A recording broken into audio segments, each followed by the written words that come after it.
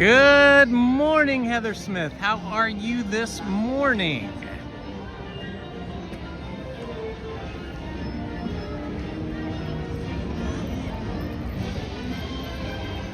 Good morning, Paul Green. Happy to see you here, my friend.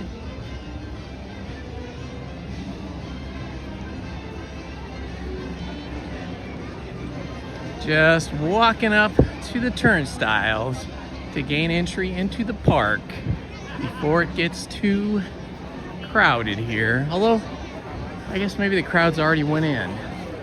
Seems pretty light here today. Hello, LP Rodriguez. Welcome, my friend.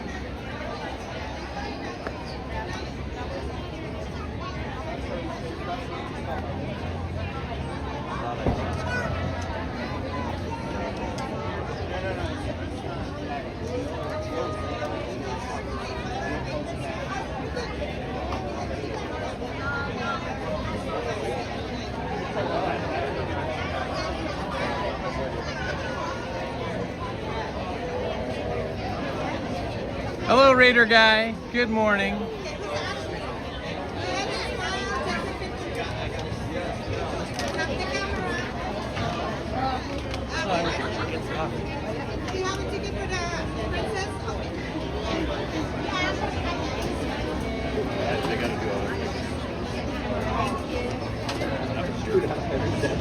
One more time, look at me, people.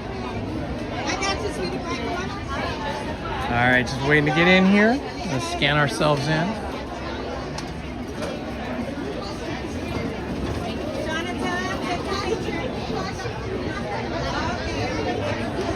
Hello, Theo. Good to see you, Theo. Thank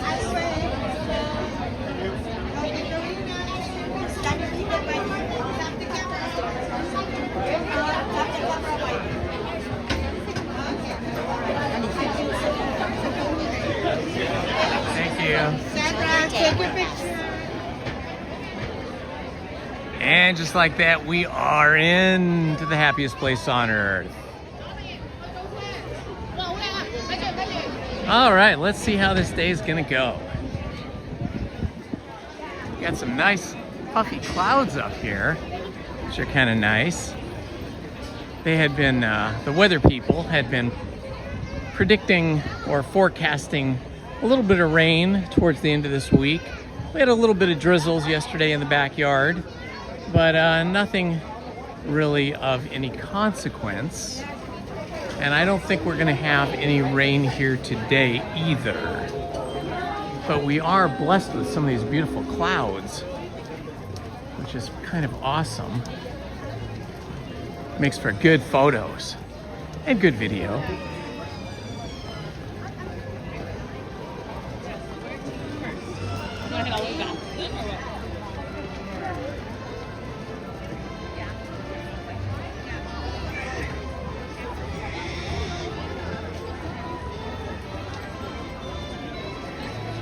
I just love walking into the park and walking up Main Street USA, or occasionally taking one of the horse-drawn carriages or one of the jitneys or even the omnibus. All are good. There's just something magical about walking in and seeing the facades of these buildings on Main Street USA. I guess it's because we're seeing Walt Disney's dreams here in wood and plaster and paint.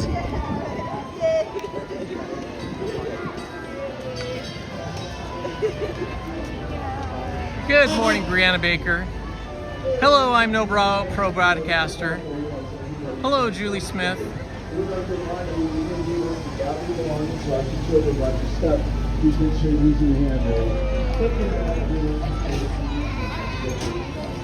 Hello, my friends. It's Indiana Holmes here at Disneyland on a beautiful Wednesday, April 22nd. The current temperature is 64 degrees today, and the weather people say that it's probably not going to top 71 or 72. Oh, here's one of my favorite vehicles. The favorite vehicle of Walt Disney. The Walt Disney fire engine. And the very last vehicle that was designed and built for Disneyland during Walt's lead up to the opening of the park in 1955.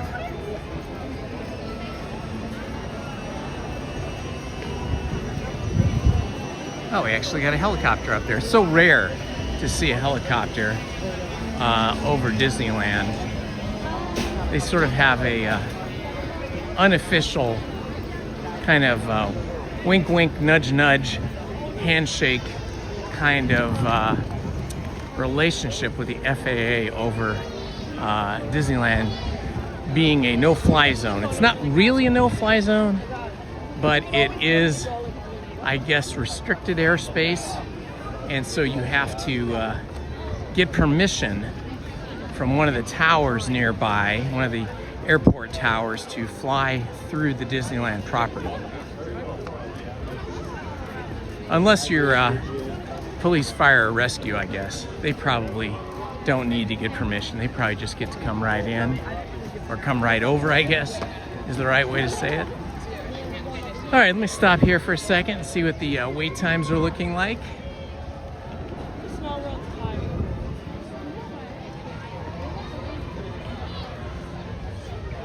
All right, wait times.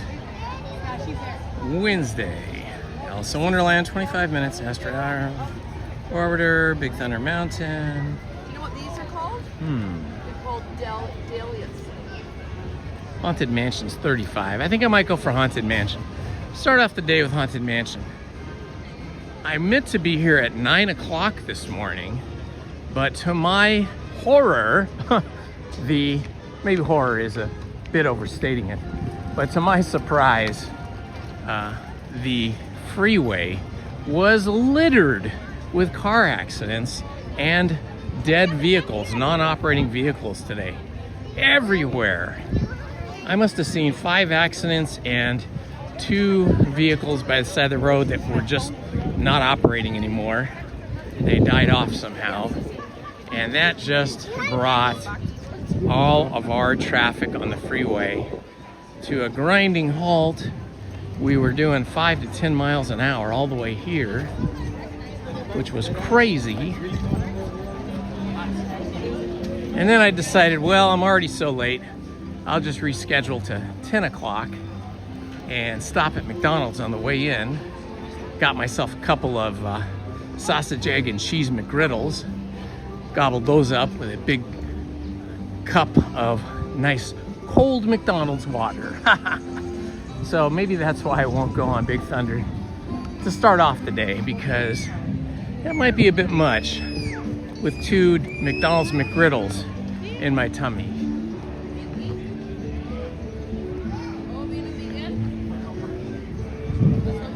Hello, Shell. Good to see you, my friend. Hello, Brian Walker, I think it says.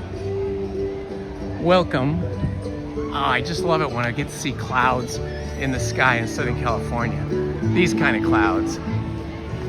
We often have a big heavy haze, overcast haze in Southern California in the spring. Sometimes referred to as June gloom in June. But these big puffy, yummy clouds that look like cotton balls are a lot more rare and so beautiful. There is the Rivers of America, where I set my scene for our thumbnail for today of Lizzie and I doing a silly thing on the Mark Twain, pretending we were on the Titanic.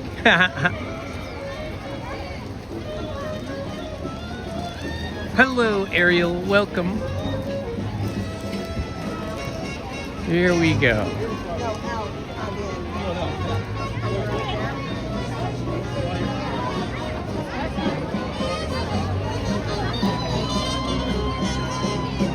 It's hustle and bustle here this morning. I've been coming early so often at 8 o'clock or 8:30 or 9 that I'm used to a quieter morning than we have here. Still not very busy, but there's definitely more people here than when I get here at 8 or 8:30 or even 9. But I think it's going to be an awesome day either way. That little kid got scared. The duck just went flying across right in front of her face, and she wasn't prepared for that.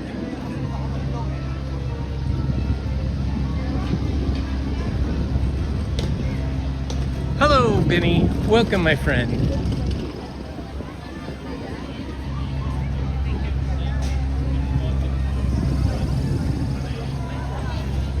All right, let's see what this is looking like over here at the Haunted Mansion. Haunted Mansion currently has a 35-minute wait time. It looks longer though, but I guess it just depends on how quick the queue moves.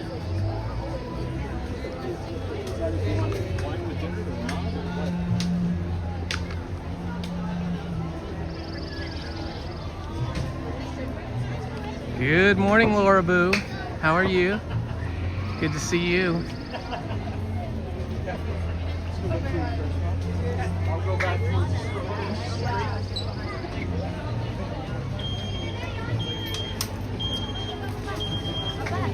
Oh, I never noticed these before. It's kind of cool utility supply steel plates. Those are pretty neat. I don't usually go through this outside queue here on the outside of Madame Leota's walled garden, but we are here today. This is kind of neat. You got a speaker built in here. Yeah, usually whenever I walk through this part, we're moving pretty quick, and then we're on the inside of the Madame Leota's walled garden, but now we're on the outside. I kind of like these big floppy plants here, these giant leaves. So cool. Music's really good too. Hello, I Love Disney. Hello, Allie.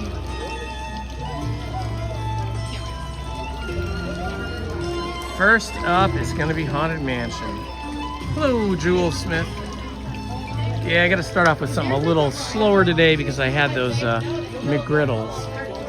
Normally I don't eat breakfast. I just have my coffee. Oh, let's take a close-up look at this lamp over here. Isn't that cool? Wow, that's really cool.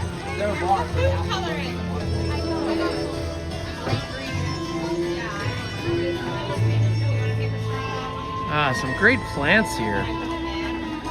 They must have a very large gardening budget.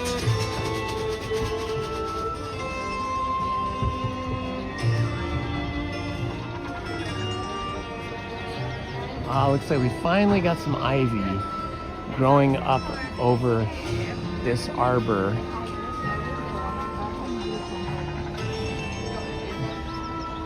Hello, Squatch. Good to see you, my friend. Welcome. I just want to hang out here at Master Gracie's arbor and just chill out and read a book. Sit there as people go by. They would be all wondering, why is he sitting there? It'd be really cool to come like dressed up in the style and the period costume of Miss Master Gracie and just sit there with a book open and just read a book for a few hours. Good morning, Paul's Epic Adventure. Paul, I tried to watch your live stream on Sunday. I was at a party. They every year they have this big race called the Long Beach Grand Prix in the city of Long Beach. A friend of mine lives there, right on the race course, and he has a big party every year, and all of us come from all over the country to go hang out at his 7-story condo and watch the race. And eat and chat with each other. And so anyway, when your live stream started, probably about an hour into it or maybe less, I tried to watch your live stream, but there was so much, I guess, cellular traffic and so many other types of radio wave communications from all the race teams and all the paddocks and the pits and the police and the fire and the helicopters. I could not get a signal to get through to watch your live stream. So sorry I missed it.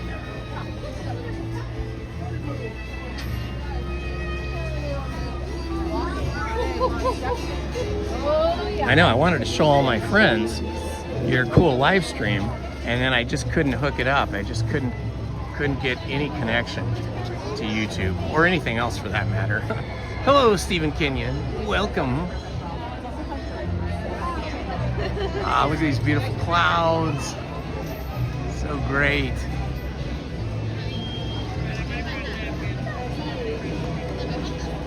Julie Smith is watching from the UK. That's awesome. What's the weather like over at the UK right now? Is it late afternoon over there? Early evening? We certainly shall try, Paul.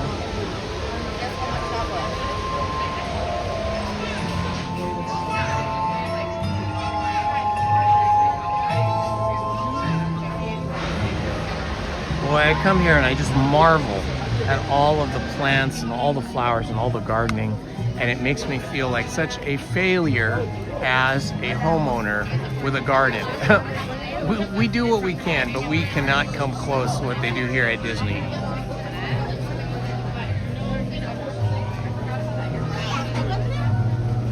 Well, I like this. This is moving along pretty quickly. It definitely does that wood. I was thinking the same thing. Are we going to try the potato and not go around?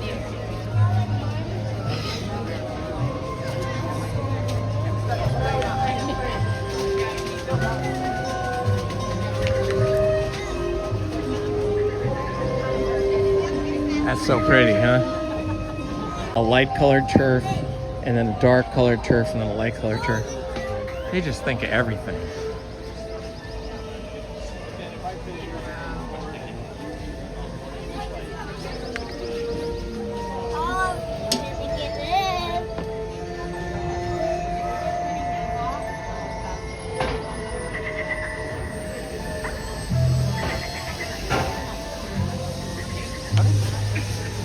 Well, happily,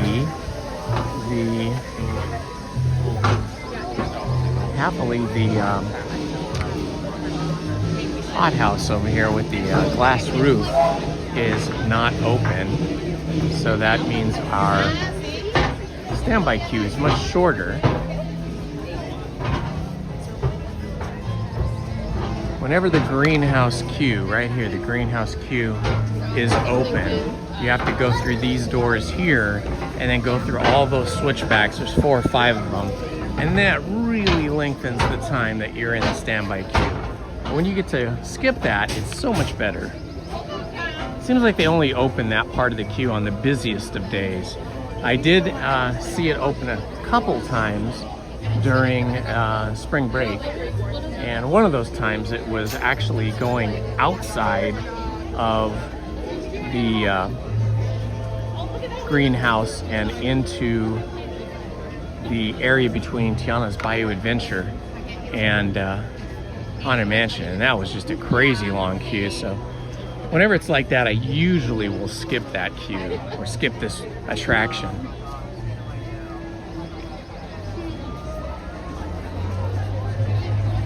.13 p.m. and cloudy with a little bit of sunshine in the UK. Well, that's awesome. We have a little bit of sunshine and a little bit of clouds here. A nice cool day, 64 degrees to start with a high of maybe 71 or 72, probably at the hottest. If we have clouds like this all day, then it should stay cool most of the day. But you never know, they could blow away. Good morning, Zim Panda. Happy to have you here with us. Ah, what a sight. What a sight. That is so cool. I feel like the clouds give the Haunted Mansion an extra special spooky vibe.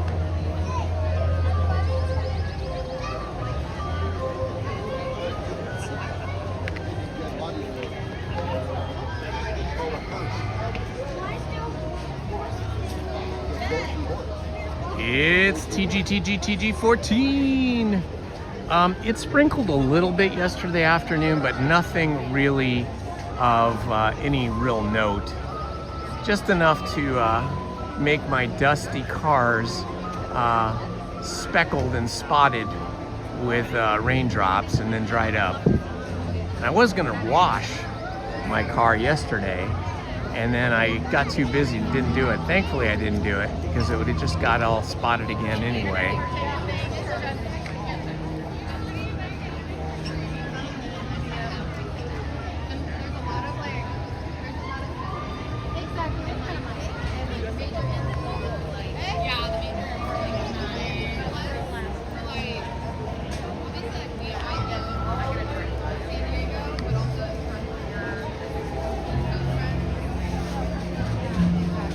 Look at this big droopy tree here. This is so cool.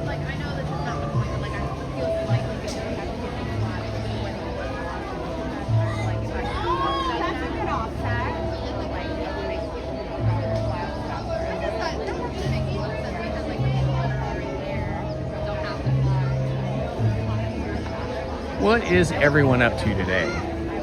Are you guys at work? Are you chilling at home? Are you watching from the gym?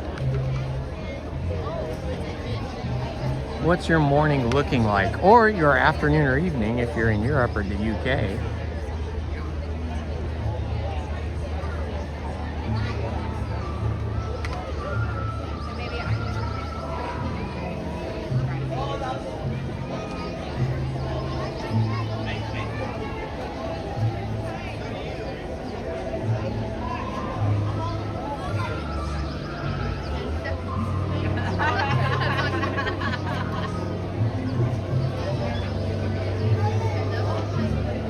So cool the way they layer the different colors of the different trees and bushes and the different shapes and types of trees and plants.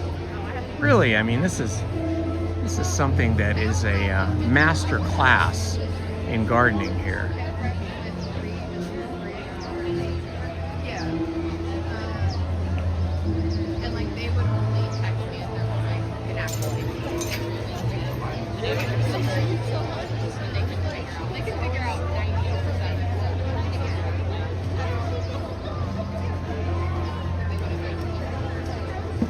The Loungefly backpacks are always so great. Unfortunately, they're just a little too small for me to carry my stuff. But Lizzie has a couple of them.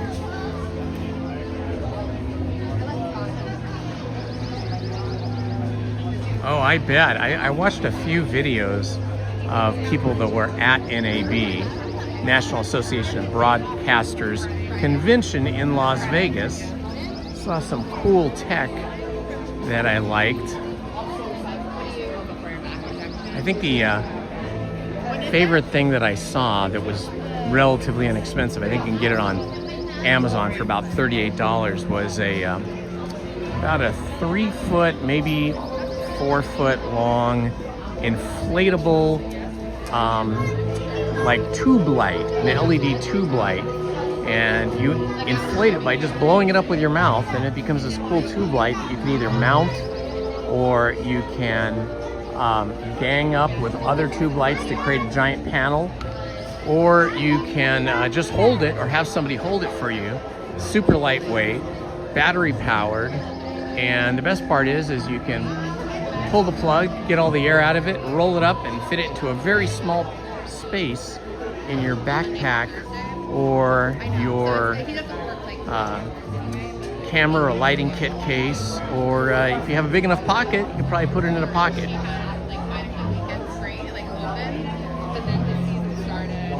All right, Laura Boo, thanks for stopping by and saying hi. Hopefully we see you again soon. It's Battle 3 Owl at work. It's nice to hear that you guys are at work, listening, and at least getting a little bit of Disney vibe going. Oh, we're getting through this line really quick. This is not going to be 35 minutes. I think we've been in line probably 10 minutes. Looks like we'll be in another 10 or so. Yeah, I think I might get one of those. They just look fun, right, Paul? Let's see, what else did we see there?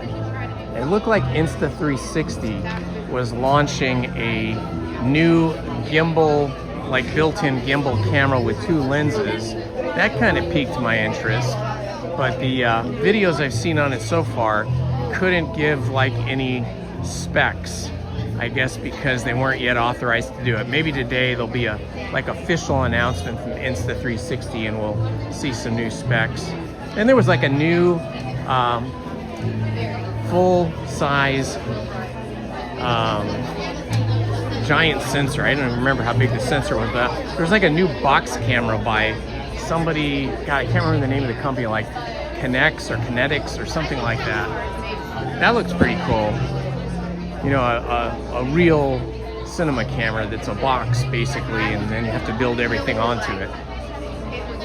Hello, Johnny Utah, good morning. Sitting on the sofa with Ozzy, that sounds amazing. I know Meadow, my little 35-pound Staffordshire Terrier Bulldog, would have loved me to stay home. Good morning, Jim Rockford. We are in line for the Haunted Mansion. Okay, as per usual, once I enter the Haunted Mansion, I will not be speaking. I will not be reading the chat because I do not want to disturb any of the other guests, and I'll be turning my screen brightness down to almost black out so as that we do not disturb other guests. So everybody enjoy chatting with each other, and the mods will keep everybody safe and happy. Strange and frightening sounds echo through the halls. Whenever candlelights flicker, when the air is deathly still, that is the time when ghosts are present, practicing their terror with ghoulish delight.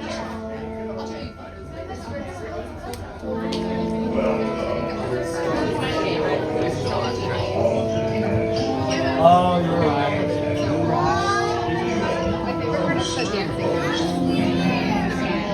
Kindly step. Tour begins here in this gallery, where you see your cadaverous dismaying which offers you this. Of course, there's always.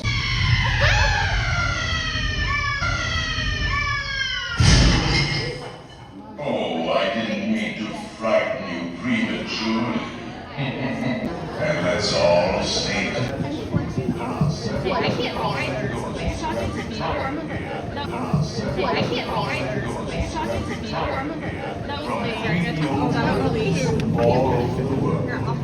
Actually, we have 999 happy haunts here. But there's 99 happy haunts here. But there's room for a thousand. Any volunteers? 1,000. Any volunteers? If you insist on lagging behind, you may not need to volunteer.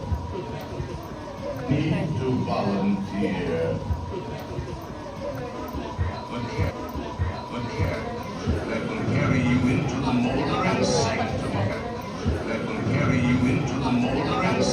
Of the spirit world. Will accommodate you and one or two.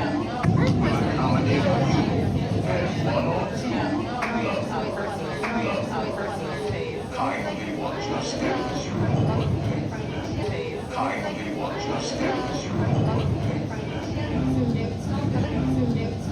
We spirits haunt our best spirits haunt our rest in gloomy darkness. So no flash pictures. No flash pictures.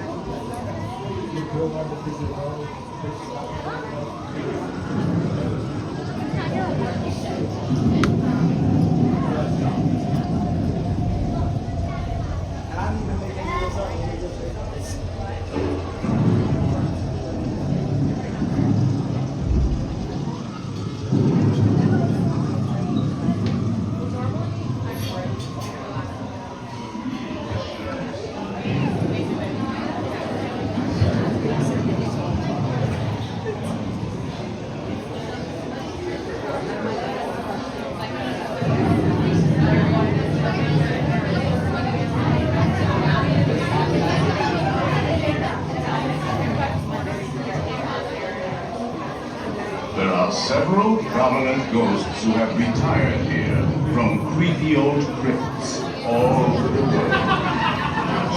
We have 999 happy haunts here, but there's room for 1,000. Any volunteers? If you insist on lagging behind, you may not need to volunteer. And make sure we stay with it. Now, a carriage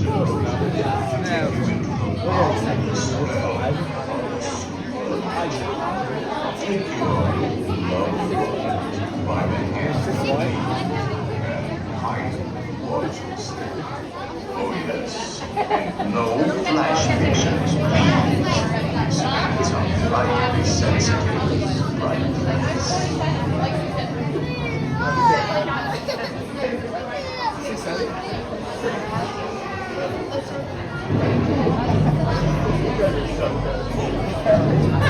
Bro, I love you. I just make her other people like music. And now I do it. Are you going up down? Which house? And this is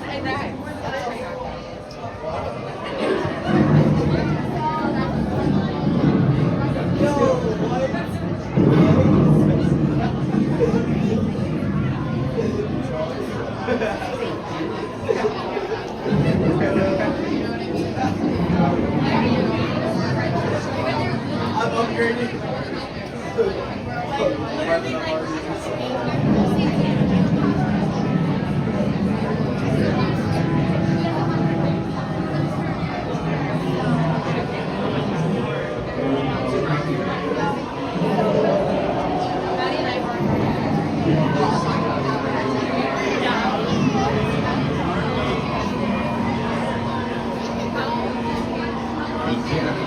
That will carry you into the molten sanctum of the spirit.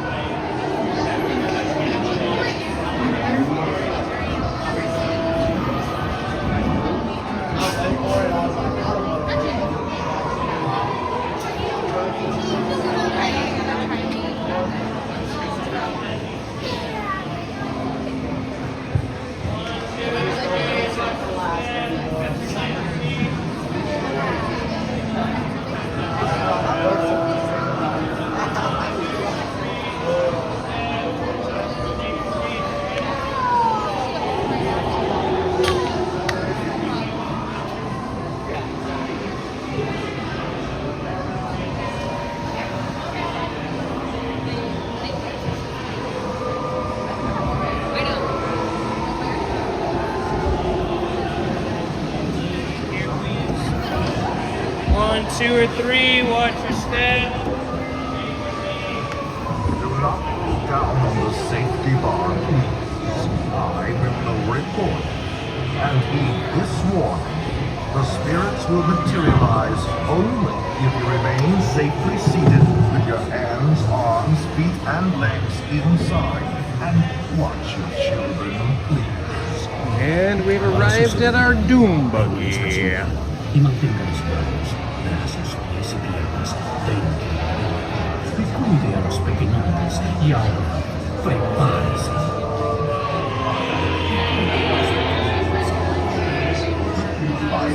Life unlivable here in this ghostly retreat. Every room has wall to wall creeps, and hot and cold running chills. Listen.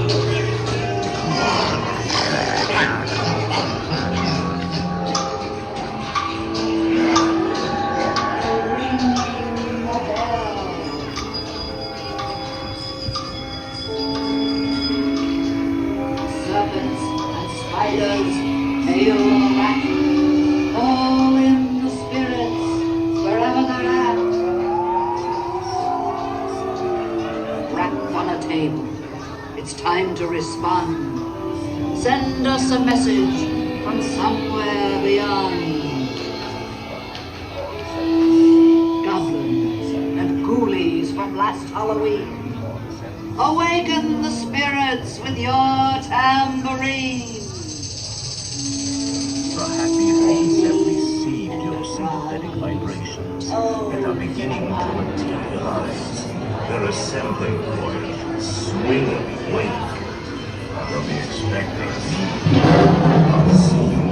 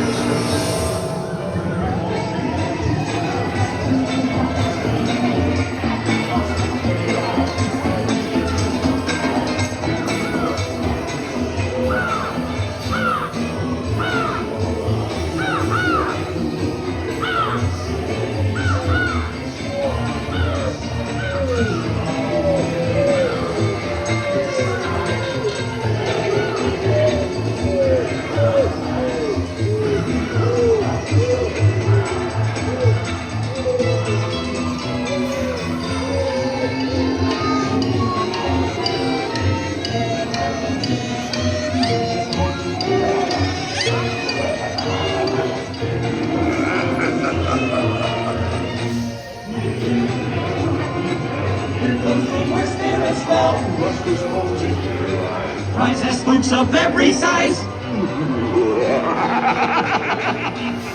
When the Riverboat creak and the Toontown quakes. Close your eyes and don't try to hide our sins. This is our side. They pretend to care.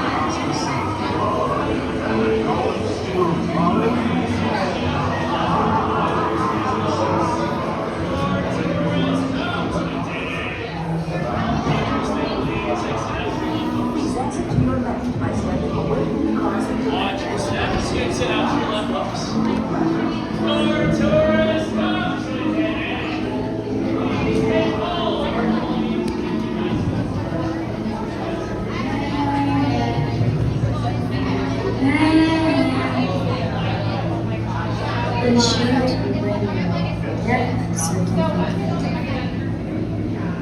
If you are assigned to the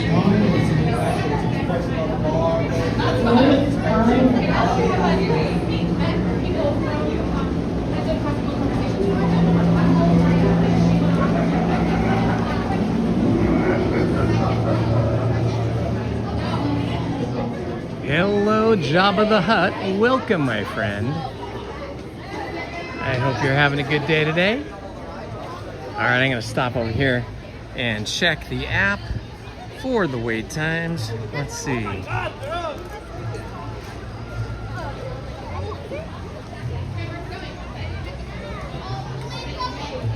Star Wars Rise of Resistance is at 65 minutes. Ouchie kazouchie.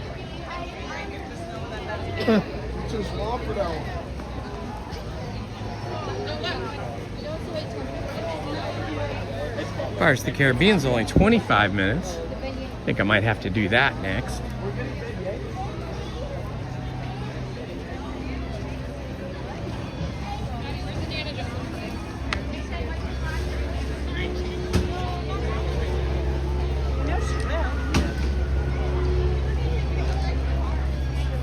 What an awesome day. It is so pretty out here. I wish we had more days like this where the temperature was cool, below 70 degrees, and we had these beautiful clouds, but with no rain. This is ideal. What is this one? Yeah.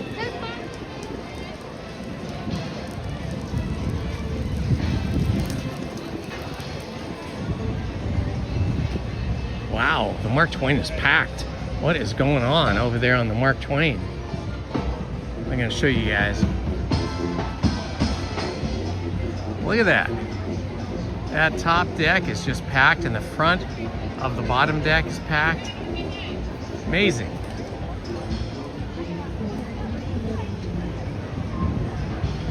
You made me do the canoe ride too. All right, let's see if we can find the end of the line for Pirates of the Caribbean before it gets too long. Over here is the extended queue that starts heading back towards Tiana's Bayou Adventure, and I definitely never get in line when it crosses this walkway here and starts the extended long queue.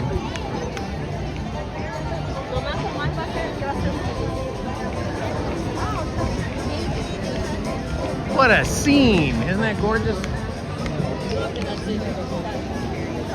I just can't help smiling when I'm here at Disneyland, especially on a day like today with these unexpected and gorgeous, I believe you call these cumulonimbus clouds, if I can remember my, what was that, 5th grade science maybe?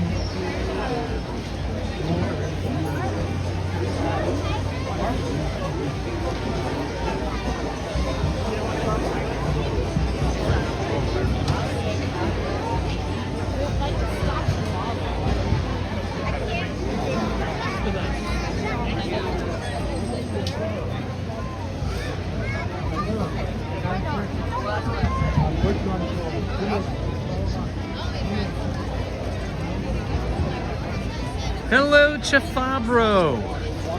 Good to see you, my friend. Jabba the Hutt in the house, and Lexi Lopez. I feel like I remember back in the crevices of my mind that there was some famous person named Lexi Lopez. I feel like that was correct. Do you know of any famous people named Lexi Lopez, Lexi? Am I just making this up in my, is my brain hallucinating and just making this up, or is there really a famous Lexi Lopez?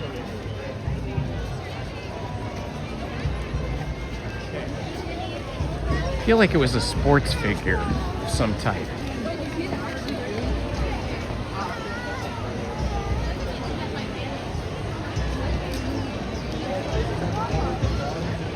All right, so they've got us going over the bridge for Pirates, and then we're gonna have to make a switch back and head back over the bridge the way we came.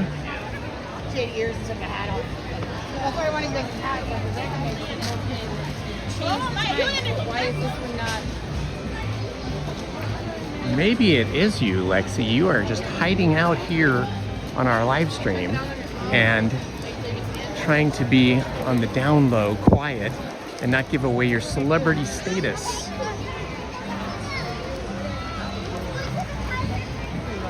Good morning, party of 5.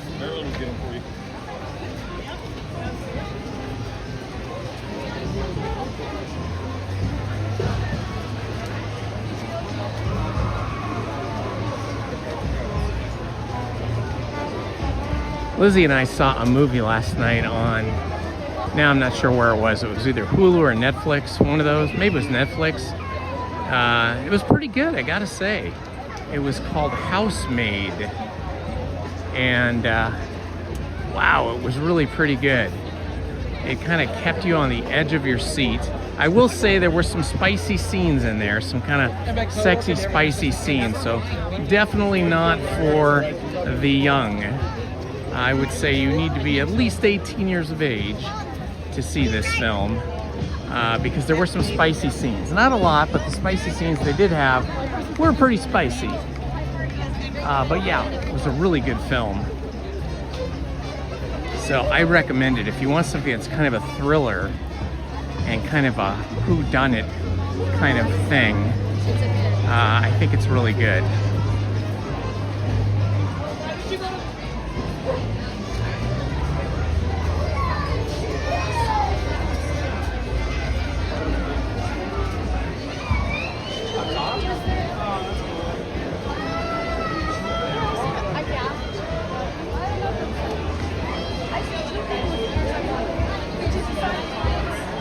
On the other hand, earlier in the week, I think it was Monday, I went to go see a film at the AMC Theater called They Will Kill You.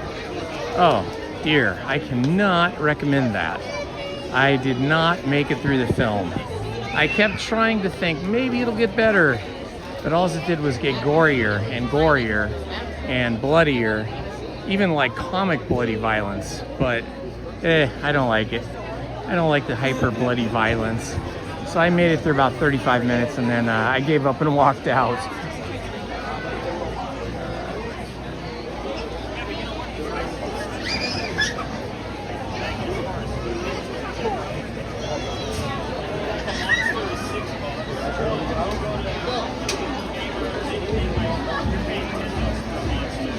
There's another really good show that we've been watching on Apple TV. It's like one of their original TV series called Neighbors. That one is very good. About a lot of outrageously rich people, and one of them loses all his money and his job, and he becomes a thief, robbing all of his neighbors. It's pretty good.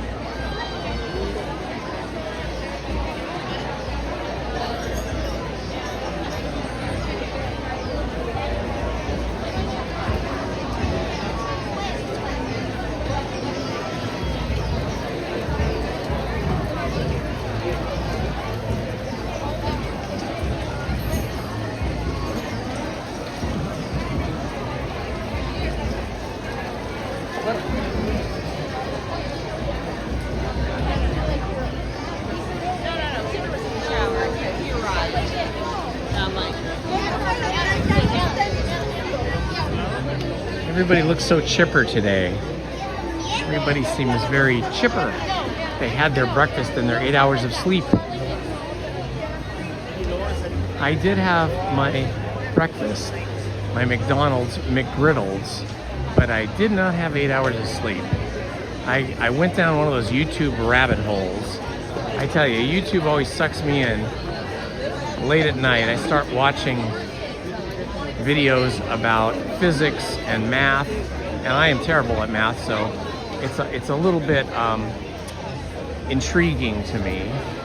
And some deep science videos by Neil deGrasse Tyson and other science educators about the size and scope of the universe and travel at light speed or near light speed, and time and the bending of time, and past, the present, and the future all at once. All that stuff has become very fascinating to me. Can't say I understand all of it.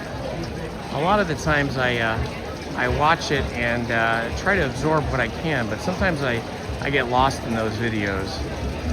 This is the Disneyland Pirates of the Caribbean commemorative plaque.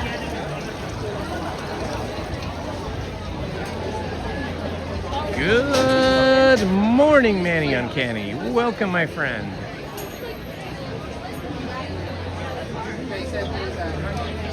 Also on top of that, we hustled for. I am ready for Star Wars. I have a reservation for May 4th. But actually, Season of the Force starts before then. It actually starts, I think, like one of the last days of April. April 28th, maybe. And then I did have a reservation for that, for the 28th, but I changed it for this Sunday, April 26th, because it's Tiki Day, and Lizzie has been working on a dress that she has been customizing and tailoring, you know, kind of a Hawaiian style muumuu dress or something like that. I don't know what you call it. But anyway, she's got that, and I've got my Tiki shirt. So we will be here Sunday in our Tiki attire. We'll be here in our Tiki attire, enjoying all the Tiki scheduled events for Tiki Day. So if you can, join us on Sunday. We're gonna try and be here by like 9 o'clock, maybe even rope drop, we'll see. It means we have to go to sleep really early.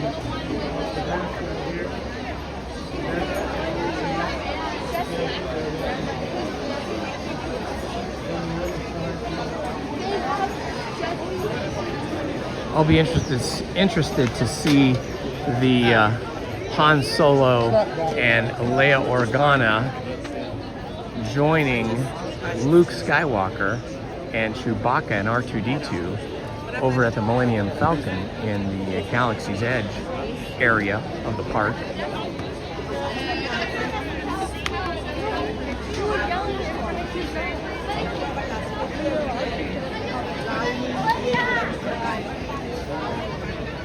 John Shipley, thank you for that.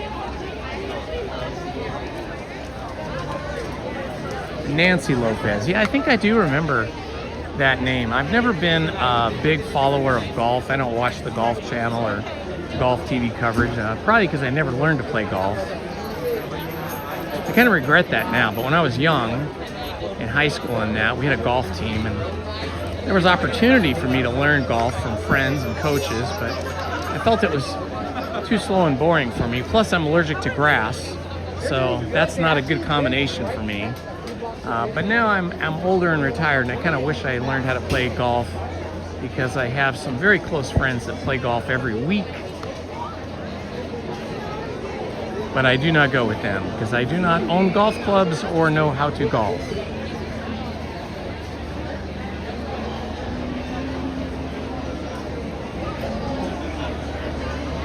Yes, thank you, Stephen Kenyon.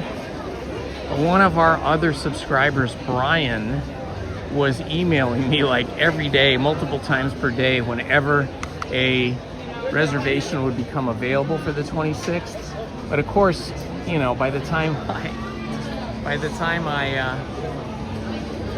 I saw his email and then, you know, logged in to try to make a reservation, the reservations were always gone. And I was like, ah, man, reservations are gone.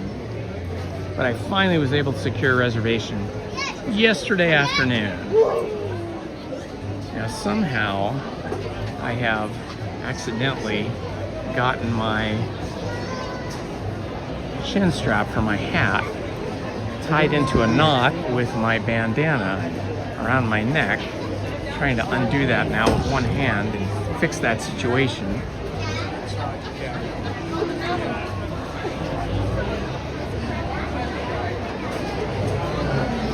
A golf simulator, yeah. Yeah, I should try to do that.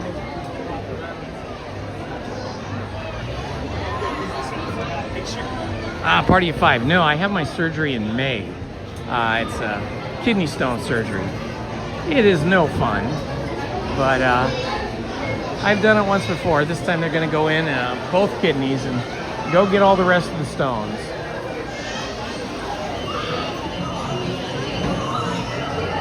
So somewhere towards the 3rd and 4th weeks of May, I may not be coming to the park because of the surgery and the recovery from the surgery. So I got to get all my Disney and Star Wars vibes in before surgery. All right, Julie, we'll see you when you come back.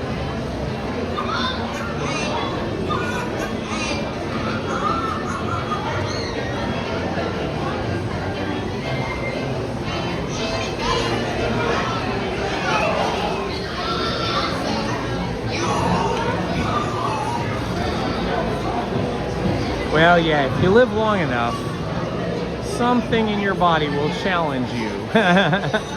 Happily, we live in a time where we have very good doctors, nurses, medical staff, and surgical techniques.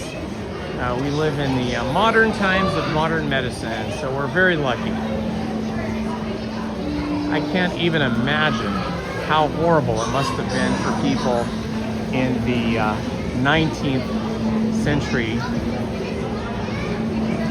when we didn't have this kind of surgery and you just would have kidney stones or gallstones, and you would have no way for a doctor to get to them, and you just have to try and live with them. Oh my gosh, it must have been horrible.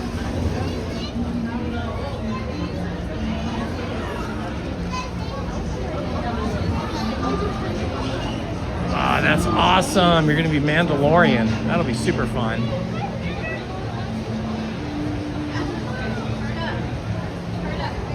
I also tried this week to watch The Mummy, the new Mummy movie. It was bad. I felt bad for those actors. I felt bad that they had to take those jobs in that film, The Mummy. And yeah, it was just bad. I didn't make it through that one either. I left.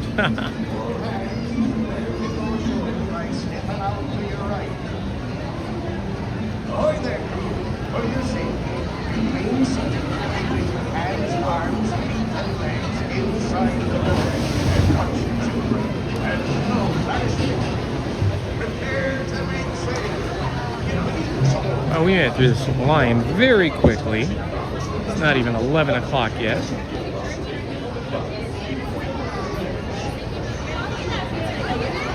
Okay, as per usual, on this attraction, like almost all the attractions that I take you guys with me on, I will not be speaking once I am seated in the boat.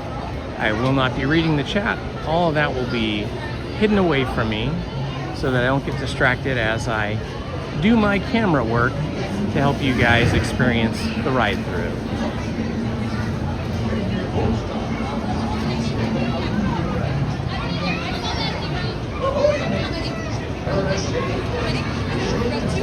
How many? One, can I be in row 6? Thank you. Awesome, row 6 again. Bienvenidos, marineros. Para su seguridad, permanezcan sentados con las manos, brazos, pies y piernas dentro del barco y cuiden a los niños.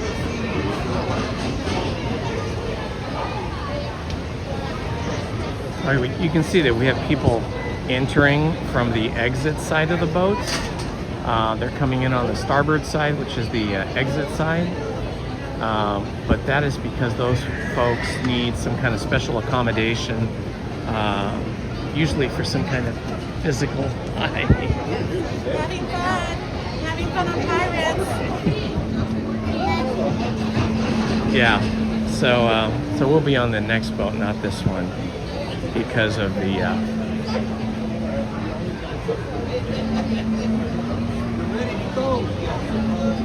guests that have special needs.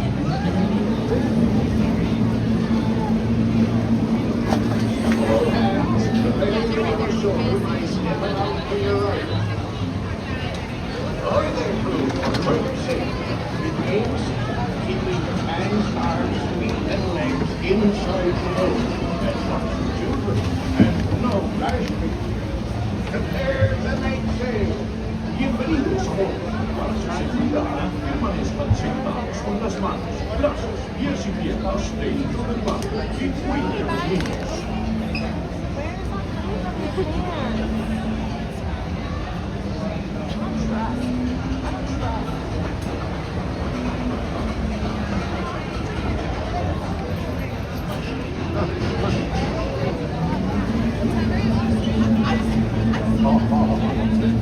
When your boat stops, stepping out to the right.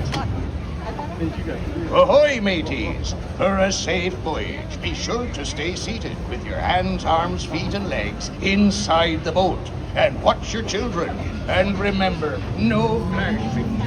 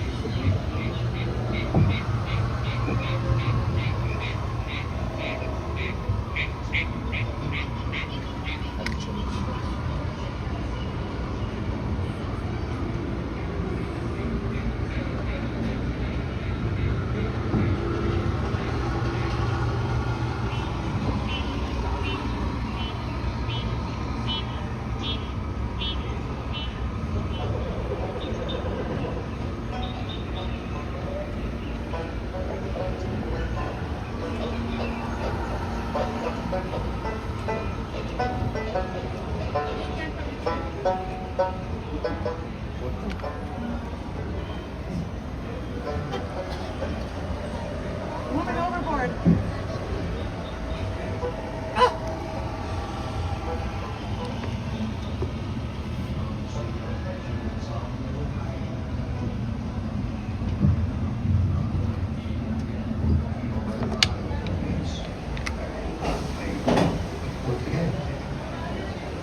Better be squalls ahead.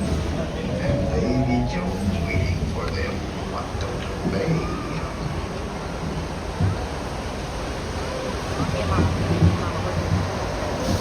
Psst, avast there. It be too late to alter course, matey. And there be plundering pirates lurking in every cove.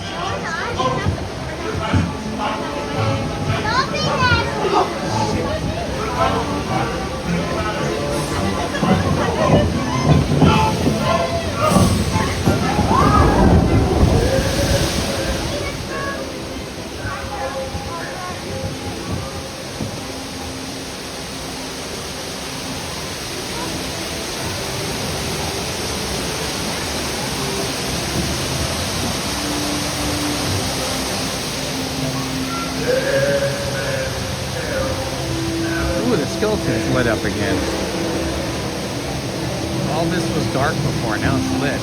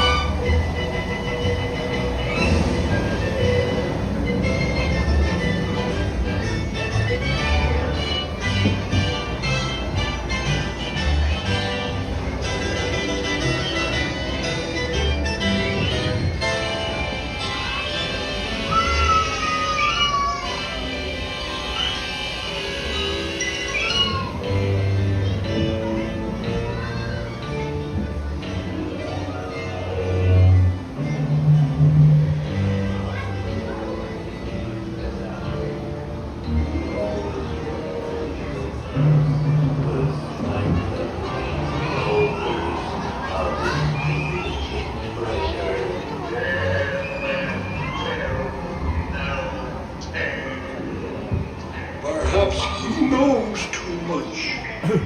He's seen the cursed treasure. You know where it be hidden. Now proceed at your own risk. These be the last friendly words you hear. You may not survive to pass this way again. Dead men tell no tale.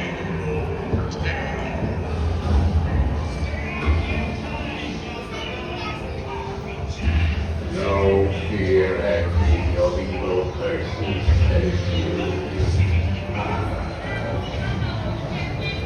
properly warn you that I know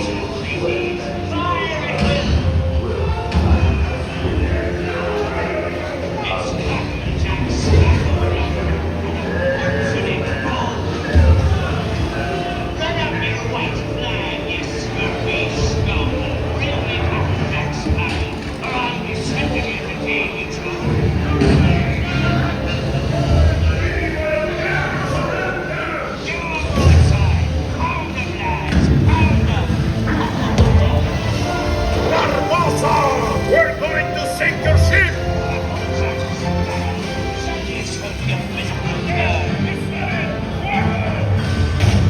Strike your colors, you bloomin' cockroaches! Surrender, Captain Jack Sparrow, or by thunder we'll burn the city to the ground!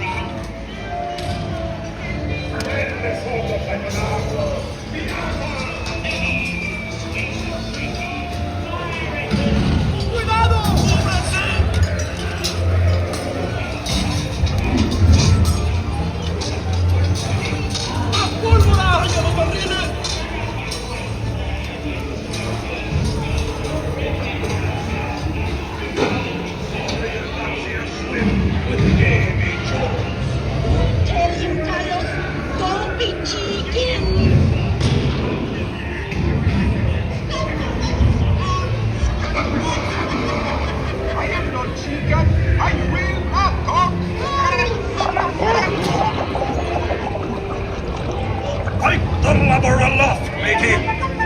Where be Captain Jack Sparrow and the treasure, you bilge rat?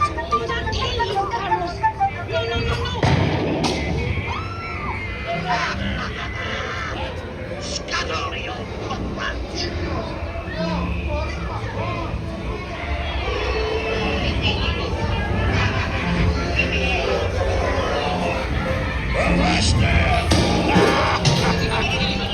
Now, you scurvy scoundrels, do I hear 10? A hen for a 10. I'll give you 20 for the wrong.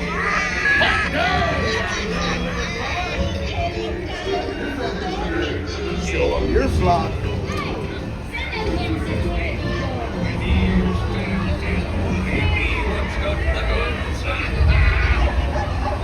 Keep still. I'm studying me map. Oh, it's the treasure map for sure, and no mistake. And by thunder, that scoundrel Captain Jack Sparrow will never lay eyes on it, nor the spear.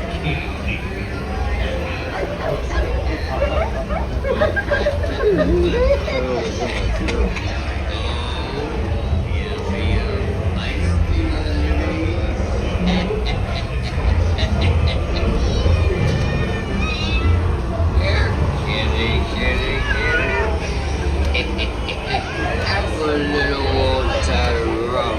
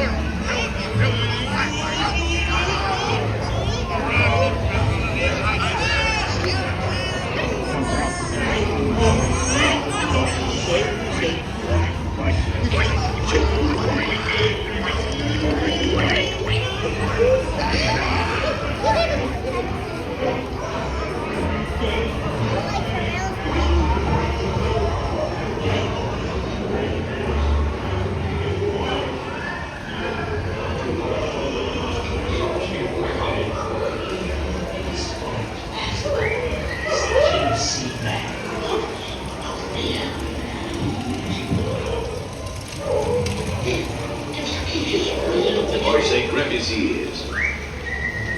Work him over to the noose. Good. Hold it on. Iron, I say. Mangy nut. Hit him with a silver.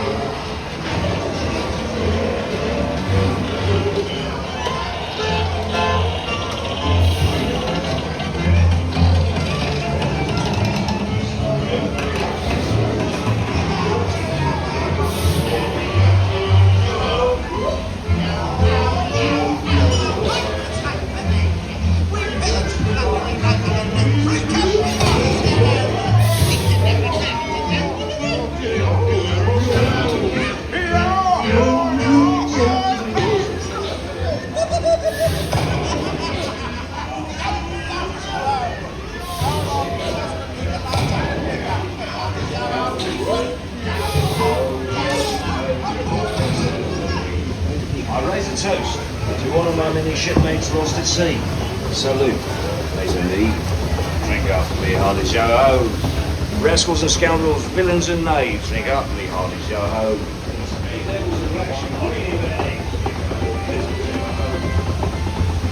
So it seems dead men do tell tales, don't they? Ha ha ha! The sea's been kind today. Who can tell what dangers lie on tomorrow?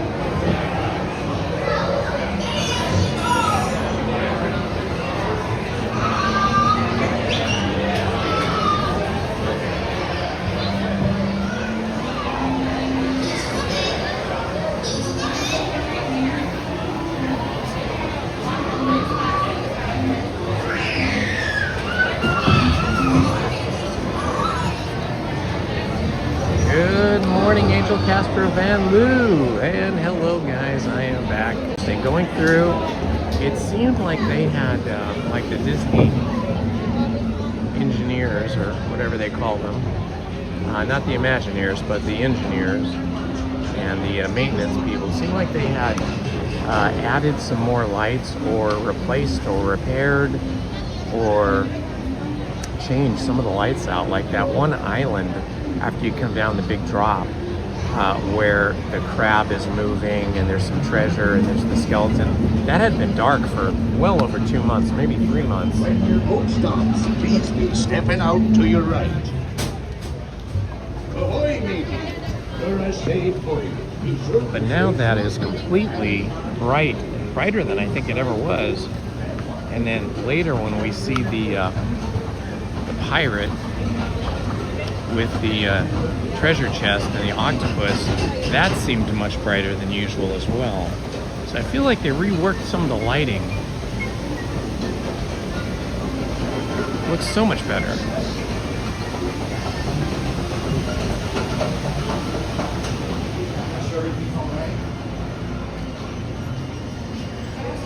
Star Wars shopping is the best. Whatever you want to do. We're right by Haunted Mansion if you want to go do that. Let's see if they've got any new things here at the Pirates of the Caribbean shop here. These are pretty cool. These are actually really cool. Pirate's Life for me. They're like drink tumblers. That's so cool. The straw has a pirate flag on it.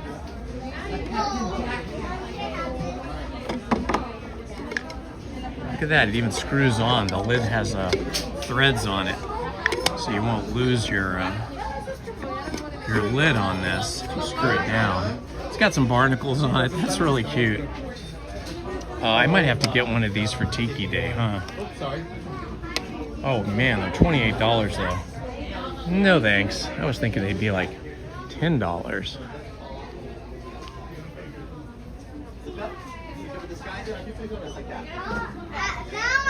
For $28, they should do some parrot speak, some parrot talking. I like these. These are cool. Like this? You can get yourself a giant sword here. It has a battery, so it must light up. No, you don't have to. Excuse me.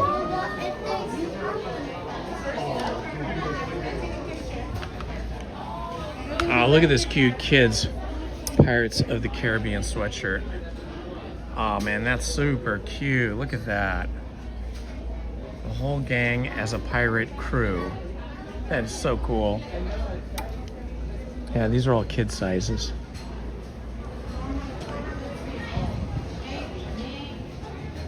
They get some adult t-shirts over here and hats for Fantasmic. That's quite nice, and the Fantasmic hat is nice. Oh, and the ears are amazing. Nice stuff.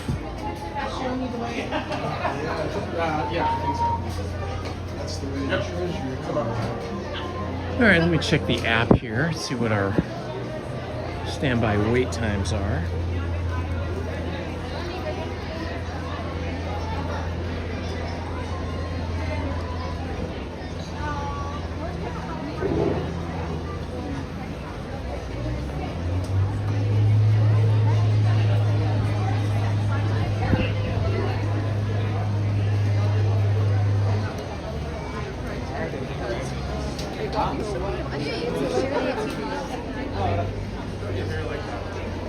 All right, let's see if we can score a single rider lanyard for Indiana Jones and the Temple of the Forbidden Eye.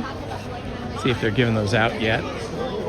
Usually don't give them out till 11 o'clock, but if it's a lightly attended day, then sometimes they don't even give them out that early. They just hold on to them. We will go check it out.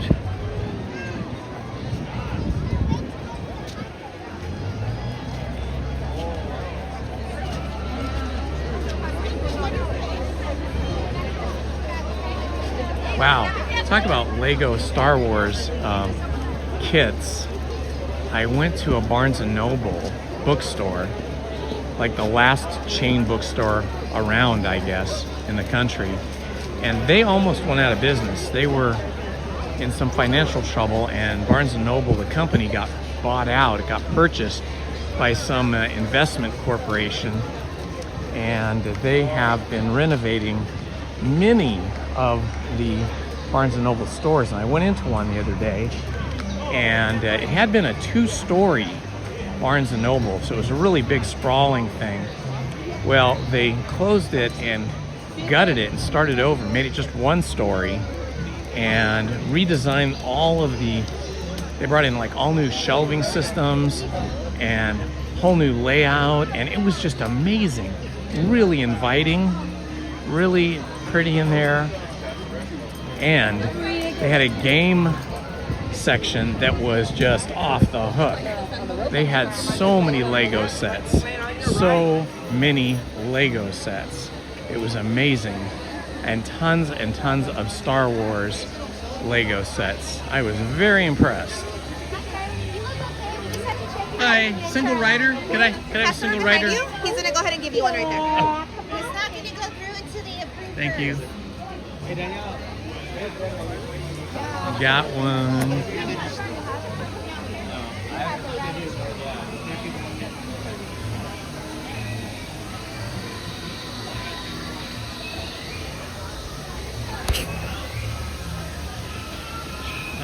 I've got my single rider lanyard on.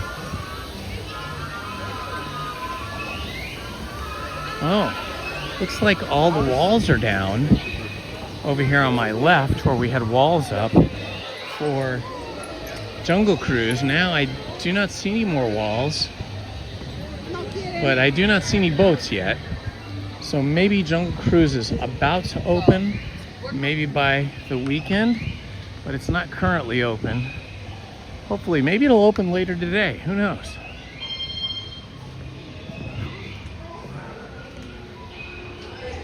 Okay, we're heading up the single rider entrance.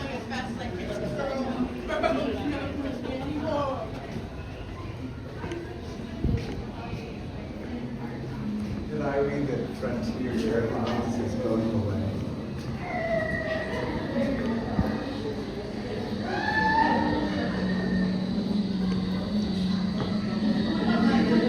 I love hearing all the animal and bird sounds as you come through this queue here. It's so cool. It wasn't like it was a wooden roller coaster, just banging. All the happy faces of everybody that has been on Indiana Jones today.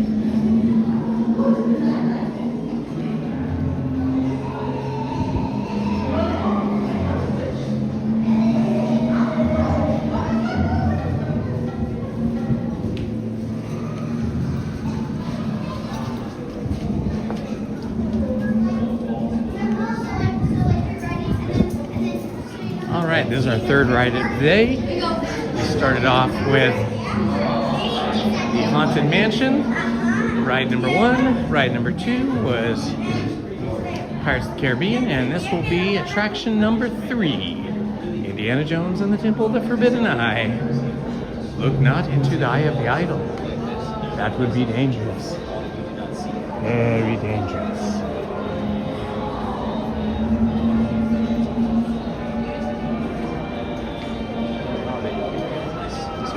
Oh yeah, Vroman's bookstore in Pasadena is one of the most famous bookstores in Southern California. I can remember that has been around forever, since I was a kid, I think. But yeah, we would go there every once in a while. If you needed a hard-to-find book, you could go there or even call ahead and they would get it for you. Vroman's is great.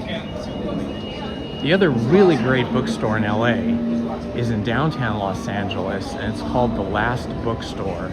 If you guys have never heard of The Last Bookstore, you should Google that. The Last Bookstore in downtown Los Angeles. It is super cool.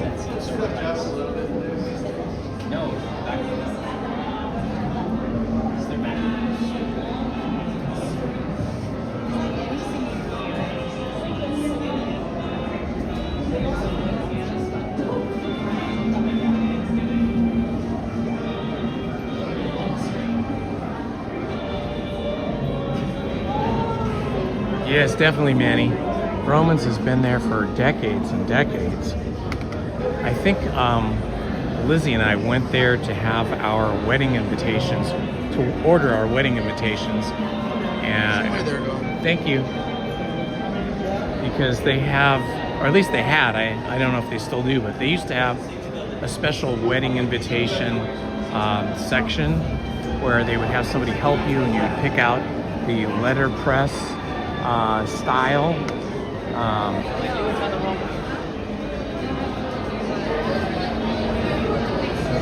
Ooh, that would be awesome. Thank you for telling us that, Angela Castro.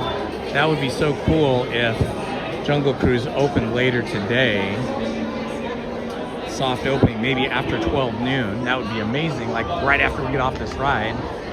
But if not, Lizzie and I will be on it along with thousands of our other Tiki friends on Sunday for Tiki Day. Oh, how fun. That's so fun. You met Valerie Bertinelli and got her to sign a book. What was it, like her cooking book or something? I know she has like a cooking show on TV now.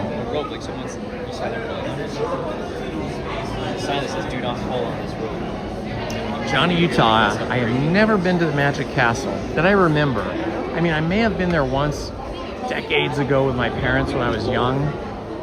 I because it sounds really familiar to me, and I kind of see some of the imagery, and somebody was doing card tricks. So I think I was there when I was very young, like a teenager, like maybe 13 or 14. But I haven't been there in forever.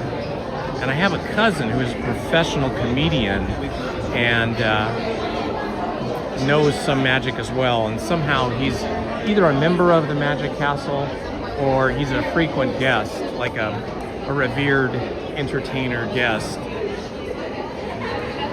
So, but I haven't been there probably in like 40 years. I know they had a fire on the top floor just about a week or two ago, but I guess it's okay because they put out whatever the fire was and they reopened a couple days later. The place that we used to go to a lot in that same area, that same neighborhood of Hollywood, was a restaurant called Yamashiro's, which was this beautiful Japanese, classic Japanese architecture, beautiful restaurant. We went there quite often when I was young and younger, but I think it closed and maybe the property was purchased by somebody else.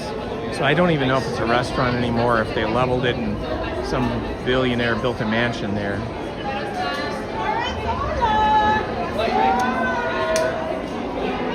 Oh, my cousin is a stand-up comedian by the name of James Connolly, and he doesn't have a Netflix special or anything like that, but he's a regular on the comedy club circuit, and he's a regular in the corporate like convention circuit, you know, where they hire comedians to be the MCs for big companies like Microsoft and Apple and so on. And he's on TV every once in a while. Thank you. Yeah, if you've ever seen, it's this way, guys. Yeah. If you've ever seen, I think it's called Comedians Unleashed, Byron Allen's Comedians Unleashed. He's been on that a bunch of times. And then suddenly you are turning sharply and dropping suddenly. It is unlike anything you have ever experienced, I assure you. Now, my friends, one final word of advice. Once you've entered the chamber of destiny, look not into the eyes of the idol. That would be dangerous. Very dangerous. Yeah, for me, I'd say Indiana Jones and the Temple of Forbidden Eye is kind of in a tie with Star Wars Rise of the Resistance. I like both of these rides equally well. Both of them are incredibly immersive. The creme de la creme of the international smart set are wearing khaki this year, and the new vacation hotspot is Temple of the Forbidden Eye.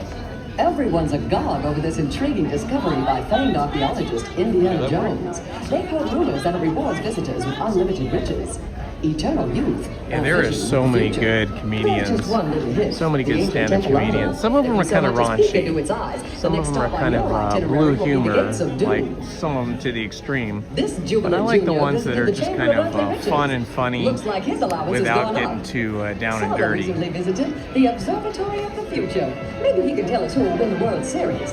Keep your eye on the globe.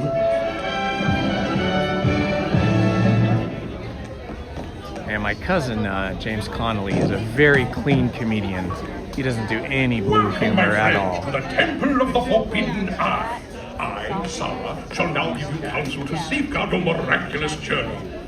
Here in your transportation devices are ingenious pouches for safekeeping all earthly treasures when the journey becomes bumpy.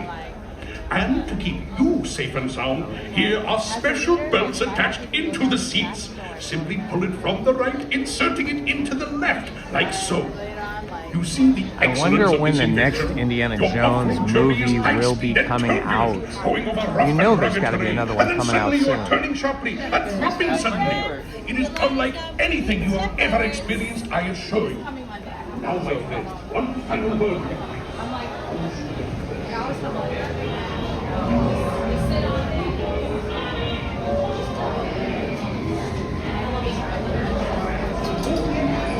Yeah, me too, Heather.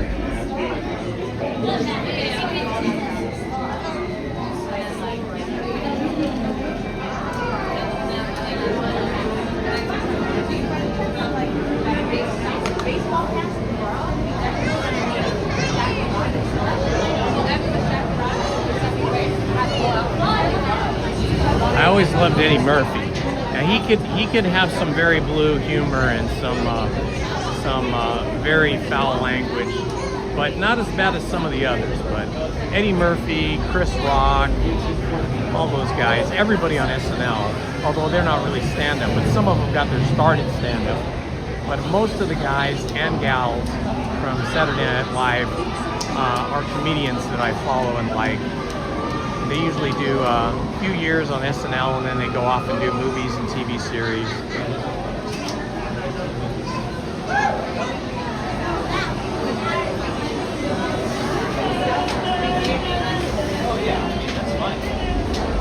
Yeah, I love that movie too. I like all the Indiana Jones movies. Even when they get some bad reviews from like either the public or professional film reviewers, I still like them. I don't care. Hi guys.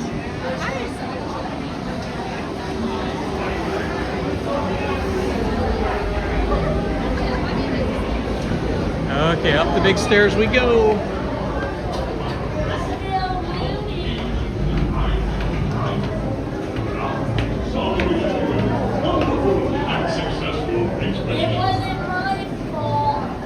Saludos.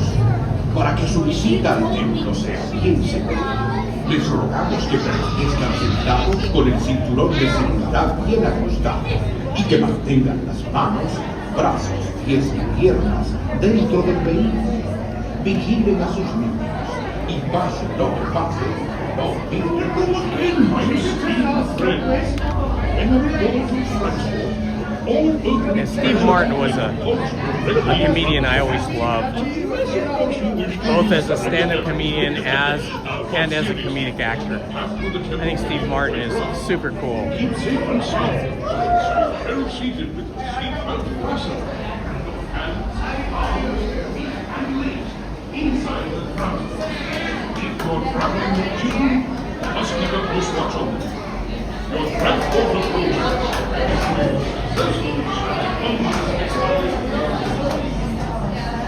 All right, it should be about another 6 minutes or so. We should be boarding our Jeep shortly. Y mantengan las manos, brazos, pies y piernas dentro del vehículo. Vigilen a sus niños y estén dentro de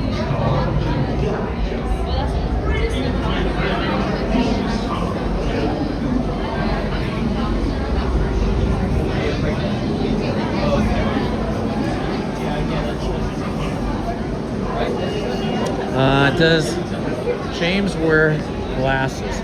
He does usually wear glasses, I think. Well, you know, when I see him socially, casually, yes. But I'm not sure on stage if he wears glasses. I'm trying to remember.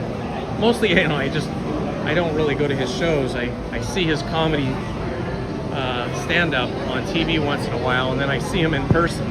I just saw him like a week ago at our other cousin's 60th birthday.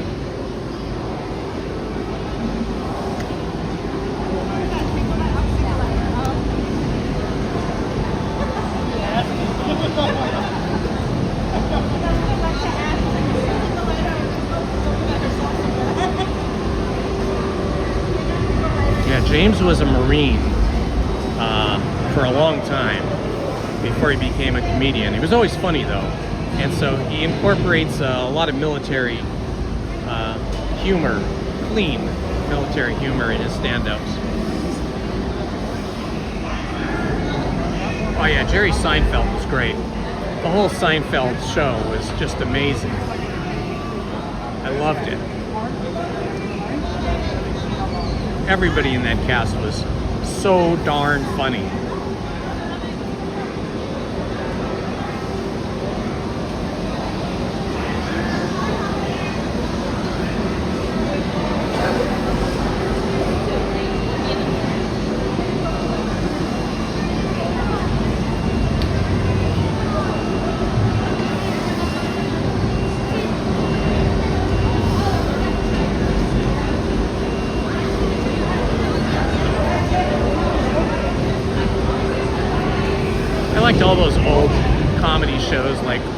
situation comedy shows like Frasier, Friends, Seinfeld. All those are great. And then some of the nighttime dramas. Oh, here? Some of the nighttime dramas like Melrose Place, 90210, those were fun too. Although those weren't really comedies, but that was a great time for television. I see you! I see you! It's Indiana Holmes, Holmes. Say hi, guys. Hi! Hello. Row 3. You're Row going 3.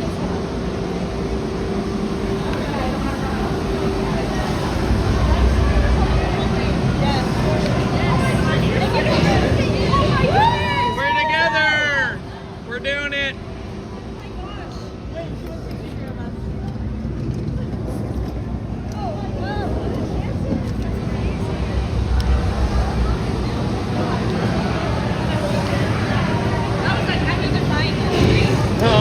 Are you there? Very good, very good. You are A couple years. That's awesome. Buckle up tightly now.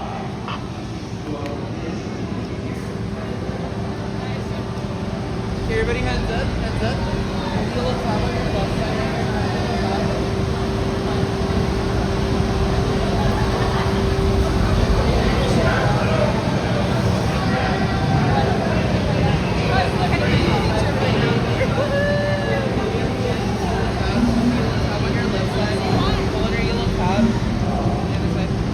Okay, guys, here we are. Here we are. We're about to go on. Hello. Oh, my friend. The brakes may be needing a little adjustment, but easy on the curves. The treasure of Mara, glittering gold. It is yours.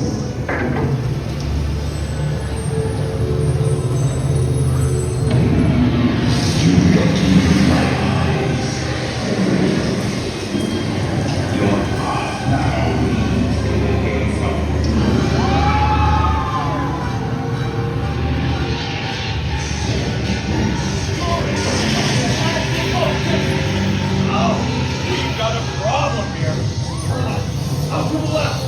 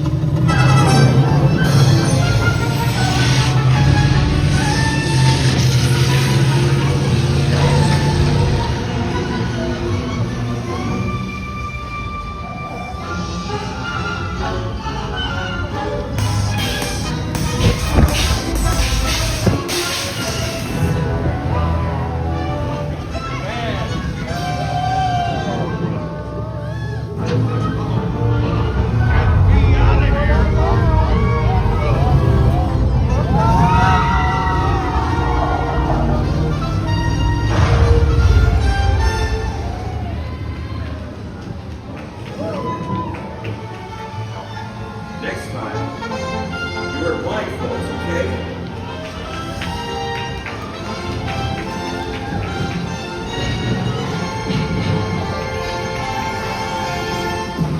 Friends, I celebrate your arrival. If you drank too much from the fountain of youth, we will be happy to assist you with strollers. But please, stay seated until your transport comes to a complete stop. Woohoo!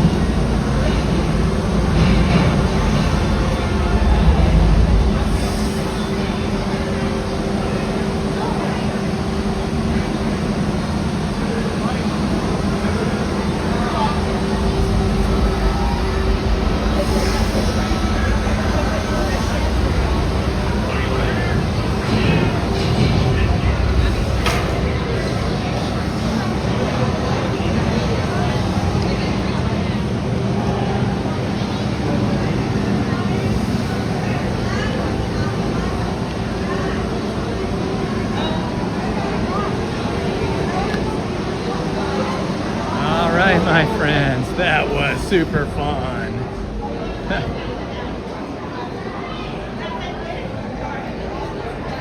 Another successful trip through Indiana Jones and the Temple of the Forbidden Eye. We have, yes, once more survived without being bitten by any crazy snakes or impaled by any spears.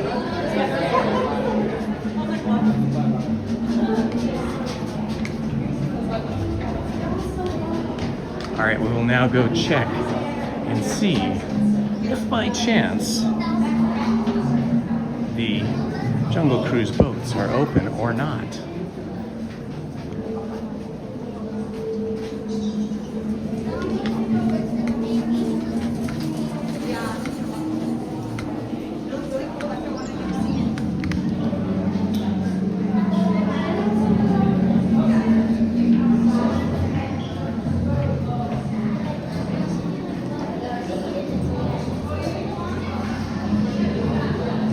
Yeah, the funny thing about Jerry Seinfeld in his show Seinfeld was in his character, no matter how kind, sweet, nice, exciting, or beautiful a woman was, he always found some ridiculously small little thing that he didn't like about them. And that wouldn't, like, just blow it for him. And then he'd just have to break up with the young lady. That's crazy. It's so funny though. And then George Costanza, he was wild. All those characters were like super funny and sort of flawed all at the same time.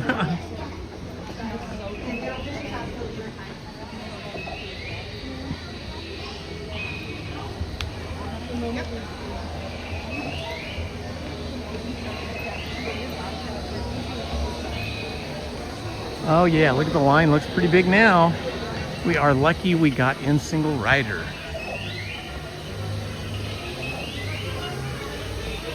The water tower.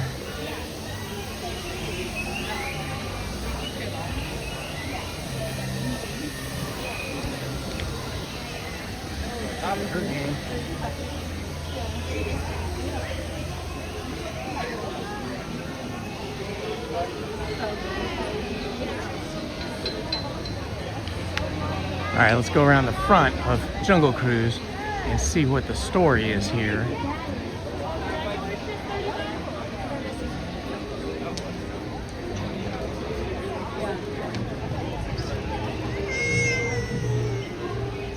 They still have some walls up, okay.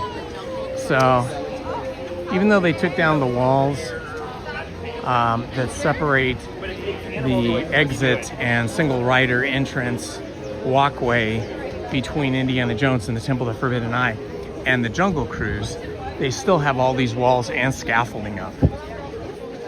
It would be amazing if they took all this down before Sunday when we have Tiki Day, because unfortunately this was all up and Jungle Cruise was not operating. It was all blocked off when we had Adventure Day, Adventureland Day, which, gosh, that was like over a month ago, I do believe. So Jungle Cruise has been shut down for quite a while. Okay, time to check the app for wait times.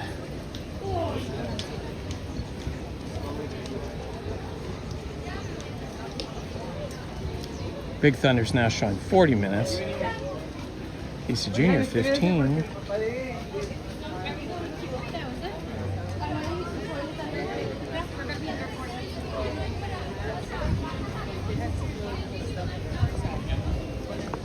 Oh my gosh, Matterhorn bobsled is 60 minutes. That's crazy. Some of these rides really have long waits today. Pinocchio is down.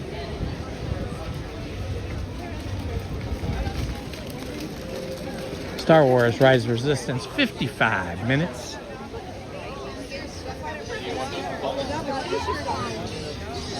I don't know, given all of that, I feel like maybe Big Thunder Mountain's wait is not that bad. Let's go take a look at it. A lot of these rides seem to have standby wait time inflation, where it lists a longer time than the actual wait time. But I do have to say that Big Thunder Mountain, when it gets over about 35 minutes, does have a tendency to be pretty true to the real wait time. We'll go check it out. Yeah, it does look like they've got the queue all the way back here to the side of Rancho del Zocalo. Ooh, it's getting warm now. The sun is breaking through. Yeah, that's a pretty sizable line. I'll just walk over there and take a look. We're in Bubble Land now.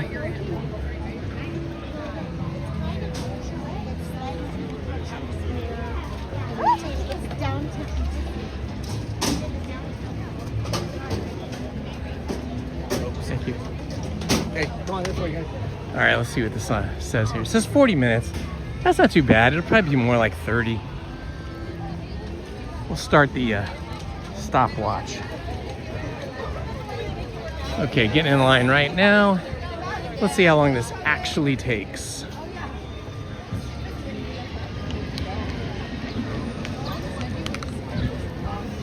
Doesn't look that bad. Well, we've got a long switchback here. 2 or 3 switchbacks, but it's not the entire switchback queue. At least it seems like we're moving.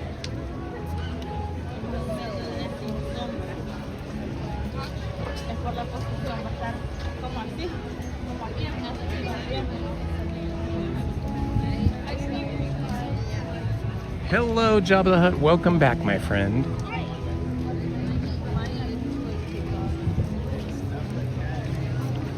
There's your house.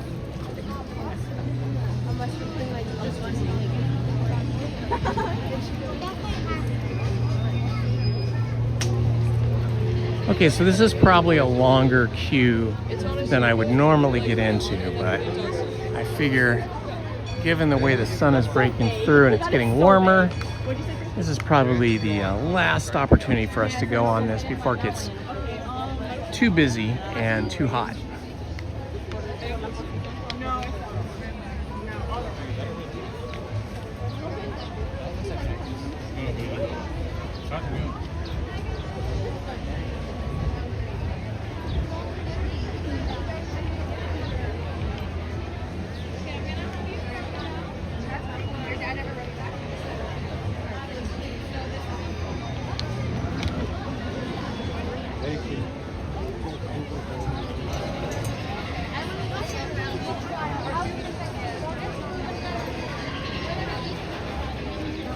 Yes, Mickey Mouse, Winnie the Pooh, and all of the Winnie the Pooh characters are my favorites.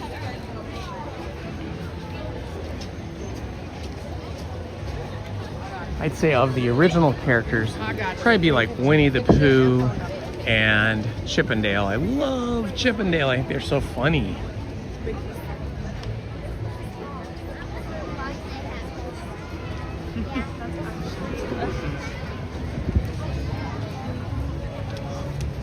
And the Chippendale characters here in costume, in their plushy costumes that play Chippendale, they are so adorable. Because, you know, like Mickey and Minnie and Donald, they're not allowed to speak. They're non-speaking characters when they're in the park. And so they have to do just an amazing job of performance, sort of like mime performance, like they're mimes. They're kind of dancing and emoting through hand gestures and tilts of the head and the body and dancing around. I just think they're the best.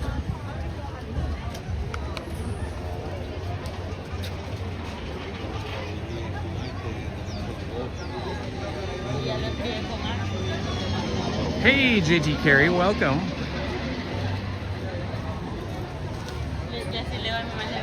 Yeah, right? Aren't the clouds awesome?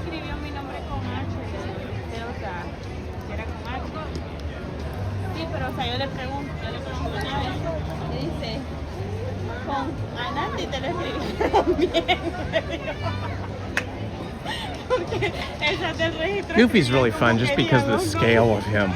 He's got such a tall stature, you know, like Chewbacca. The scale of those two characters, Chewbacca and Goofy, make them really stand out. I also like Clarabelle a lot. You don't see Clarabelle here at Disneyland, but you see her over at California Adventure. And I love her. She's great.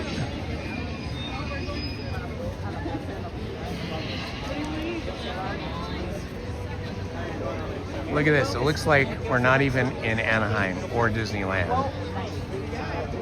Looks like we're somewhere in Arizona.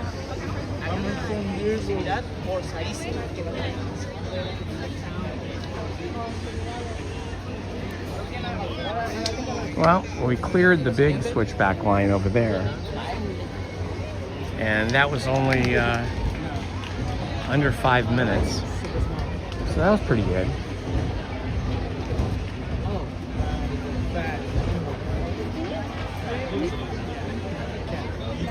Yeah, when we go down into the ride queue proper, inside the Rainbow Bridge, the biggest little boom town in the West, population 38. When we go down into this queue, when we start going down into the Big Thunder property itself, we can get some very spotty cellular coverage. We can lose connection. The stream can lag or freeze.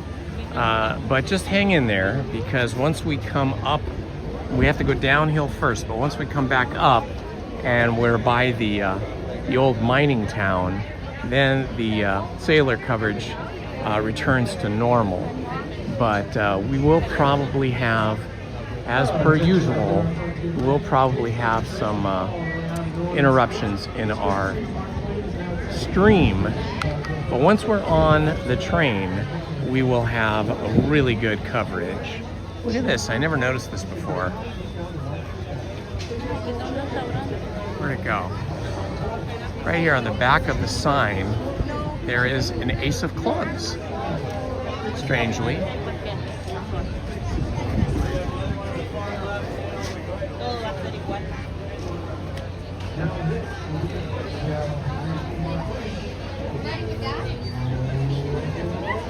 I wish they would make those Lounge 5 backpacks in a bigger size. You know, like, we need to carry more stuff. Like, I carry a big liter bottle of water with me. Or maybe it's close to a liter. I think it's a liter, I don't know. And it would not fit very easily, if at all, in one of those Lounge Fly backpacks. And then just all the other stuff I like to carry.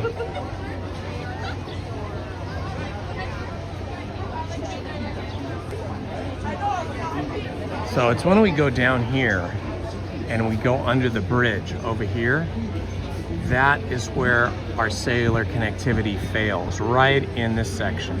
But you can see people are moving pretty quick, so we should move through there pretty quickly.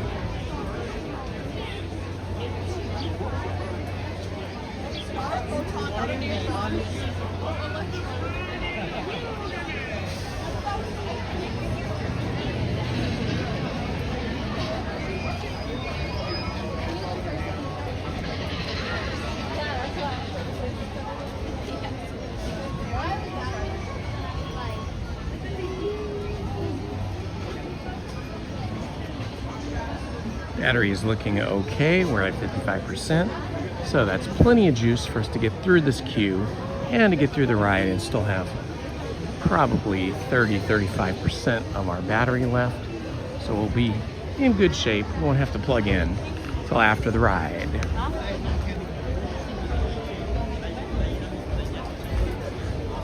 Boy, the light feels so crisp here when you see it in the trees breaking through the clouds.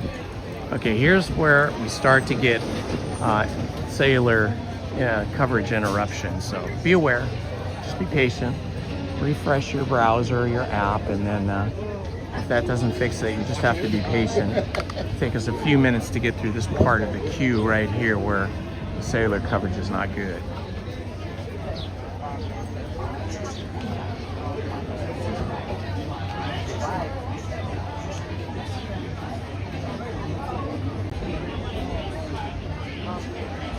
Old Gold Rush.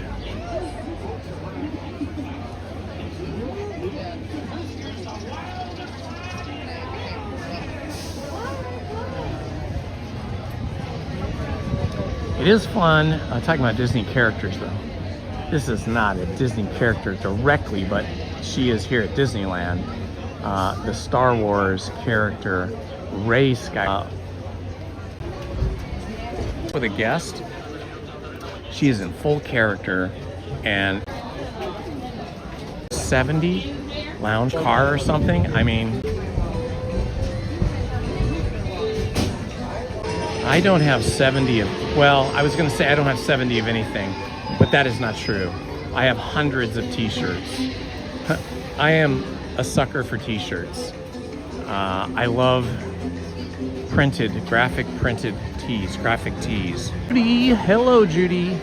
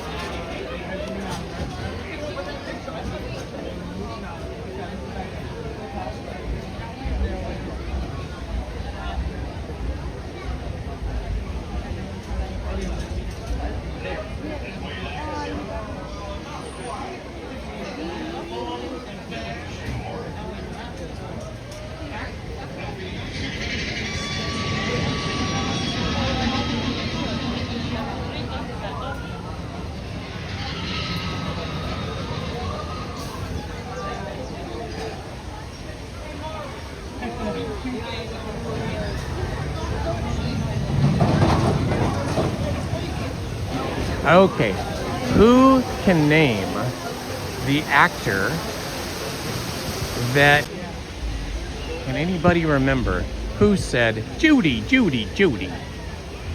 Who was that actor?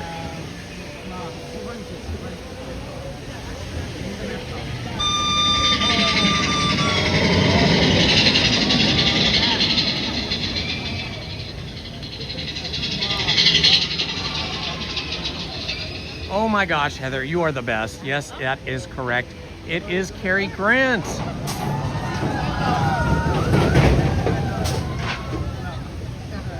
Good job, Steve Hobbs. Cary Grant is like my idol.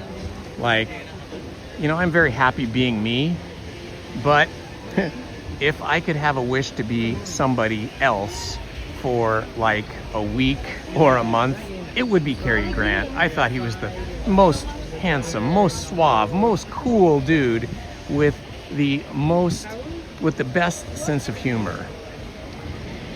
Okay, so for those of you that guessed Cary Grant, what movie is that line, Judy, Judy, Judy, from? What is the name of that movie?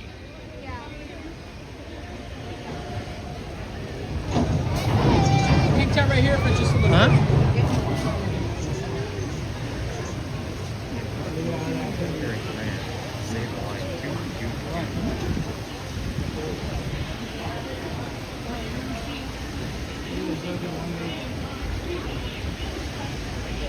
No, North by Northwest is not correct.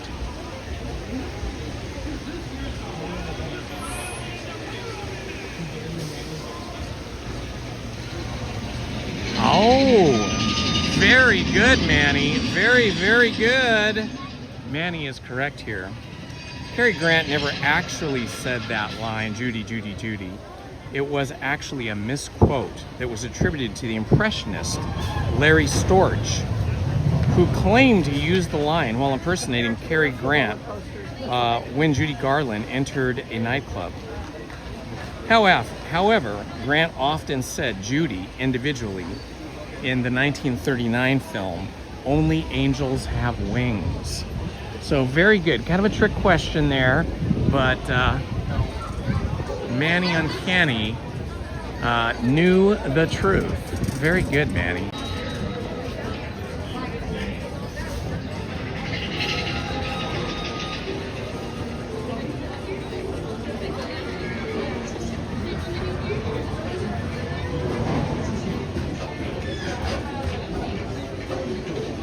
It's funny how sometimes we confuse things that we have heard with things that are true and not true.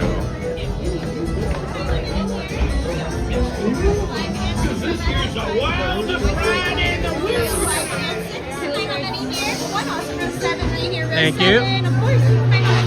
Okay, we made it to the platform in 16 minutes and 34 seconds. So that tells you a little bit about standby wait time inflation, because it was posted that this was 40 minutes and we made it through the entire queue that looked really big and to the platform in under 17 minutes. That's pretty impressive.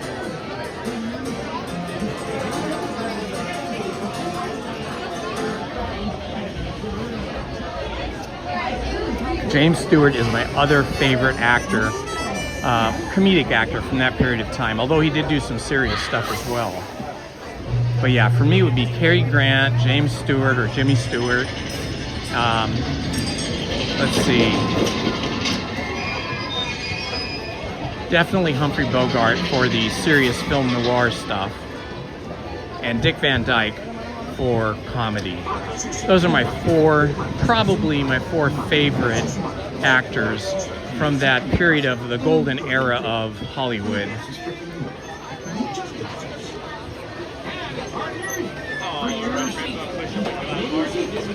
Then I also loved some actors that were more famous for their television work, like Red Skelton, one of the best clean comedians ever. And of course, I loved everything Danny Kaye was in. Danny Kaye was amazing. So those five, probably my favorite actors from the golden age of Hollywood. And then there's some other notable actors as well that were not as famous for acting in movies as television.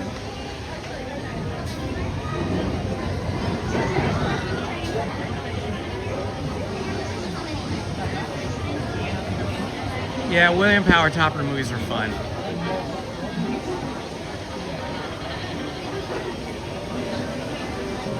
Yeah, oh my gosh, Judy, those are excellent as well. Okay, we're gonna be on number 4. Number 4, You be bold. Okay, as per usual, once I board the train, I will not be speaking. You'll just hear me squealing with joy.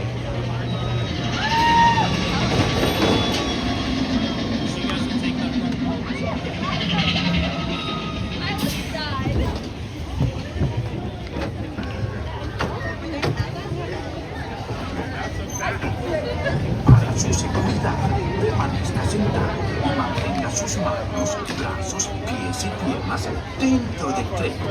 Cuide a sus pequeñitos. Muchas gracias. Howdy, partners. For your safety, remain seated with your hands, arms, feet, and legs inside the train, and be sure to watch your kids. If any of you folks are wearing extra glasses, remove them, because this here's the wildest ride in the wilderness. Okay, here we go.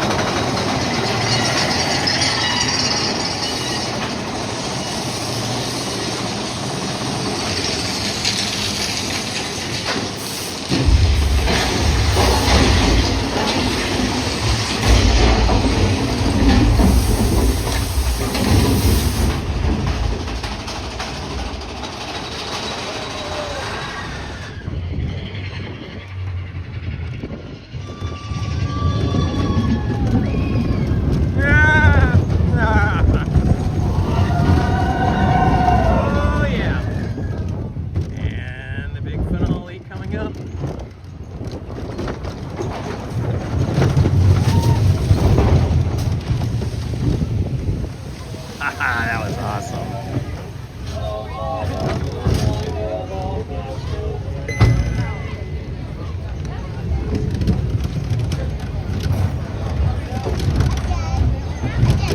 Okay, then getting back to the 1940s golden era of cinema, Lauren Bacall was my favorite.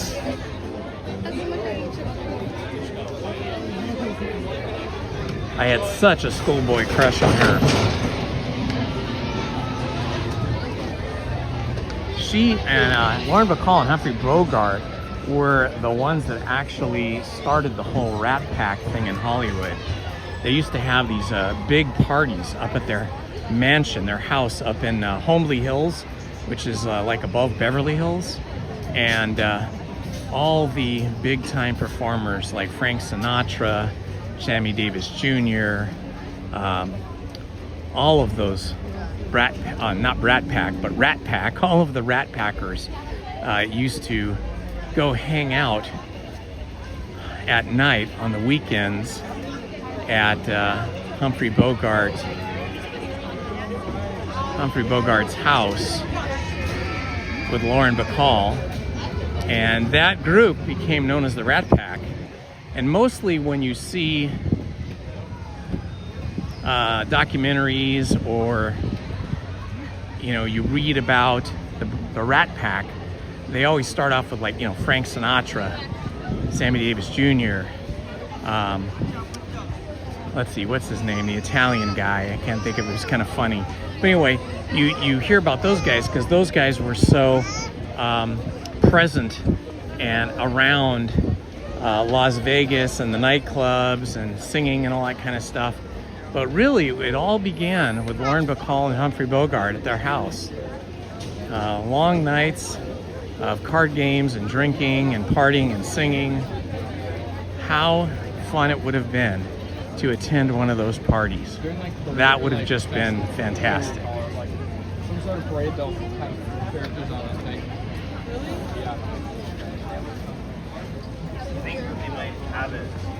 Oh yeah, Judy Garland was amazing because of her voice. Oh my gosh, Judy Garland's voice. Wow, it got really peoply out here since I think maybe we'll do a Mark Twain here. Very peoply since we were in line for the Big Thunder Mountain.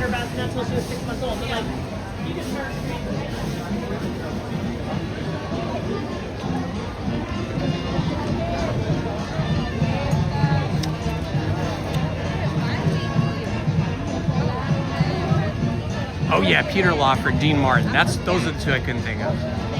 Attention out there. Very good, Stephen Kenyon. All the way out in New Orleans Square. This grand steamer, the Mark Twain, is now accepting passengers and cargo for an authentic steamboat journey up the rivers of America. Before we have you come on board, there are just a few reminders. When boarding the Mark Twain, please take your time, look down, and watch your step. If we're traveling with any youngins today, please take them firm by the hand and help them on board. Also, folks, we ask you to refrain from smoking, gambling, and of course, drinking of that hard liquor on board the Mark Twain.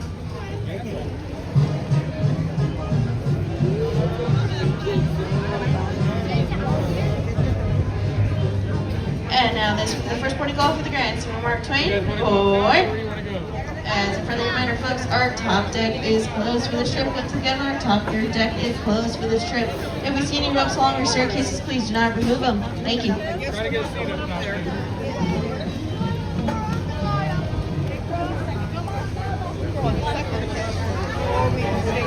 I think one of my favorite pairings of classic film actors was Fred MacMurray playing opposite Barbara Stanwyck in the film Double Indemnity.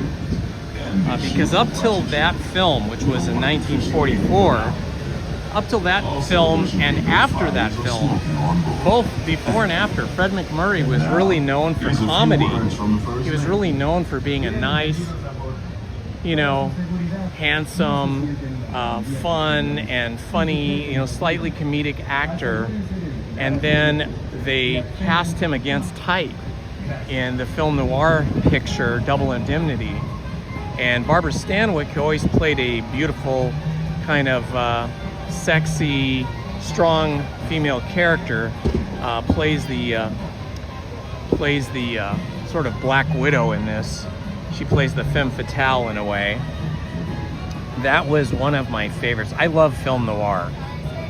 When I was a college professor and I was writing courses for our film program, that was one of the courses I had the most enjoyment researching and writing the curriculum for.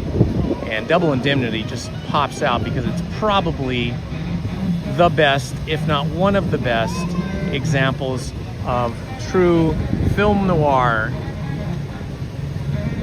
where you have crime and you have a femme fatale and you have a chump. It was just great. Flubber, exactly.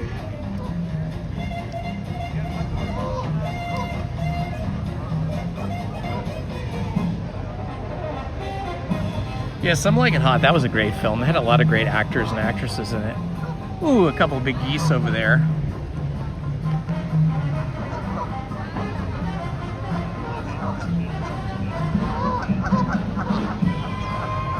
Oh, you're right, The Apartment.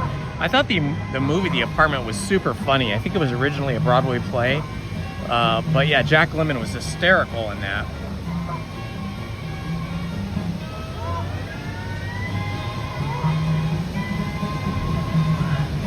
But yeah, Fred MacMurray's character wasn't so likable in that film. When you look back on it, you look at a lot of these old films where they had a lot of censorship in terms of like violence and sexy kind of content. You still find a lot of darkness and subversive sort of characters in these old films. And a lot of the things they did in the films or portrayed in the films, you couldn't do today. Because if you did, you'd be canceled as a writer or a director or an actor. Because so much of that behavior that we saw in those old films, while it might have, even in those days, you know, been recognized as bad behavior, it was kind of allowed and accepted for films. But nowadays, you know, a lot of that kind of behavior from those old films is seen as pretty cringy or creepy.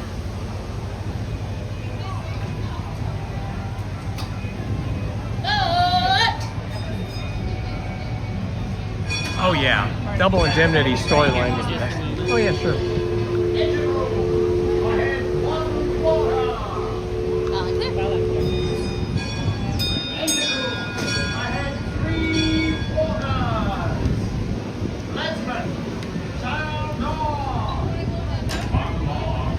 Yeah, I own like all the good film noir movies on DVD, and films like The Maltese Falcon I've probably seen like 4 dozen times, Double Indemnity probably like 3 dozen times, and some of the other films. I've seen every Bogart film, every film Humphrey Bogart was in once he became sort of the Humphrey Bogart that we know. Because, you know, he started his career in the Westerns, just like John Wayne. And unlike John Wayne, who played the good guy, Humphrey Bogart always kind of played the bad guy. He played one of the baddies. But once he did The Maltese Falcon in, what was that, 1941, I want to say. After that, he just became such a much more, how would you say it, sort of a more reliable actor in terms of you knew what you were going to get from him. You were going to get great performance, and he was cast in so many good roles. Just unfortunate he, like so many Hollywood, so many people, not just Hollywood people, but so many people, you know, died of cancer likely from smoking, you know. A lot of those actors back in the day, they just smoked like chimneys all the time.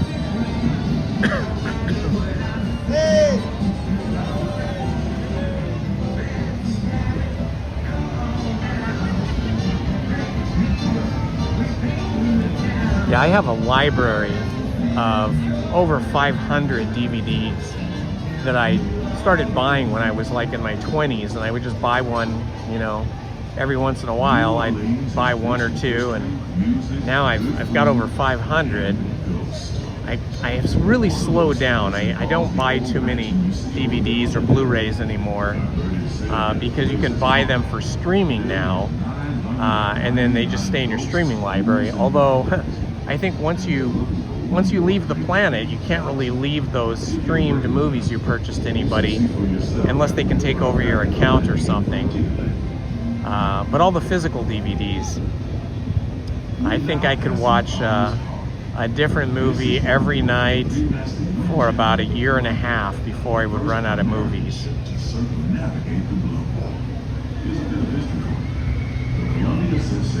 I always loved Abbott and Costello. They were my favorites of the silent film duos, and then later on talkies, and then of course Charlie Chaplin. I just absolutely loved his writing, directing, performance, musical composition, everything he did. To Tiana's Bayou adventure. From here, you might spot guests making quite a splash at Princess Tiana's party. Oh yeah, for sure. I've seen Sahara.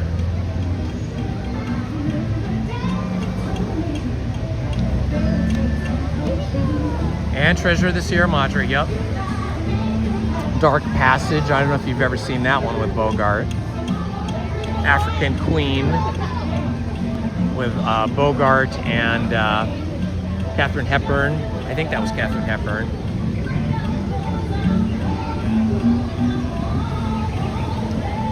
And then there was a lot of really good neo-noirs that started bringing back the film noir aesthetic and style of writing back along about the late 70s through the 80s. Films like LA Confidential and let's see, what else? So many, I can't think of them all now. While you're in Bayou country, you might want to grab a pass. Gene Wilder was always one of my favorites. Him and all his friends. They were so funny. Mel Brooks. I'll take the comfort of the Mark Twain Riverboat any day. Well, everybody on I Love Lucy was fantastic. And thanks to Lucille Ball, we got Star Trek. Because everybody else had passed. Every studio in Hollywood had passed on Star Trek. And she picked it up and she brought it to the screen for us and made a fortune off of it.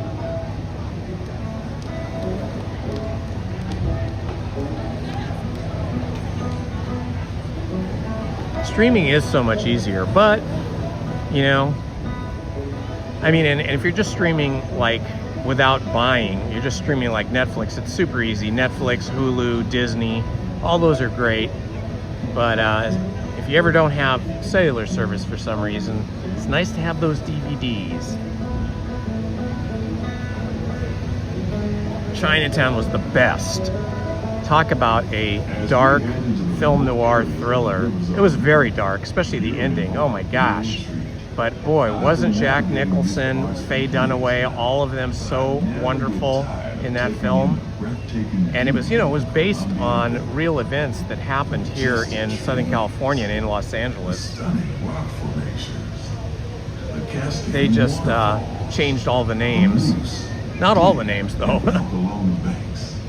It's all so magnificent and so peaceful.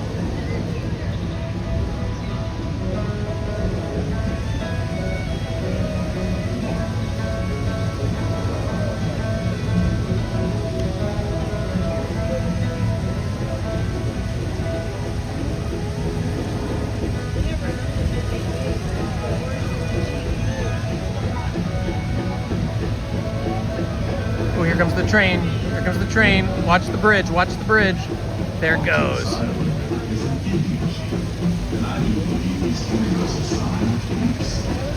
Should see it again in a moment.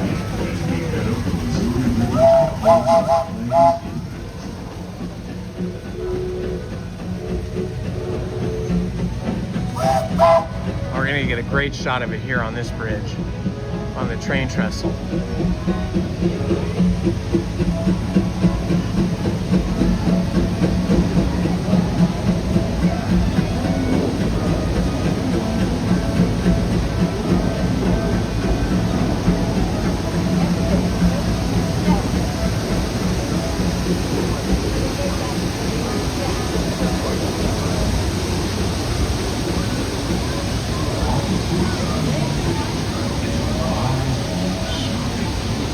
The Shining was excellent, of course.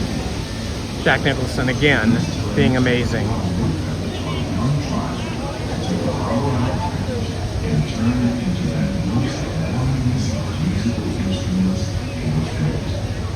It's a legend passed down generation to generation.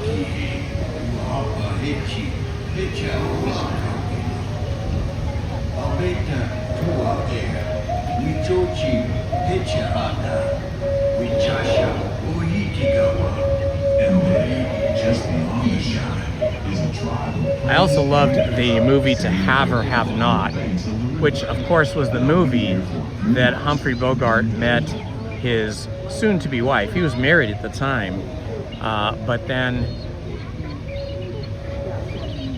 in filming To Have or Have Not, he met Lauren Bacall, who was only like 18 or 19 at that time, and he was already, I think, like 43, and they fell in love at first sight and got married after that movie was made. He divorced his wife to marry her, and they stayed married until he passed away.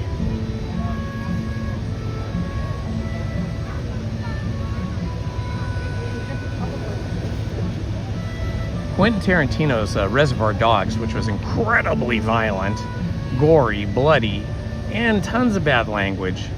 So that was offensive in a lot of ways to a lot of people. But if you could get through that, that was a really good film.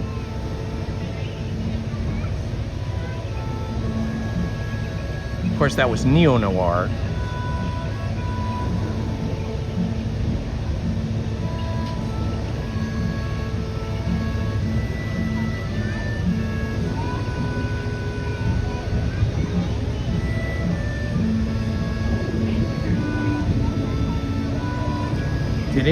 Did any of you watch David Lynch's TV series Twin Peaks? Twin Peaks had like film noir, or of course because of the time period it would have been neo-noir elements in it for sure, but it was also just uniquely David Lynch. I just felt like that opening scenes and the revelation, the reveal of Laura Palmer being found unalived, and then her father's and her mother's scream and her father's crying. Oh my gosh, that would just gutted me. That was just so heartbreaking, so shocking. We're now heading back into civilization along the Rio Grande. Off in the distance are the towering peaks of Big Thunder Mountain. Rumor has it that the railroad built to haul gold out of the mountain has been seized by supernatural forces. And they've turned mining trains into the wildest ride in the wilderness. Of course, that may be just another... All right, Julie Smith, we'll see you next time. We'll be here on Sunday for Tiki Day. Just ahead is the frontier land, where our journey ends. Lizzie and I will be here in full Tiki regalia for Tiki Day. Passage on the Mark Twain Riverboat. At this time, we ask that you prepare to disembark. If you're on one of the upper decks, please make your way down to the first deck. The stairways to the right side and the back of the boat may offer the quickest. Okay, how many people here, and I know everybody must have seen this, well, at least us older folks anyway, how many people here saw Citizen Kane and enjoyed it and liked it? The first time I saw it, the first couple of times I saw it was in high school, like in an English class. And I don't know, when I was a teenager, I thought it was kind of long and kind of boring. But then as I got older and I started rewatching it, I really, really liked it a lot. I mean, that is a classic film.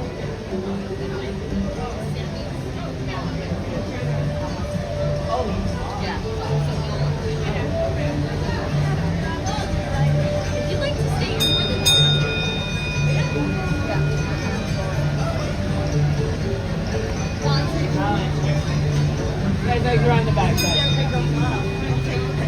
We'll take that rope down a bit. Yeah, if you want to just hang out here to get everybody out. Thank you.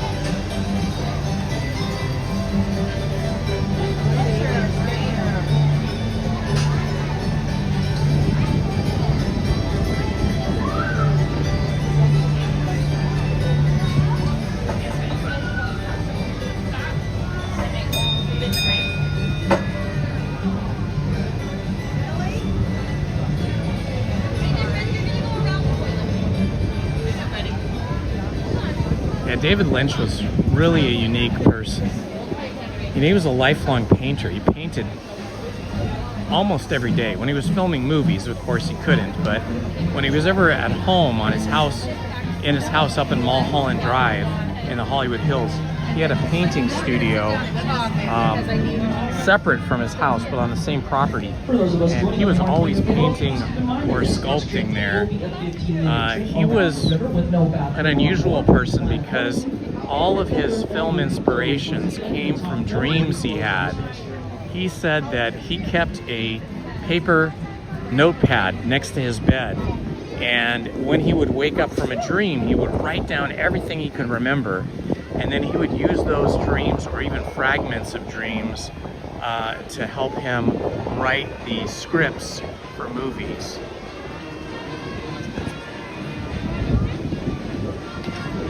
What a scene this is. Look how beautiful that is.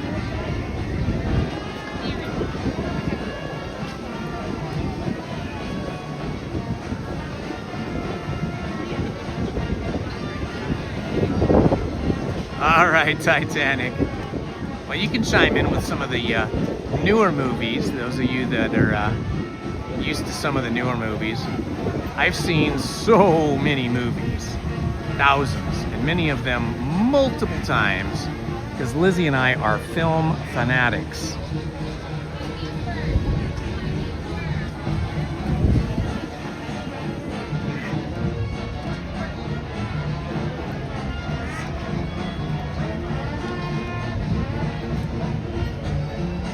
What a gorgeous scene. Okay, let's see, what can we do now? We did Haunted Mansion.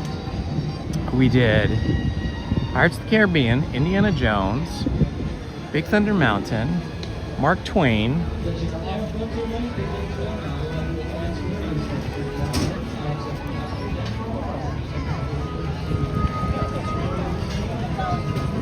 Oh, I loved WALL-E.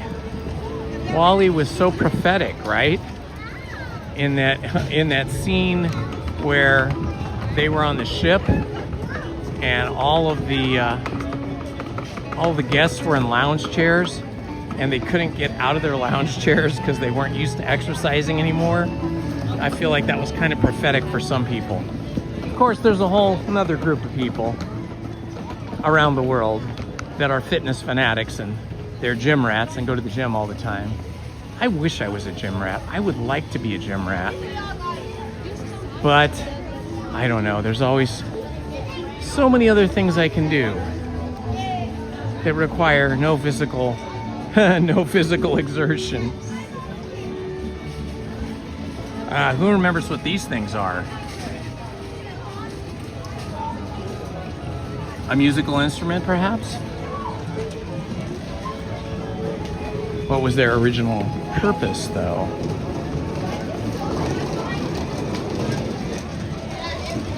Battery check, good idea. We're at 40%, so we're good for a little bit. We'll plug in soon, though. Thank you for checking. Pin traders are out and about.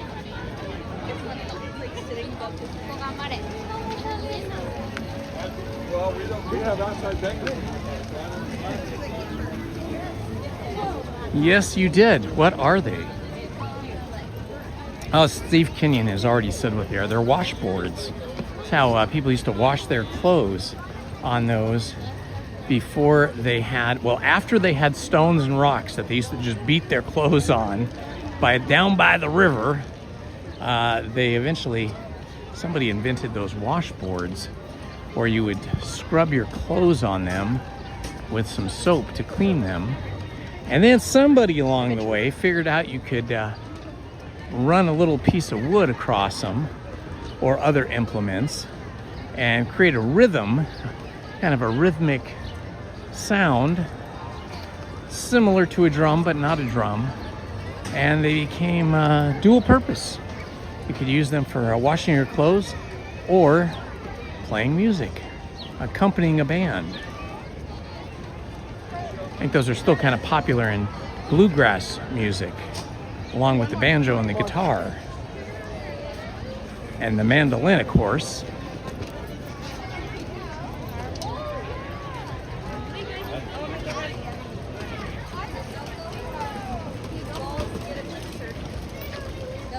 I remember when I was a really little kid, my mom had a washing machine that was kind of like a barrel, but it was made of steel and all, and enamel. But it had, I guess what they called a ringer, like two long rubber, I don't know what you call them, like dowels, and then a hand crank, and you'd put your clothes through that and it would squeeze the water out. And then she would hang the clothes on a clothes hanger out in the backyard. Clothesline. Back in the old days when I was just a little kid.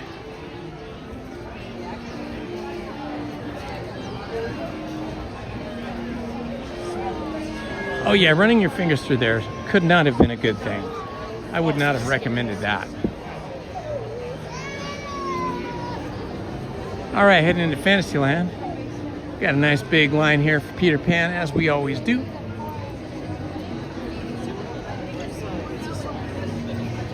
Looks like about a 40-minute line to me.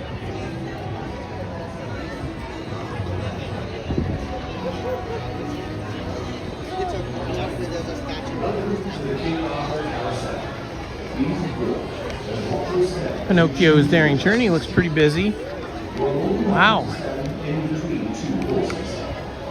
For those riding with a child, we ask that you please fasten the safety strap around your child. How cute that is, right?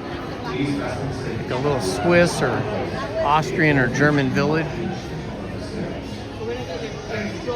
and enjoy your ride around with you. Huzzah!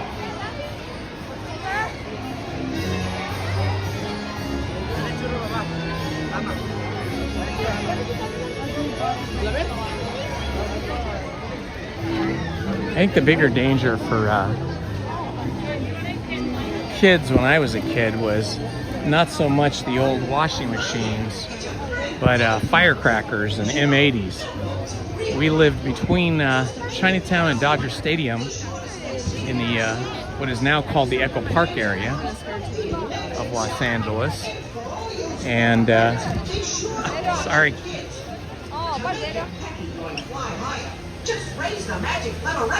And it was very easy to buy firecrackers or even M80s from some of the merchants in Chinatown.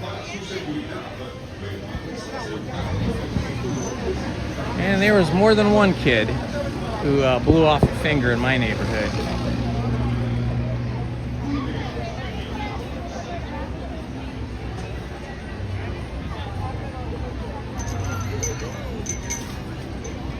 Ah, excellent.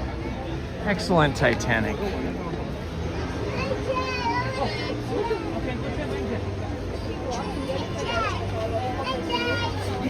Yeah, Heather, even my uncle, who was, of course, much older than me, even he blew off like three fingers, I think, or 2 fingers. I think it was 2 fingers on one of his hands. And then I think his middle finger was a little stumpy as well. So like 2.5 fingers. When he was a little boy playing with firecrackers, his mom warned him, my grandma, from the stories I hear, warned him not to go out and play with those rough boys and their firecrackers and M80s and stuff, and he did. And he blew off 2.5 fingers in his, I think it was his right hand. So long ago now, I can't remember.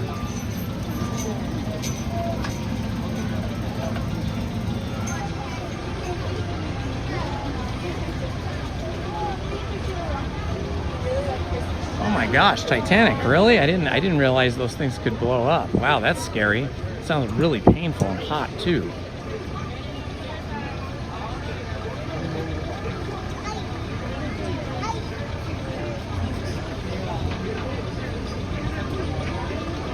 All right, we're gonna get in line here for Casey Jr. It's starting to get a little warm now. The sun is out. 69 degrees, but it feels warmer than that. I thought it would be overcast all day, so I wore long pants. Now I'm wishing I had worn short pants.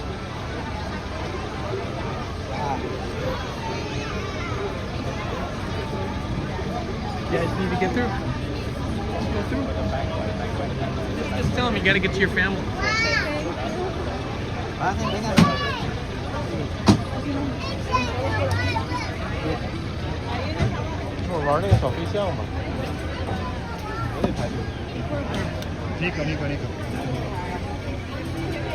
Oh, okay, Titanic.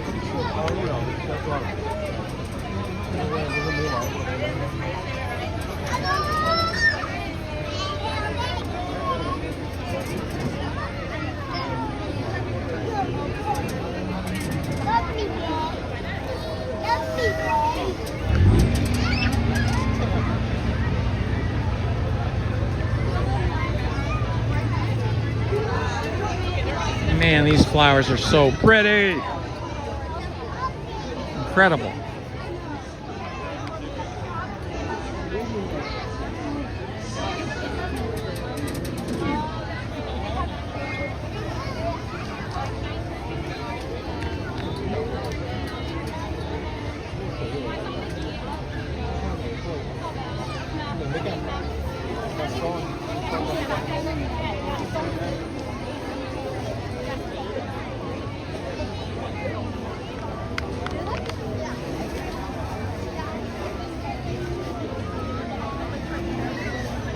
Yes, this is true. It's hard for us to live without charging ports now. Seems like everything needs a charger. Cell phones, gimbals, flashlights. Geez, just about everything you can think of.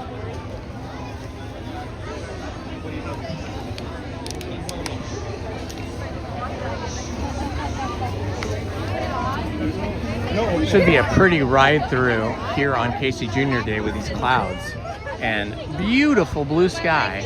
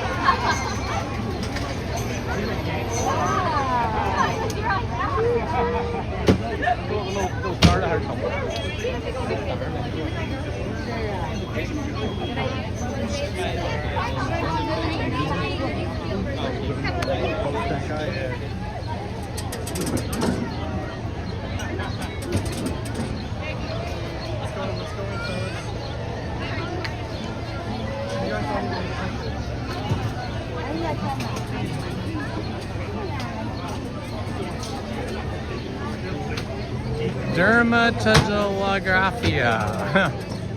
Is it chilly early in the morning? Not really. Right now, this time of year, it was like 60, 61 degrees when I got up this morning, so that's not chilly at all. And in the evening, it's been getting down to the 60s again and a little bit below maybe, but not what I would consider chilly. It just depends on if there's a breeze or not.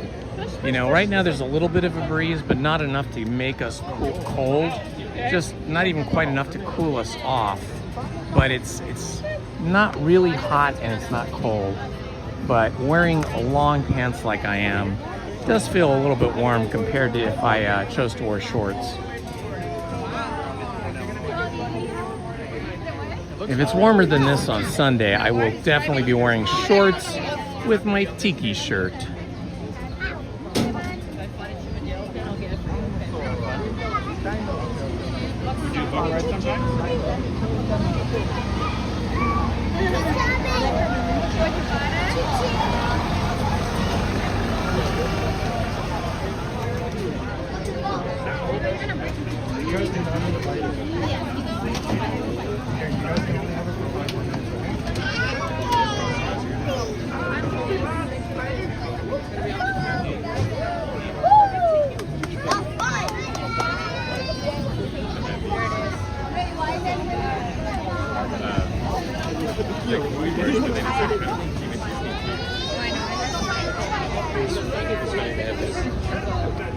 Limited edition chase variant. What does that mean?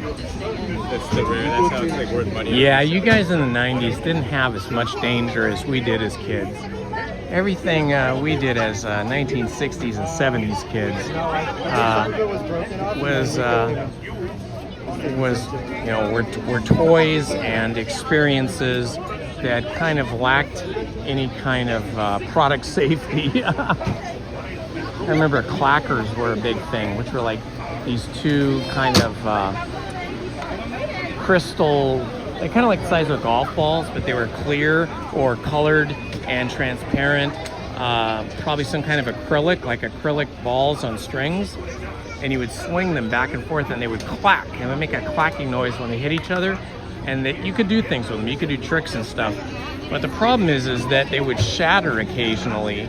And the shattered acrylic, which is kind of like glass, it's a plastic version of glass, could actually get into people's eyes and harm their eyes.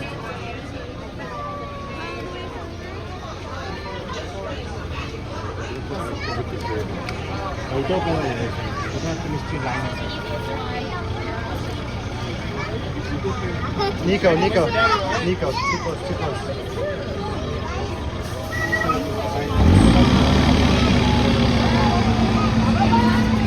This is the best shirt, my friend. Oh, thank you. Are those all your like kids and nephews and nieces and stuff?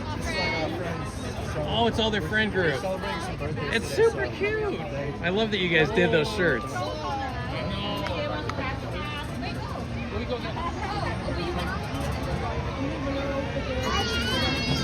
Laura, look at this cool shirt. Yeah. This is so cool. We just have 1 more minute of lunch. All these people here have, all the people in the white shirts, they all have these shirts that have all their children and children's friends on them. It's very cute. Happy kid, though. Happy kid.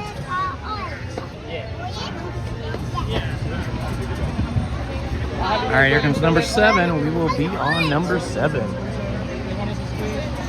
Laura.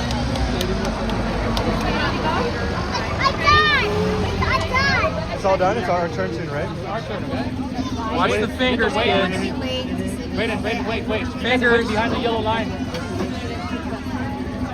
It's a finger chopper. Wait, they're going to open the gate. Oh, Nico. Open the gate, so you got to be careful. Nico.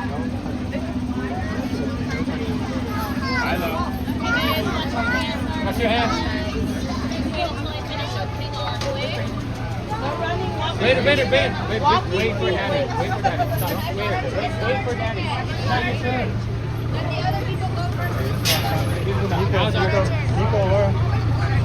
Except for you,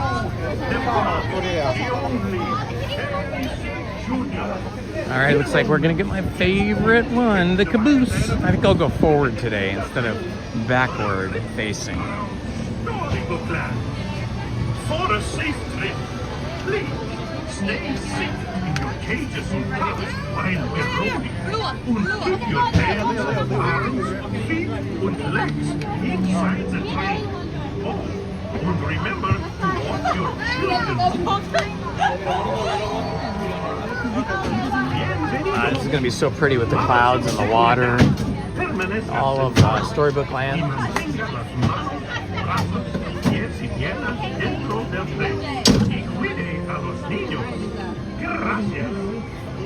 Now, easy. Let's get this show on the road.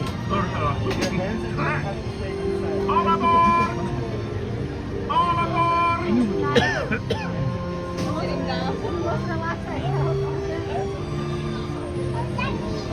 Oh, they're looking that way. Oh, that's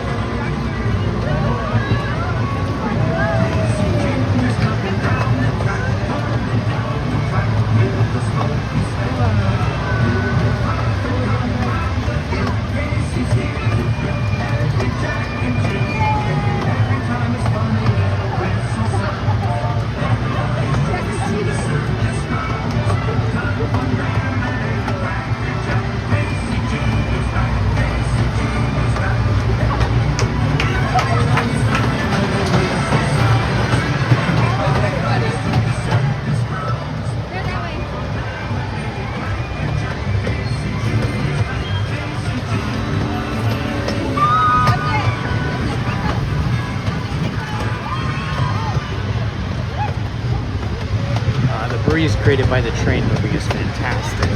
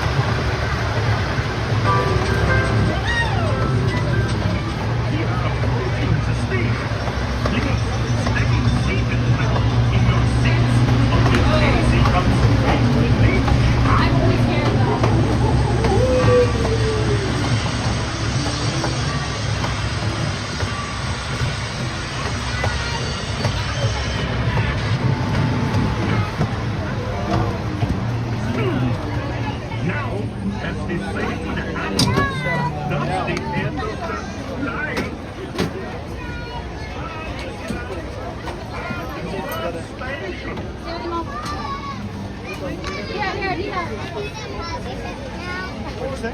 Pirates and pirates. Okay, wait. You go. We're gonna go all together. See what else can we do? Slow down. Another successful trip around the Casey Junior Circus train track and Storybook Land.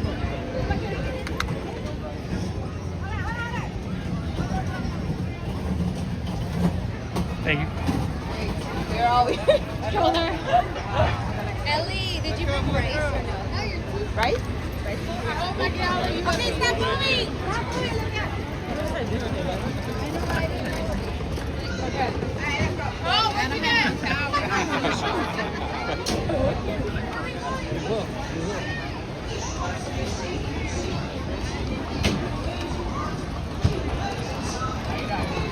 Alrighty.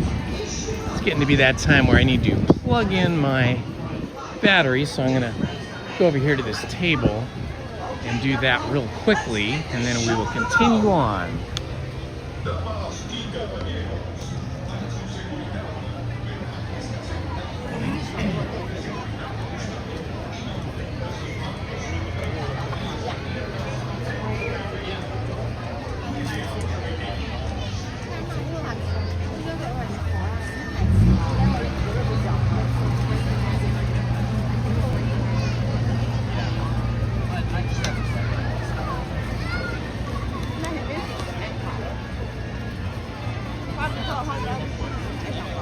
All right, Lacey Lopez, thanks for hanging out with us. Hopefully we'll see you Sunday.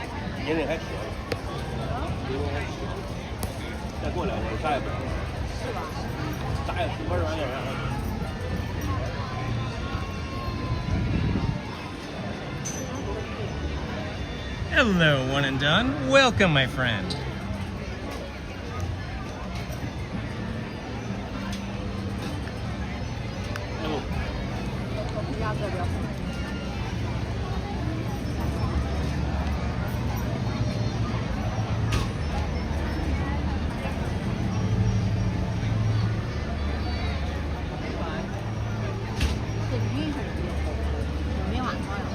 All right, plugged in and charging.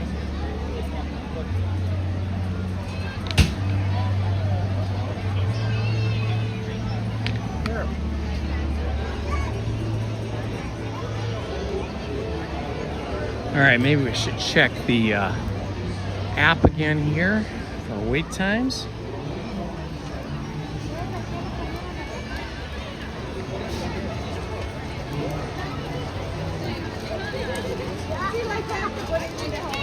Mickey Minnie's Runaway Railroad is currently showing 45 minutes, but it could be much shorter, just the way it was much shorter for the other rides that we have been on.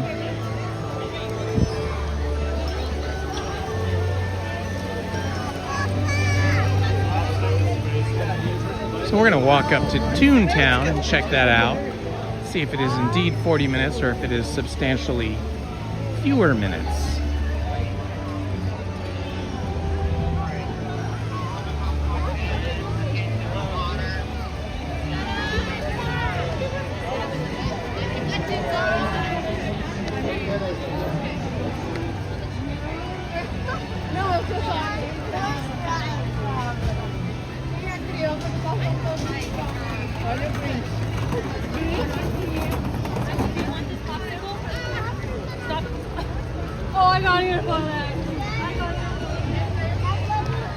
Definitely feels more people-y now that we are in the afternoon after 12 p.m. I think we just turned 1 p.m.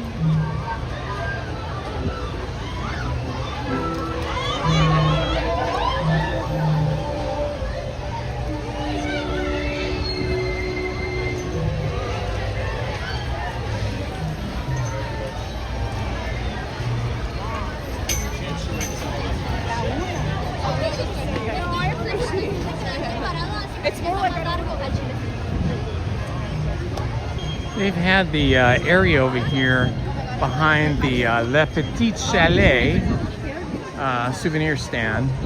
They've had that area behind there where the Edelweiss cafe snack stand is, walled off. You can see some walls back there. That whole area is walled off. Oh, they've got all kinds of new, it's like they're building a whole nother building. Check this out. I wonder if they are going to expand the Edelweiss snack stand. So here's Edelweiss right here, right? And then if you look right over here, I'll zoom in. You can see they've got some uprights, some A-frame beams going in right there. And that is right next to Edelweiss. Not attached to it though. Interesting. I wonder if they're just gonna maybe get rid of Edelweiss and just do it over there, or if there's gonna be a seating area in between. Ooh, so many questions. So much mystery. I wonder what's gonna happen. This is the area where they used to have the motorboats a long time ago. See there, that was a dock right there. And then it just kind of became a little rest spot where you could eat your snacks. But now it is all covered up. Like they're planning to do something different with it. Could be crazy there. Toontown has a tendency to get pretty packed. Look at these cute little princesses. How cute is this? So cute.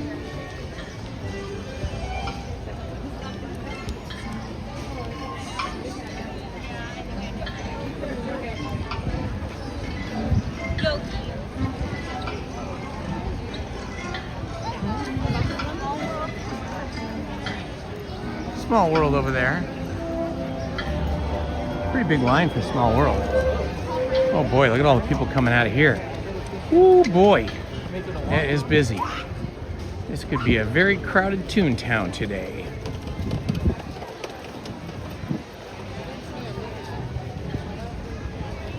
We'll go down the ramp. It's usually much less populated, less crowded. Oh, there's the CK Holiday.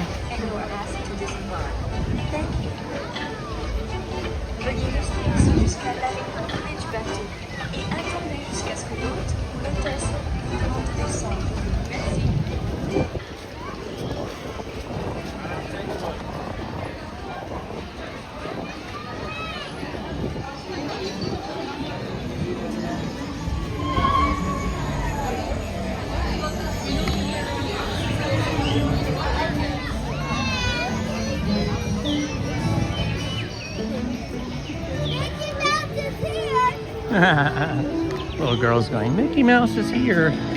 Yes, he is. He lives in his own house here, next to his best gal, Minnie Mouse.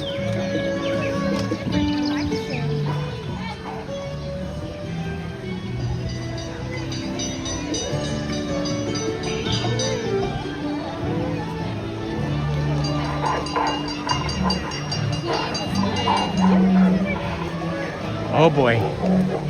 This looks like quite the line. Looks like the line starts way out here for Mickey and Minnie's Runaway Railroad.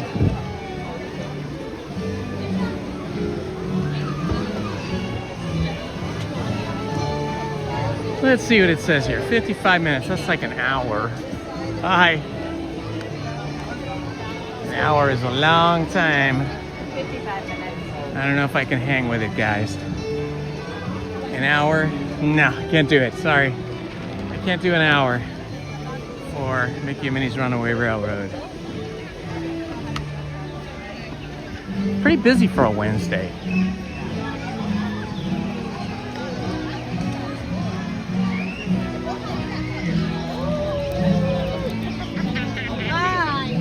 Yeah, that was 55 minutes from when you walk in the door to Mickey and Minnie's Runaway Railroad, and we had quite a lot of people out into the hardscape out here into the plaza. So I figure that was well over an hour. It was going to be probably a good 10 minutes before we even reached the door there. And Strollerland is popular as ever.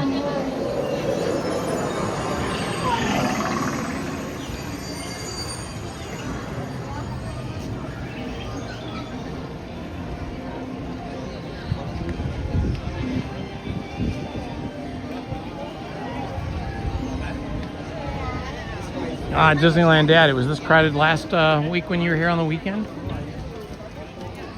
Wow, there's even a giant line for the Disneyland Railroad. That is too big of a line. Let's see, Bluey is coming back at 1:50. Too late. That's like 40 minutes from now. More than 40 minutes. Oh, they're running these trains pretty close together. Another train right there. That is a big line though. Okay, we're gonna have to skip that.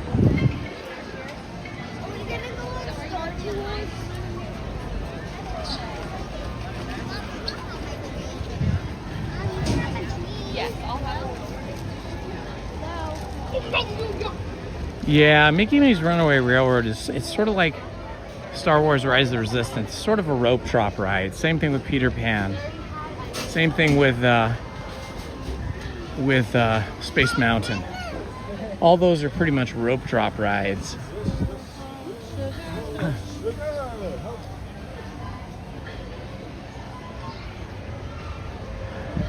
And even Indiana Jones and the Temple of the Forbidden Eye too. But at least with Indiana Jones, you have single rider, and technically you have single rider for Space Mountain too. But they don't always have a single rider open. Sort of, oh look, here's Mary Poppins. See Mary Poppins with Bert and the Pearly Band together. Although I have occasionally over there, there's sort of a couple of levels of overlook patios, and I have seen the Pearly Band once or twice playing in the background with Bert and Mary Poppins in the foreground dancing about.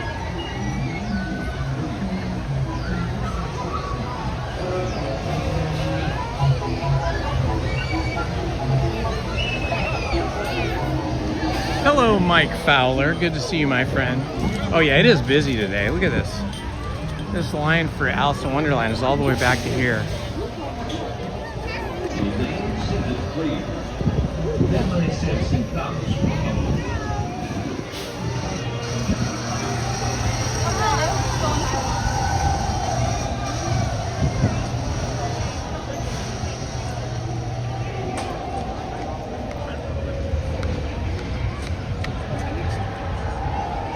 Okay, our choices are limited here. Astro Blaster is currently offline for renovation. Jungle Cruise is offline for renovation, but hopefully opening up again this weekend. Would be amazing if we could all ride Jungle Cruise in our tiki outfits this weekend, because we didn't get to do that for Adventureland Day.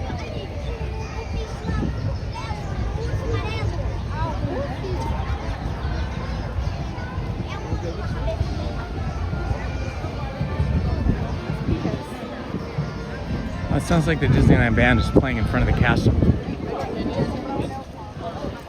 Let's see if we can catch any of that.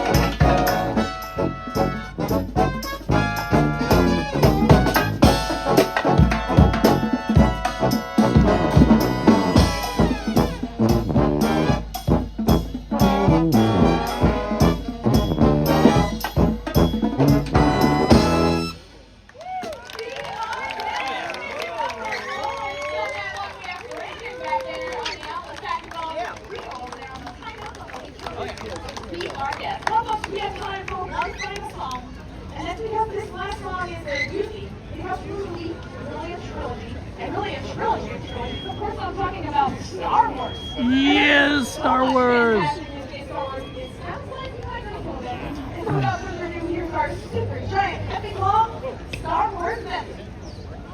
1, 2, 1, 2, 3.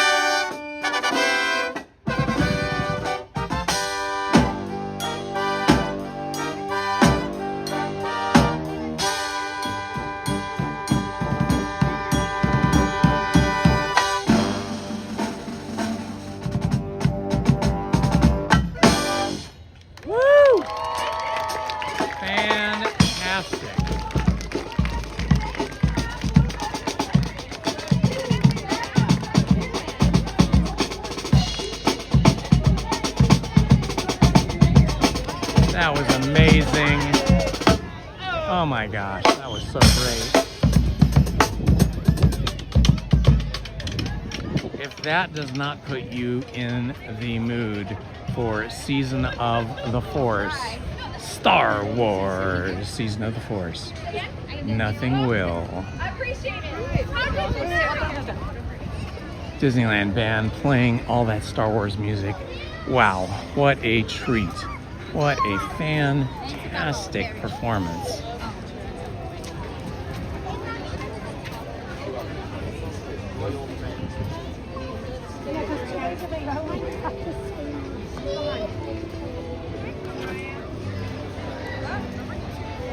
Looks like we got a pretty good line for the, well, actually, it's not that big of a line for Royal Hall. I'm gonna go for it. Let's go see some princesses.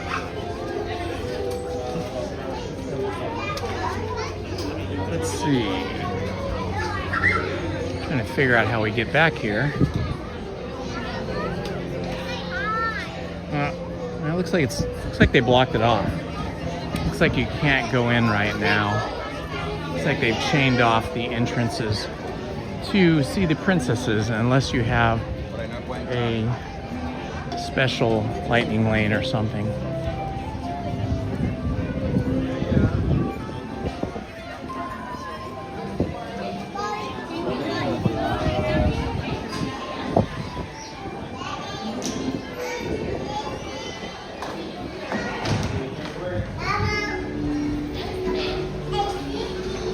Big line for the ladies' room here. I'm gonna go in here and see if I can get myself a little snack here at Rancho del Zocalo. Tacos, Zocalo fries, hacienda salad, burrito Sonora,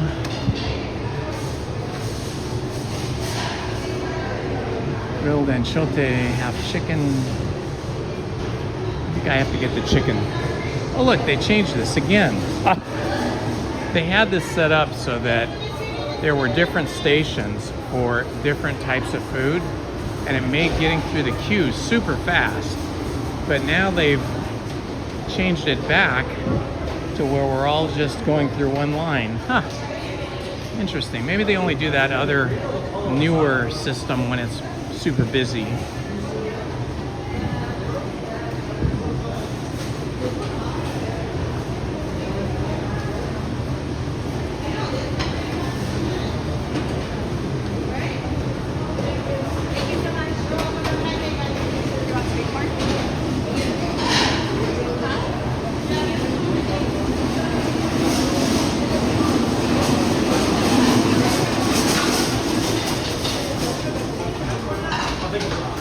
They still have the stations, but it's confusing. Taco station, burrito station. I guess you can just grab stuff at the different stations.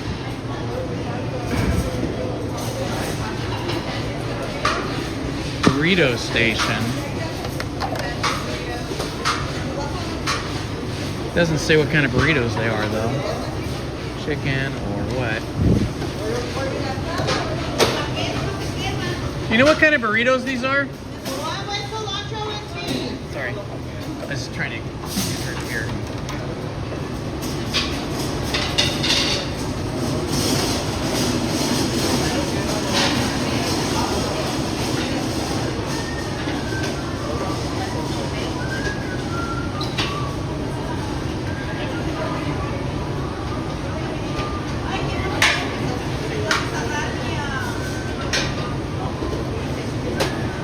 This one is what kind? The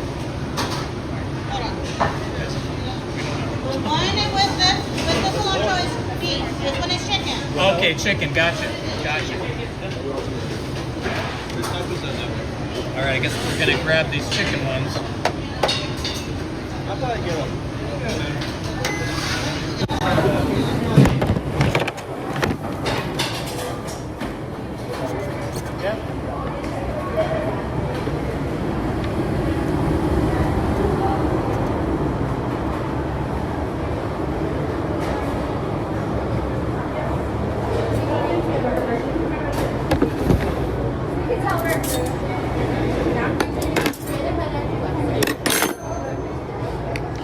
Okay, we're getting a burrito here.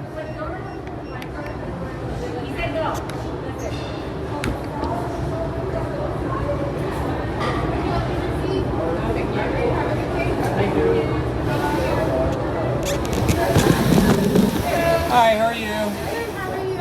Excellent. We're ready. We've got a chicken burrito. And are you a magic key holder? Oh yeah, let me get my app.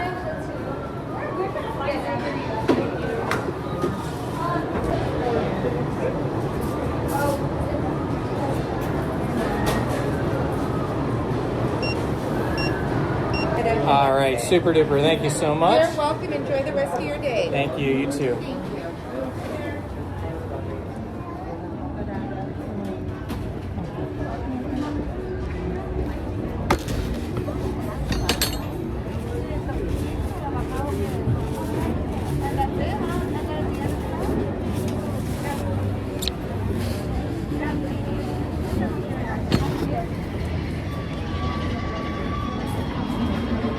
All right, let's see if we can find a spot in the shade.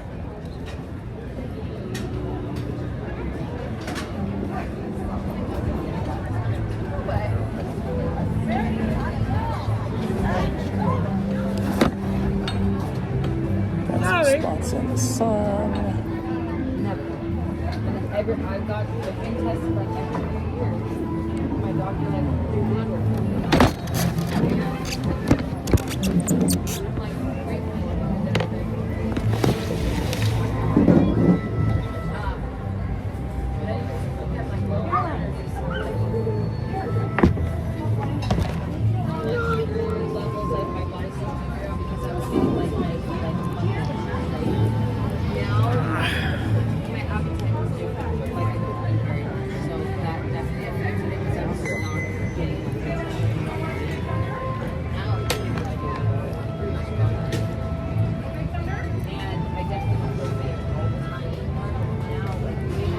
All right, I've got a little lunch going here today.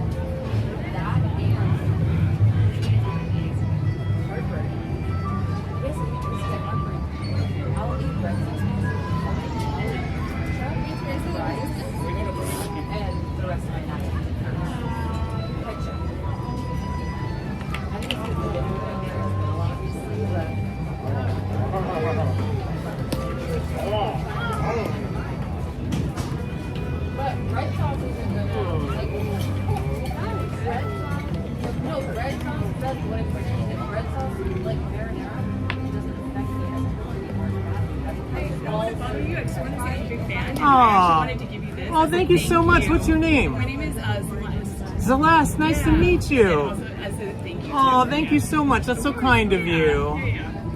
Good to see you.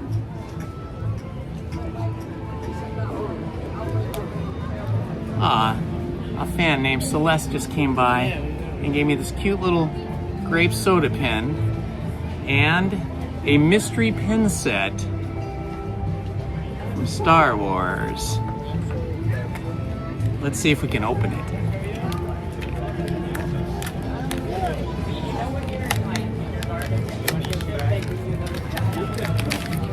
Ooh, comes in a black plastic. Looks like there's 2 of them. Wow, this is exciting.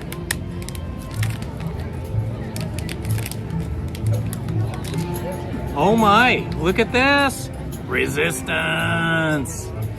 Oh yeah, this is gonna be perfect for Season of the Force. Oh my gosh, this is gonna be awesome.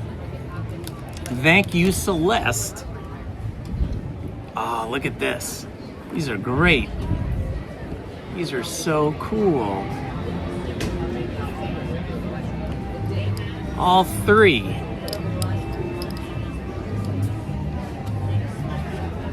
That is really cool. Thank you, Celeste. Very nice. I put these back in the packages so they don't get scratched up. And then I will put them on my other jacket or on my Star Wars gear.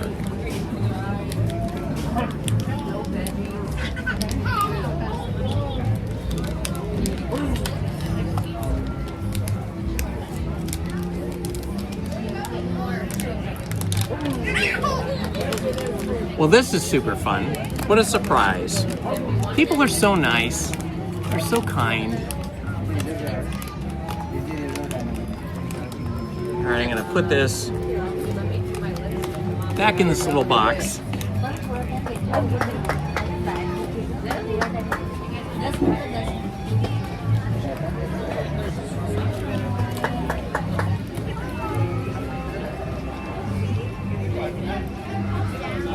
Excellent.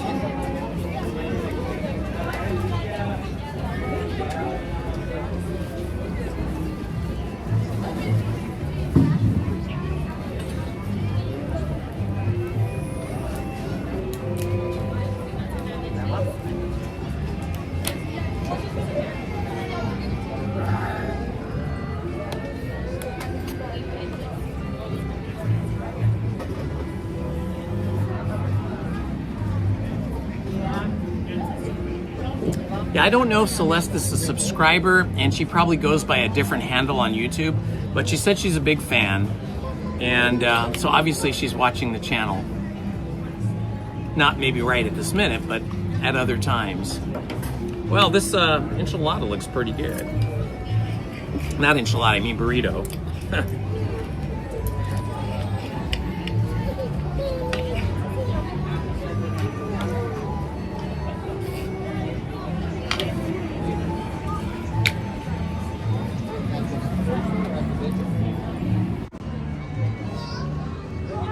What we got here today. Chicken burrito. Looks like it has rice and beans in it, and some chips.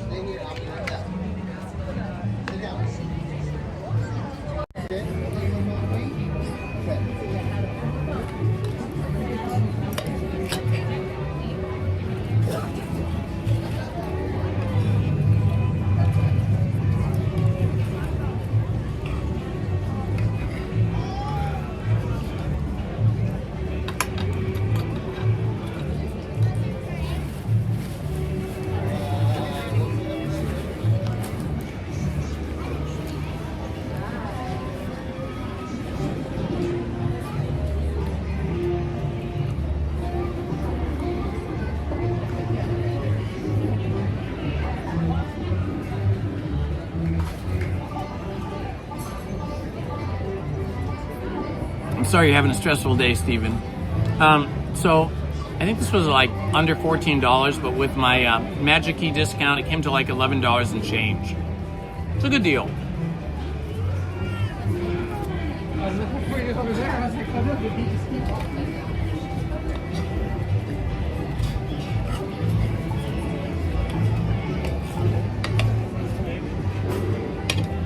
It's a very hearty burrito.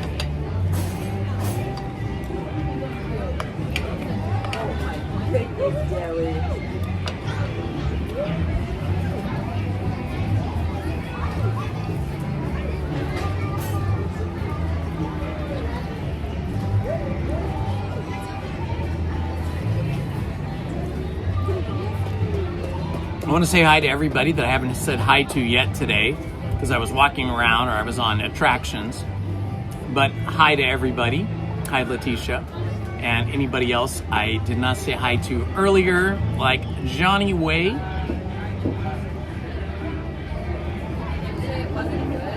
I'm not sure I'm pronouncing your name right, but I tried. Hello, Megan. Let's see, who else is here that I haven't said hi to? Zen Panda, hello. I think I got everybody else. If not, I know our mods did. But welcome, thanks for joining us today and spending a little time, part of your day with us. If you missed any of the live stream, this is a good time while I'm eating to rewind and see what you missed. We started off the day with Haunted Mansion, I believe. Then we did Pirates of the Caribbean. Then Indiana Jones and the Temple of the Forbidden Eye and Big Thunder Mountain, Mark Twain, Casey Jr. Circus, and I think that was the last thing we did. And then we saw the Disneyland Band, which was fantastic.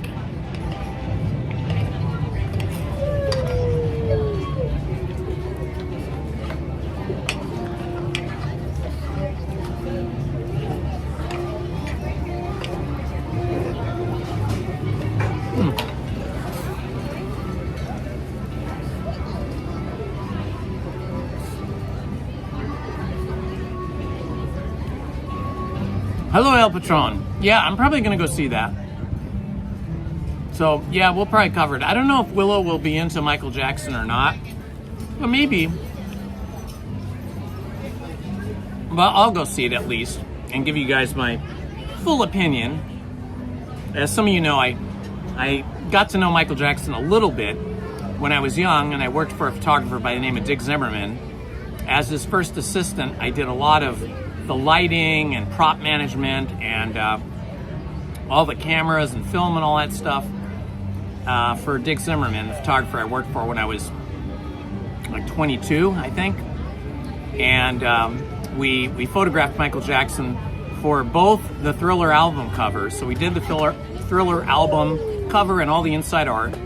And then we also did a photograph of him, a portrait session with Michael Jackson and E.T., the extraterrestrial, which was on a special blue 33 RPM record.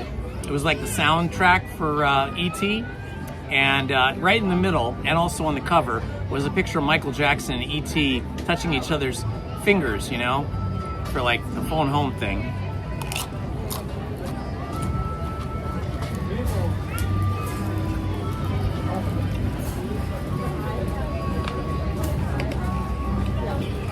And then Michael gave us tickets to the Motown 25-year anniversary, or maybe Motown did, I'm not sure, because we photographed a lot of Motown singers and performers for their album cover artwork and posters and concerts and stuff. So we were in about the maybe 10th or 15th row, dead center, at the Motown 25-year anniversary, where Michael Jackson rolled out his new Michael Jackson, separate from the Jackson 5 music, and did the moonwalk for the first time in front of the public. It was pretty awesome.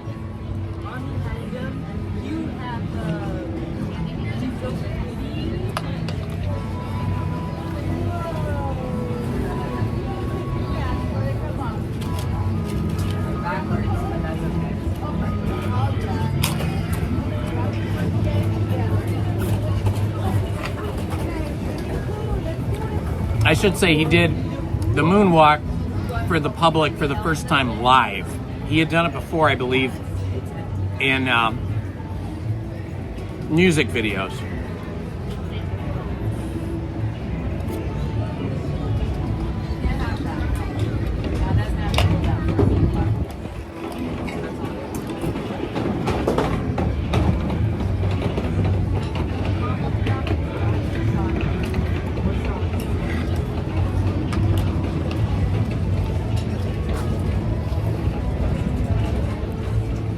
Oh no! What did Aretha Franklin say? Anything?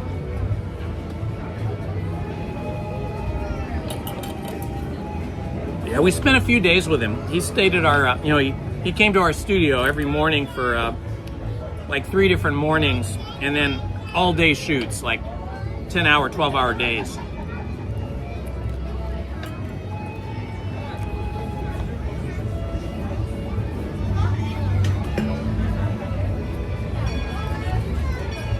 Michael was a really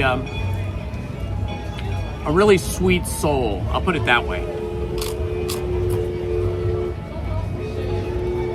Very funny.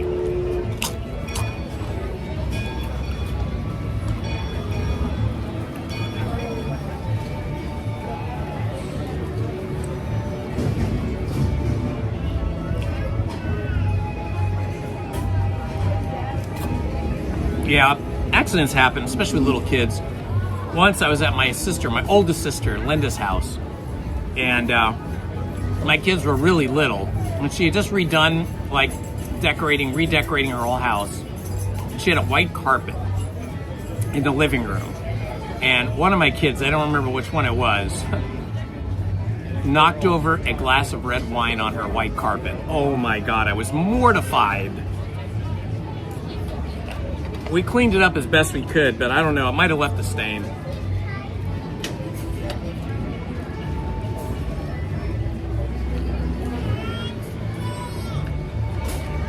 Accidents happen.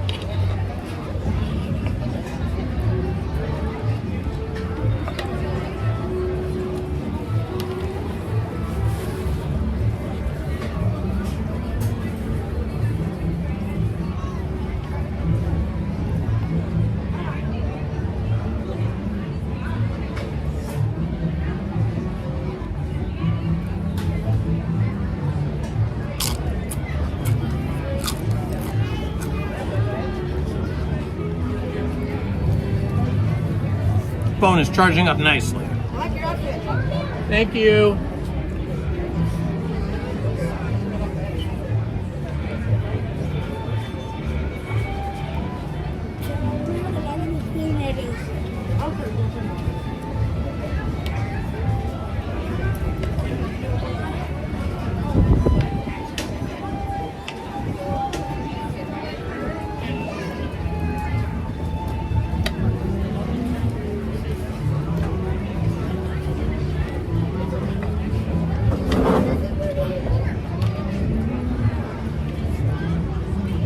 Oh my gosh.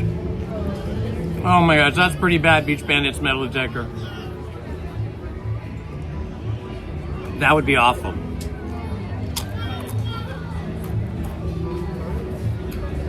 Once when I was like about 11 years old, maybe 12, my dad was painting the house on the weekends.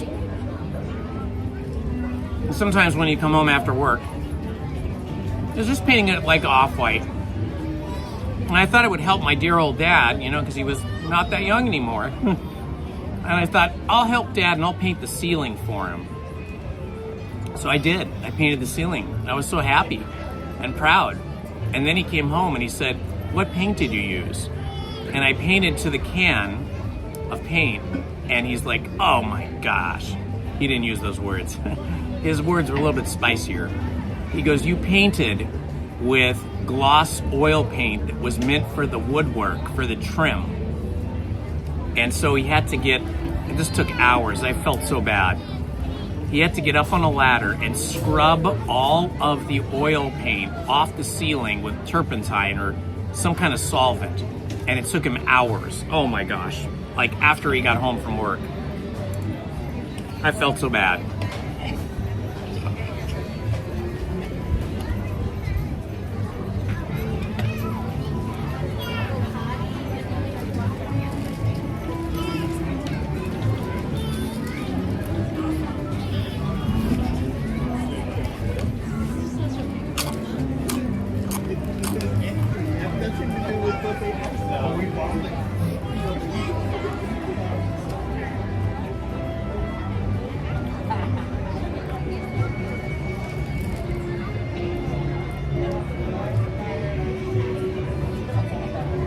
I know, right?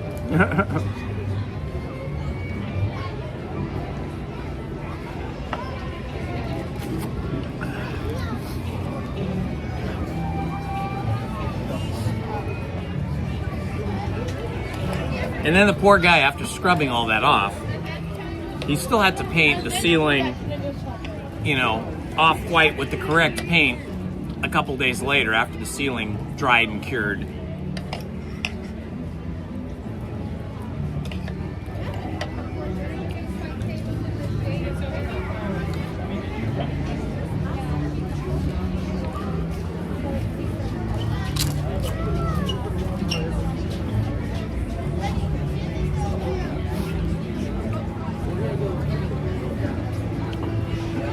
check the wait times here.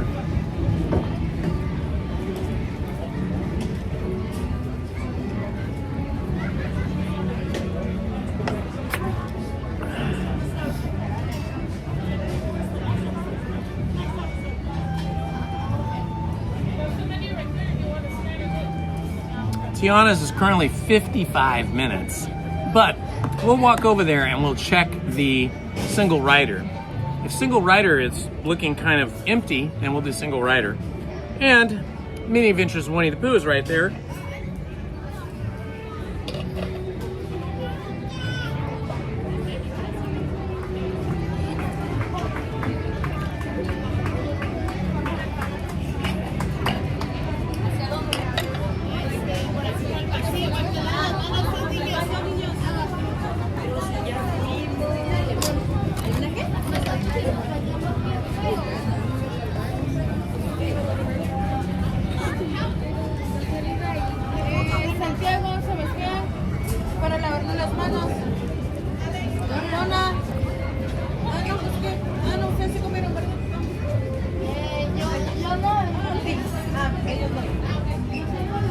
Oh, so it was holy cow, but without the cow part, huh? Maybe the cow poo. Hello, Christopher from Rhode Island. Welcome, my friend. Hey, I got nothing. How you doing, Joshua?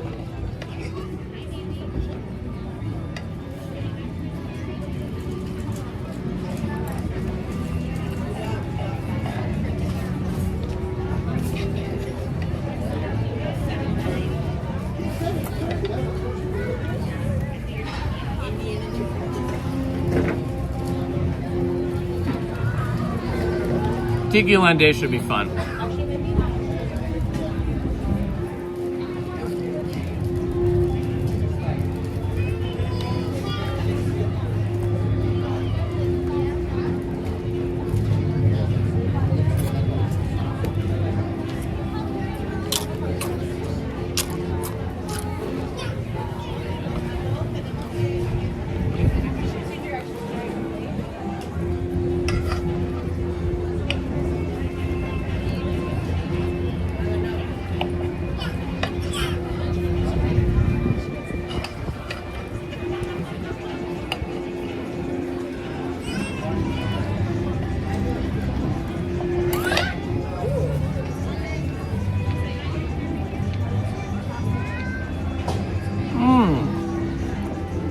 Well, if you see us, come and say hi, Beach Bandits Metal Detector.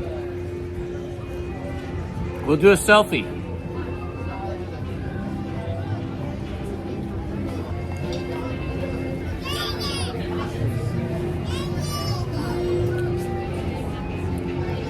I'll have to check the schedule. It's usually around 11 or 12 o'clock. We meet up in Frontierland next to the Jungle Cruise, and we take a giant group photo, and we sing some songs.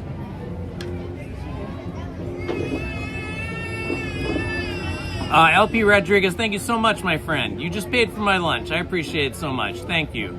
That was very kind of you, LP.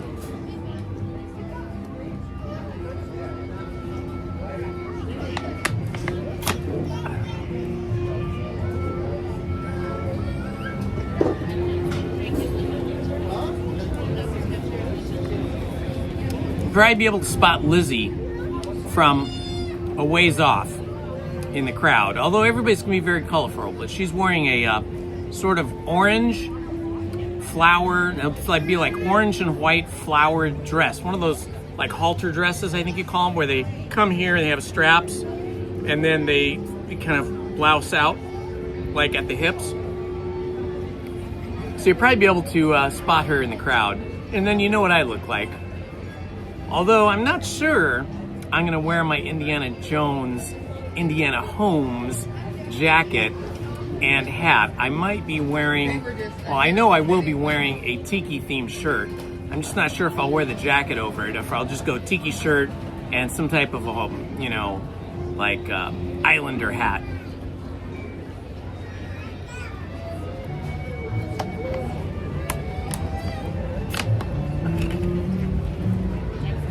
Okay, Heather. Thank you so much for all your help today. You're the best. Thank you, Heather. Have a good afternoon.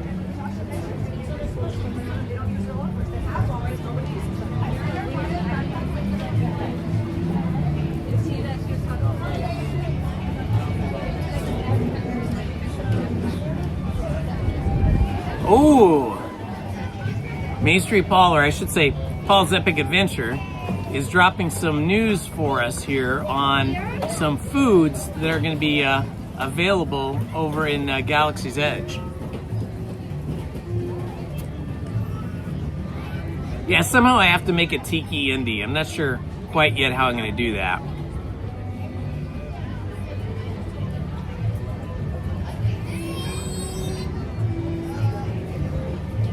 Party of 5. Usually the way people become mods is they're on the channel and the chat a lot, and then they simply ask to be a mod. Right now I'm not accepting any more mods because I have 16 mods, of which 8 are usually pretty active. And it just depends on who's available on which day. And then you learn, you know, there's rules for being a mod, like what you can and cannot do, what your responsibilities are, things like that.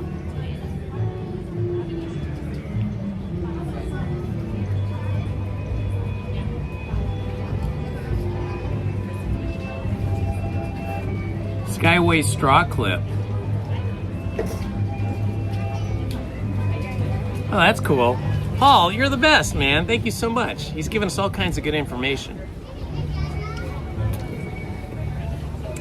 Joshua, I will be here also on May 5th for May the 4th be with you.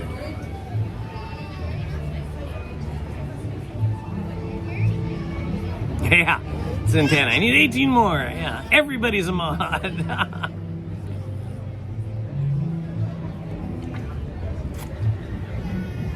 I do occasionally winnow down the mods if I find that there's people that are not attending the live streams and are not participating in the chat. You know, if I haven't seen them for a long time, I'll deactivate them, and then there can be more opportunity for new people to become mods.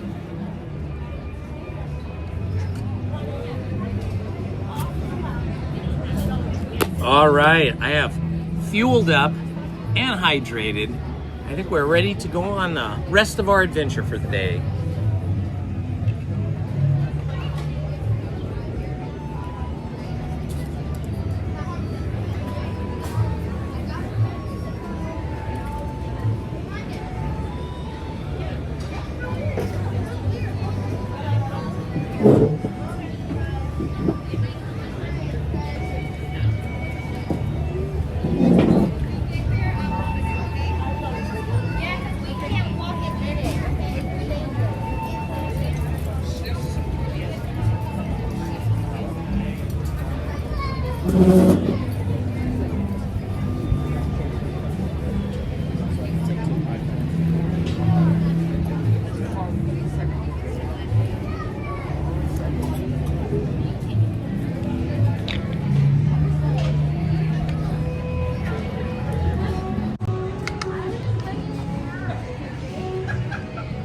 Let's see if I can find a place to put this plate, this tray.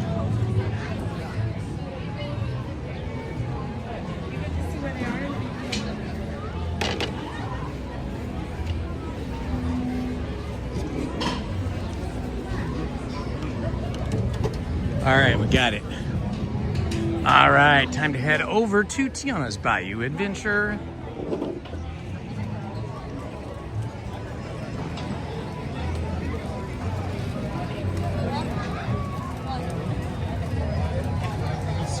April 24th.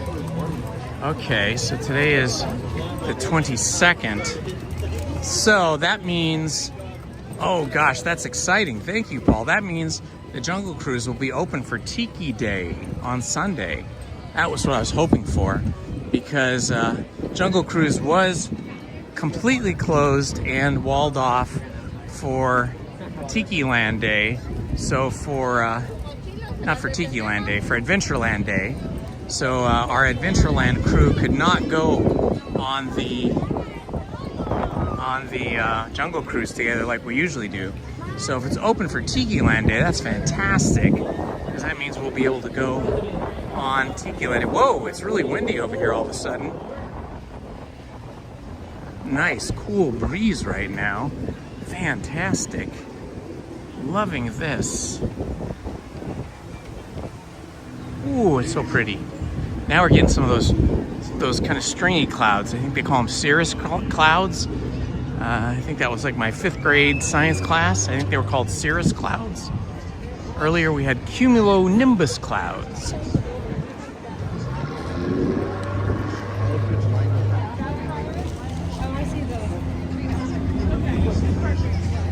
All right, getting pretty people-y, but I think we can make our way over to the mini adventures of Winnie the Pooh and Tiana's Bayou Adventure, and hopefully get on one or both of those attractions today.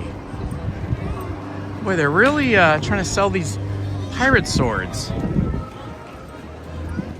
There's some smaller ones here. We saw bigger ones over in the pirate gift shop there. Excuse me. This little kid with his bubbles. He's like the bubble master. That's great. Hi, how's it going? Hi, how you doing? Good, how are you guys doing? Good, good. Good.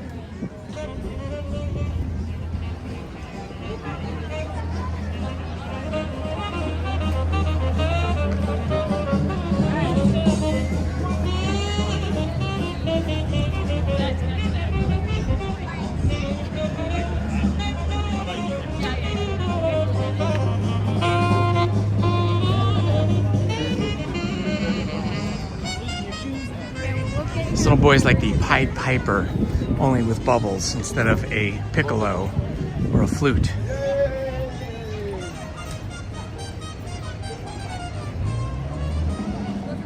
Hello, Jessica Coloma.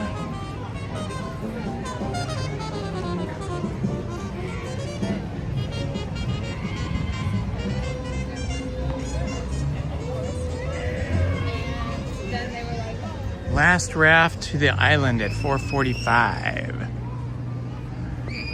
This is a pretty cool little feature over here. I don't know if you guys have ever seen this, but right here you can see there was a tunnel that says 1764 and it's all bricked up.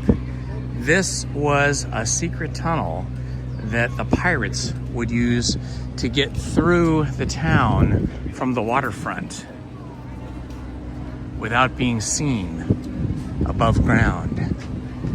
But Disney found out about it and walled it off with some bricks.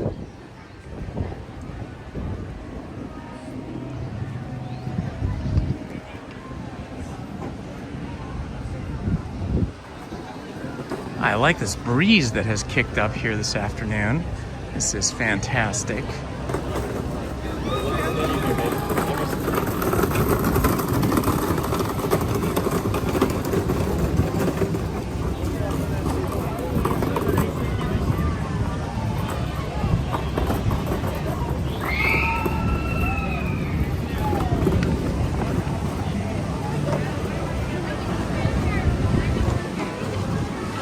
People are running to Tiana's Bayou Adventure.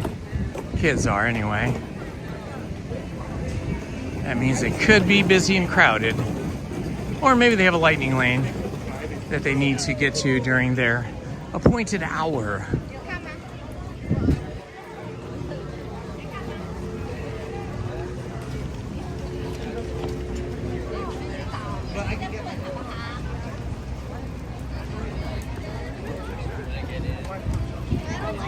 All right, well, it's very people-y over here.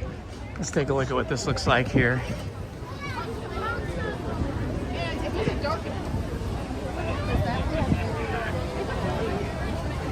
All right, standby entrance is 55 minutes, so that's pretty brutal. But we will hope for maybe no people in the single rider line, or maybe just 3 or 4 people would be okay. Oh my gosh, the line for the Mini Adventures of Winnie the Pooh is all the way back here. This is the beginning of the line. So that's a pretty big line for Winnie the Pooh. Wow, so many people here on a Wednesday. Crazy.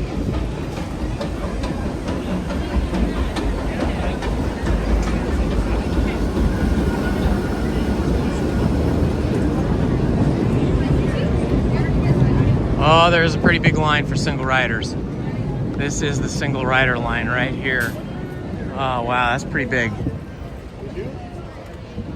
Okay, I don't know if we're gonna be able to do single rider then. That is a lot of people.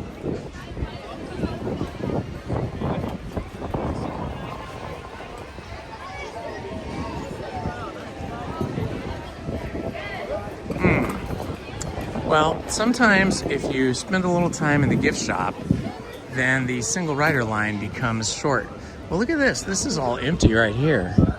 That's interesting. On the busiest times, these two rope lines are filled. Let's go in the gift shop here, and maybe when we come out, maybe single rider line will be back to a smaller weight. We'll go into Lewis's Critter Club gift shop.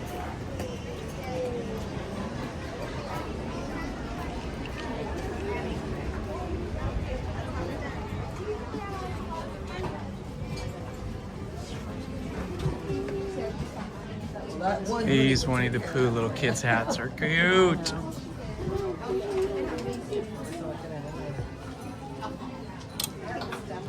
Nice Winnie the Pooh sweatshirt. Tigger.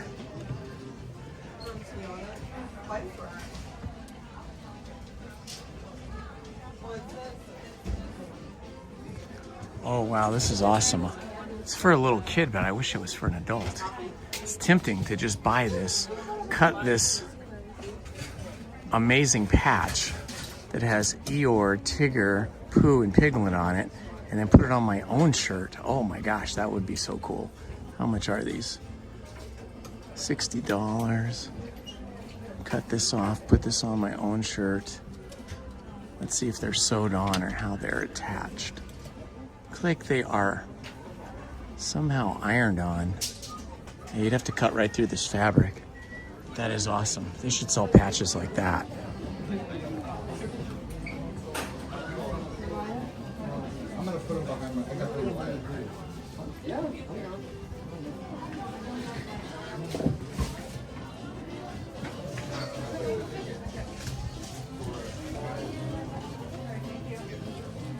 Jabba the Hutt Tyler, welcome my friend.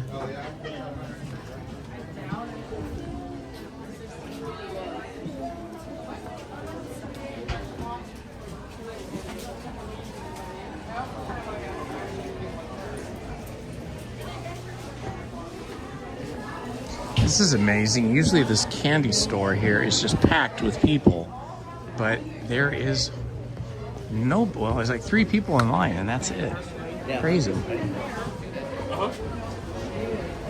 There's our little man went in there too. Let's see. I was hoping to see Tigger over here, but everybody's in line, but there's nobody there. There's no characters there. All right, let's check out this line again. Let's see if single rider has gotten smaller. Looks like it might have. Yeah, I think single rider is. Looks like it's empty now. Awesome. Okay, we're gonna get in single rider line for sure. That is what we are doing.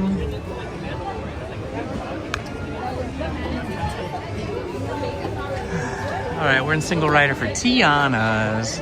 This should be good. We have to wait a little bit once they let us in. We might have to wait in the single rider hallway, but that's okay. They must have just let a bunch of people in from single rider when we went off to the gift shop. Yeah. Awesome. Here we go, guys. Thank you. Oh yeah, there's a big line here in the hallway. ¿Cómo están, amigos? Por su seguridad, permanezcan sentados con las manos, brazos, pies y piernas dentro del vehículo. We'll wait it out, though. Que venga la diversión. This is a cool poster. It's like a magazine. Ladies International Cookery.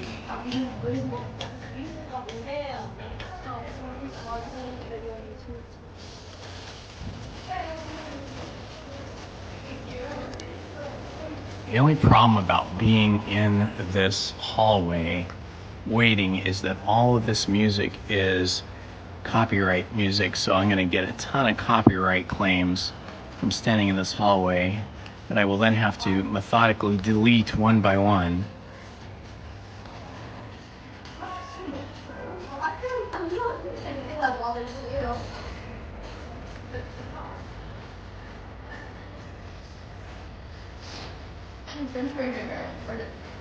Hello, Kelly DiMaggio. For your safety, please keep your hands, arms, feet, legs, and tails inside the vehicle. Remain seated and supervised. Any little music scouts joining the search. Let the good times roll.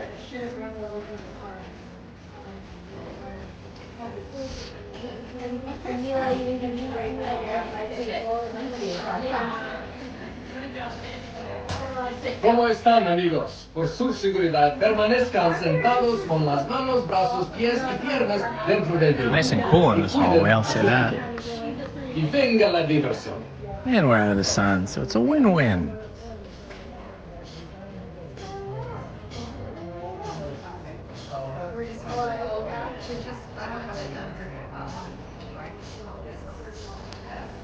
No, Kelly, you do row one. I definitely do not want row one. My preference is row 6, 7. But when you do single rider, they don't give you a preference. They just put you wherever they need you.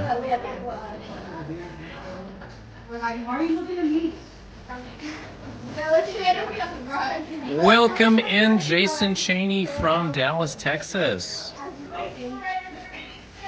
Excuse me, guys. Excuse me, guys. We are in line in the hallway for Tiana's Bayou adventure. For your safety, please keep your hands, arms, feet, legs, and tails inside the vehicle. Remain seated and supervised. Any little music scouts joining the search. Yes, that is true. The walking foodie, you do get your feet very wet here in these boats. I like being in the last seat in seat 6, 7 because it's the only seat in these log boats that have footrests that are up off the bottom of the boat. So you can put your feet up and then they don't get wet.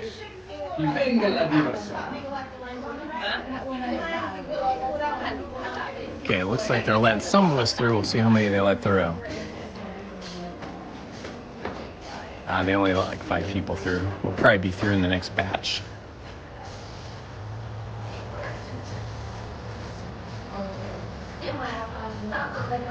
The key to these wet rides is to wear clothing that is a synthetic blend. Instead of 100% cotton, like 100% Levi cotton jeans, those get wet like a sponge and they stay wet for hours. But if you wear like a synthetic blend, like the pants I wear or the jacket I wear, then you're only wet for like 5 minutes, then it dries off very quickly.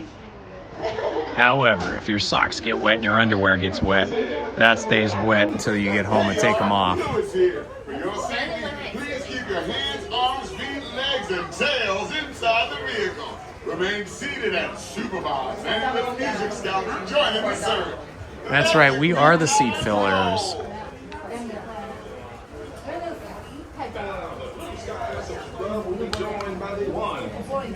It's a cute portrait, huh? Nice family portrait of Tiana and her dad and ¿Cómo mom. están, amigos? Por su seguridad, permanezcan sentados con las manos, brazos, pies y piernas dentro del vehículo. Inside the vehicle. Remain seated and supervised. Any little music scouts joining the search. Let the good times roll.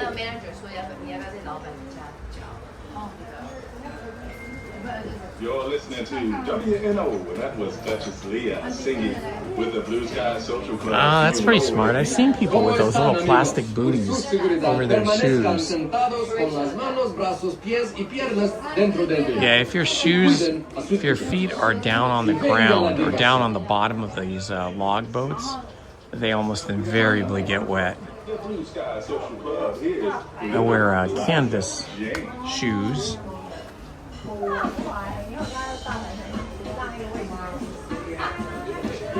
And they dry on a hot day, they'll dry pretty quick. But on a day like today, they'll stay moist until I get home.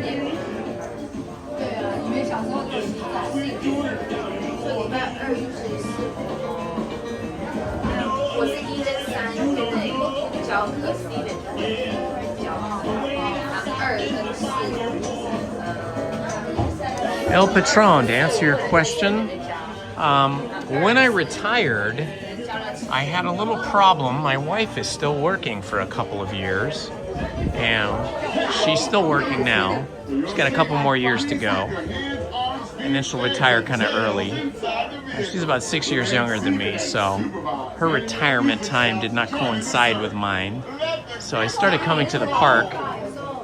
Initially, we would come together, but then she's so busy, she can usually only come like one day a week, sometimes not even one day a week.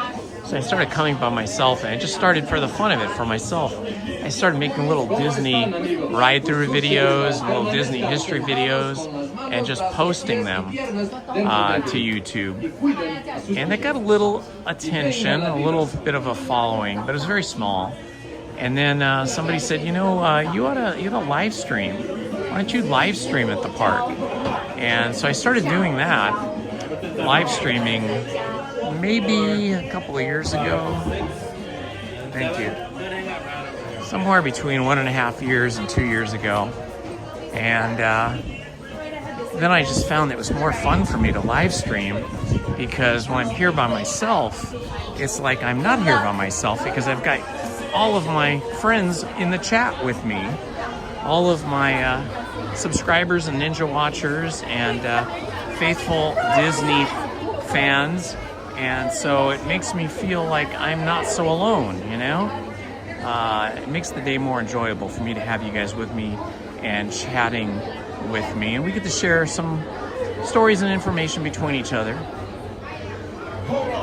And then I get to meet people here too, like some of the people that know me from my YouTube channel come up and chat with me, and we do selfies, and sometimes we'll have lunch together. And it's just kind of neat, because it's kind of an unexpected new chapter in my life where, you know, I'm getting to be in the happiest place on earth that I love so much, and share my days, my adventures here with all of you guys that can't make it to the park right now. And then I get to meet some of you when you do come to the park. So that's kind of how that happened for me.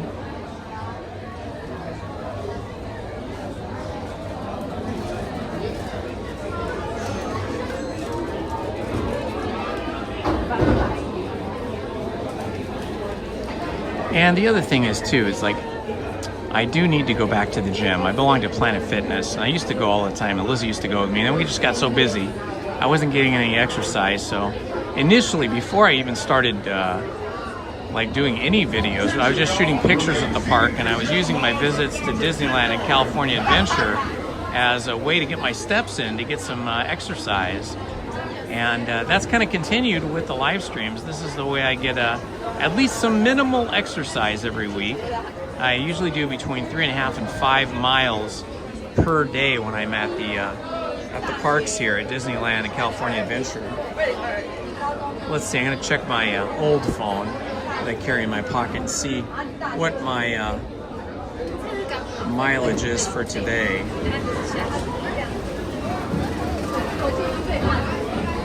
So as of today, I've done 3.7 miles, 9,120 steps. So that's sort of on the low end of the range that I normally do, but maybe by the time I leave the park today, it'll be 4 miles or 4.5 miles. I just find everybody's mostly everybody's in a really good mood here to just, you know, look over at somebody and talk to them and chat with them, day together.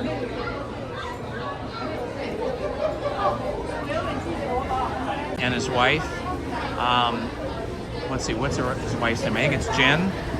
They're really nice people. And several other live streamers. 28, he's a really super nice guy. And chatted with him over the phone, chatted with him at the park, that I've met that come to the parks a lot, whether they're streamers or not. the parking lot and the security people that work in the parking lot, parking cars. Like today, I parked my truck and I wanted to know my name, and it says, I see you at the park all the time. I'm always parking you. And I just thought I wanted to come over and say hi. Same thing with the guys over in security. A lot of them know me by name, and I know some of them by name. And we have casual conversation. Always fun.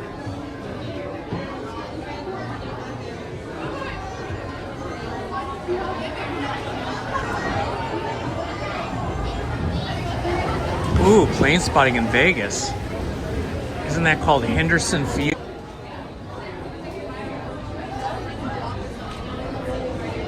Also, Ace Snoopy is a really nice guy, another live streamer. Super, super cool young man. Friends with him. All right, so we just have to get across this bridge here.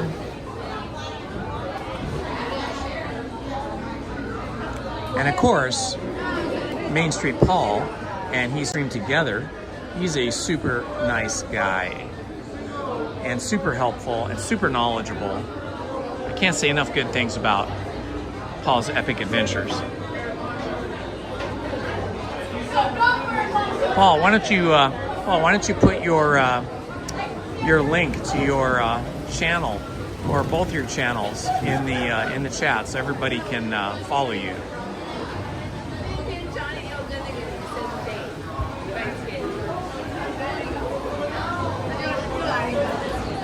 Is it weird to go to the parks and not live stream? No, not really.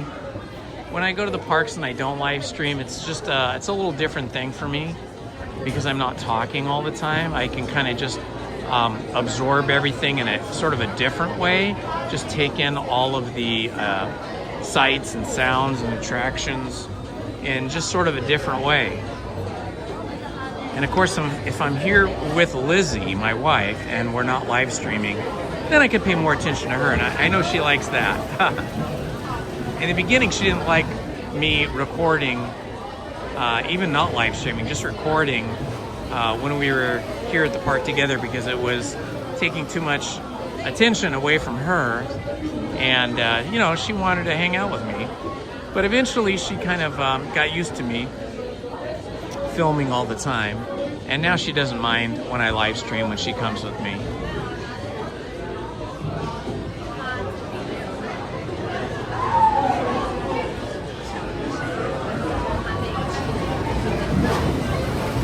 Oh, that's pretty cool. Nice to know a party of 5. There you go. Paul's Epic Adventure just put his link to Seattle flights in the chat. And then he's got another one that I think he's going to put in the chat in a moment that is for his theme park content.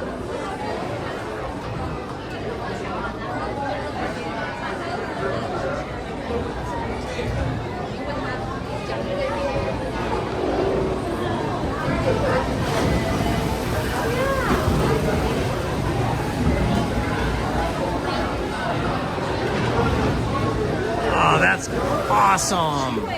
Paul, I'm so happy for you. 2,000 subscribers and 3,000 subs. That's great.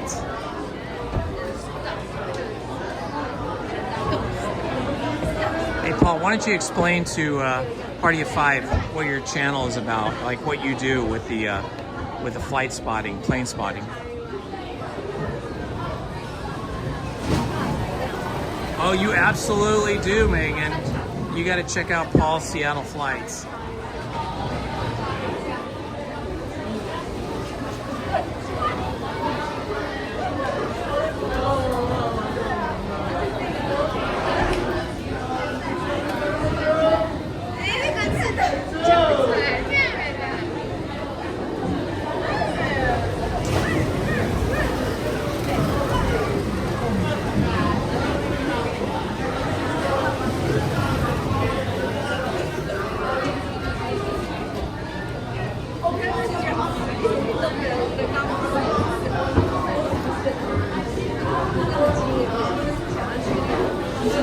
Okay, we have about 12 people ahead of us, and then we will be boarding our log boat.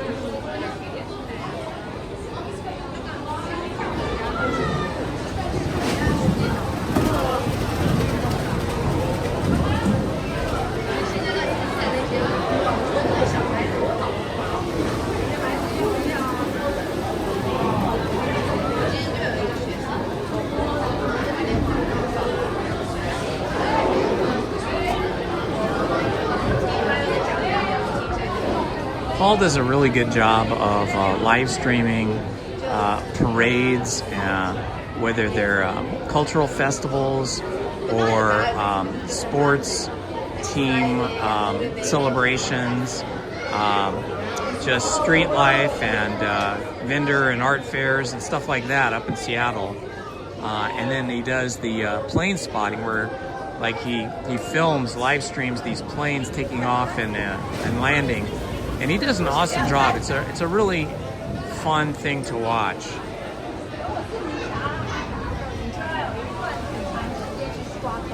No, row one. They will never put me in row one. I would be surprised if they did.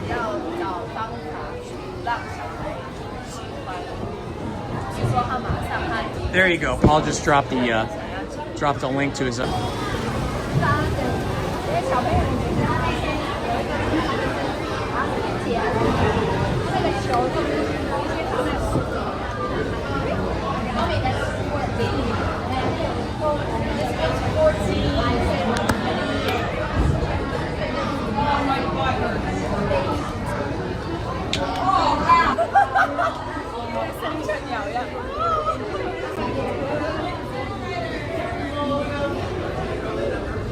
All right, they're taking more and more single riders.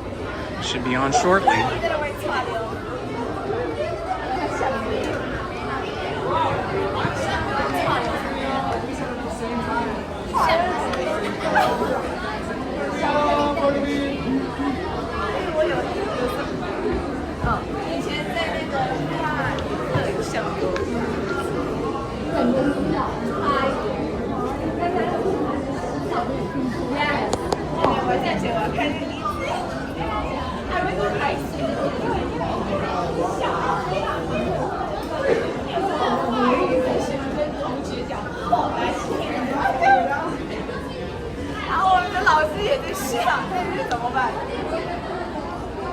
All right, I've got the power cord put away.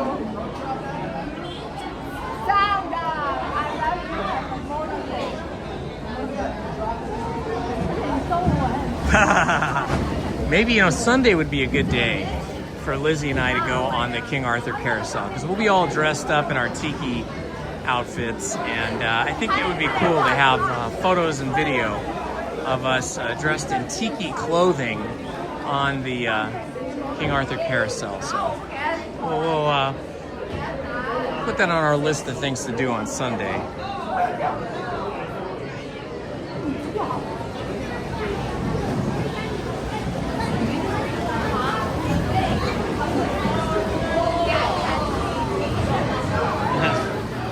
These people, almost all these people, 5 out of the 6 people have ponchos on.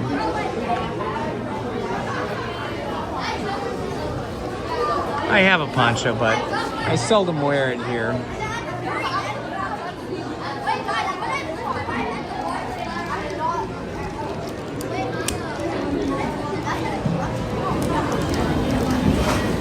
Lizzie likes to protect her hair, so she almost always wears a poncho on this ride. She doesn't like getting her hair wet after she's washed it and coiffed it and does whatever women do to their hair.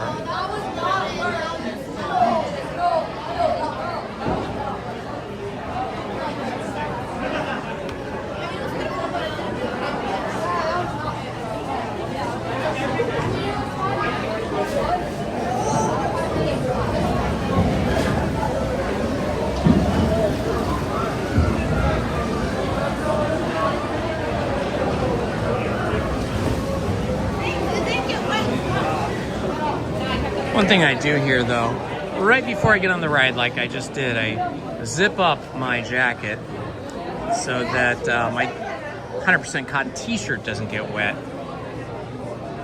So the jacket will dry off pretty quick, but the t-shirt not so much.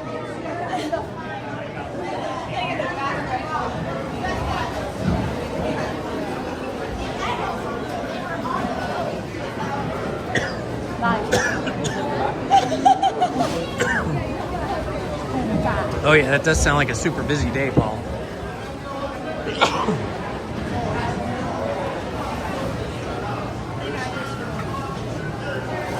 Hello, Tim Hagman. Welcome, my friend. Hi, guys. How are you?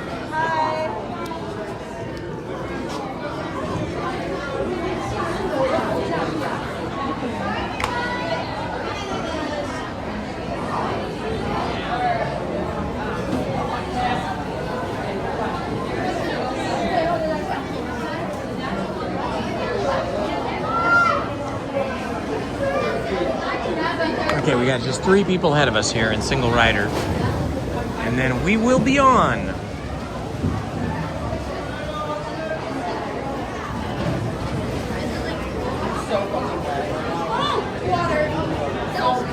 Oh my god, there's a puddle in the road. You guys came prepared. Ponchos. It didn't work. No, not in the front.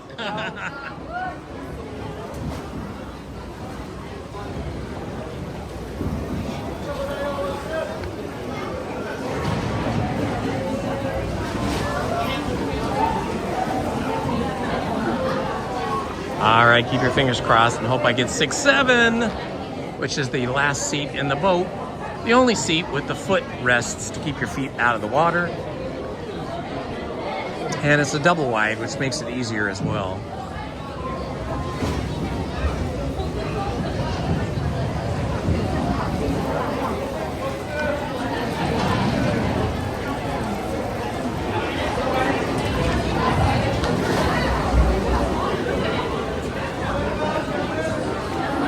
Two people ahead of me now.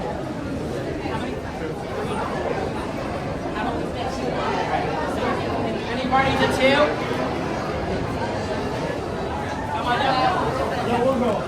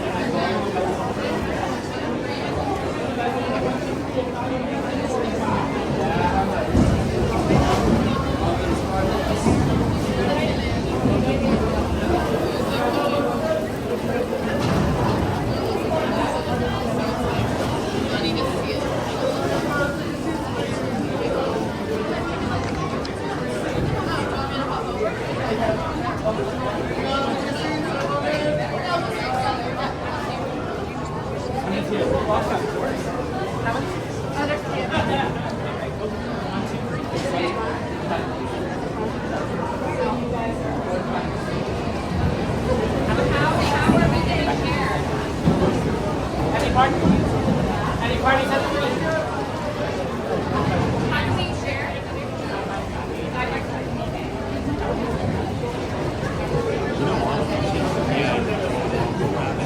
Any parties at 3?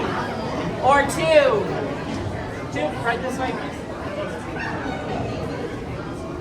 I'm gonna take 1 and 2.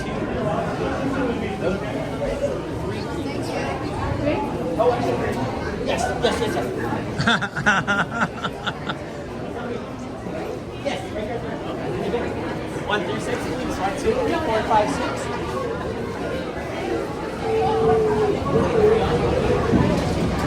Come on down, guys. Come on down. How many guys up? Many rows? 1, 2, and 3. 1, 2, and 3. How many? 4 and 5. And you'll take number 6. Awesome. My favorite. All right. I got my favorite seat. 6-7.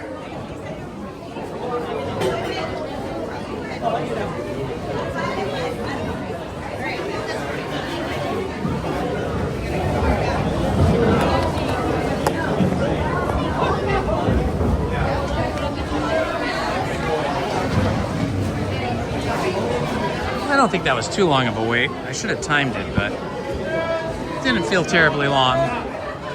hanging out with you guys and getting to chat with you in the chat here on the live stream makes it seem like it goes faster for me.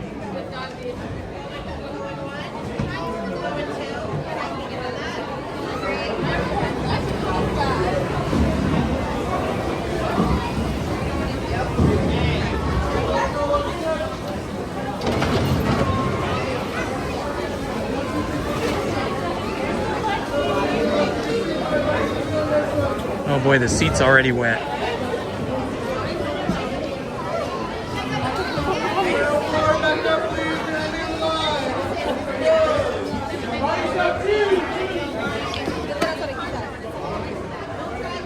All right, here we go.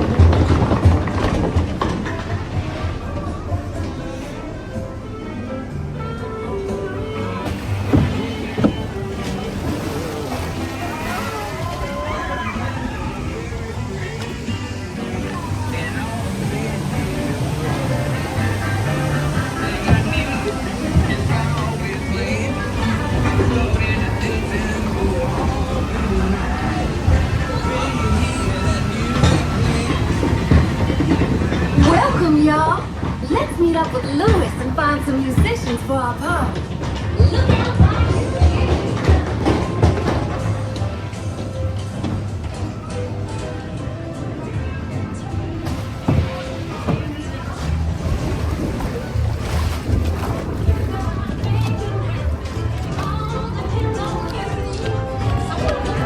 Hello?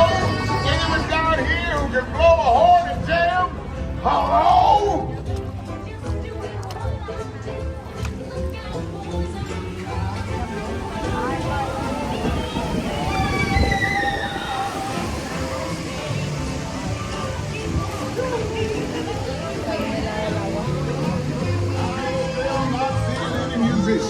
No sweat, Louis. We're just getting started.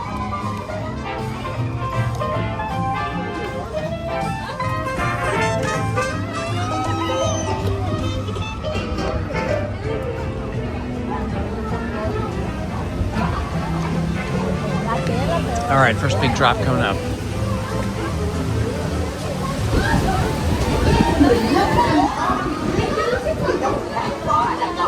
Tell the people not to told you so.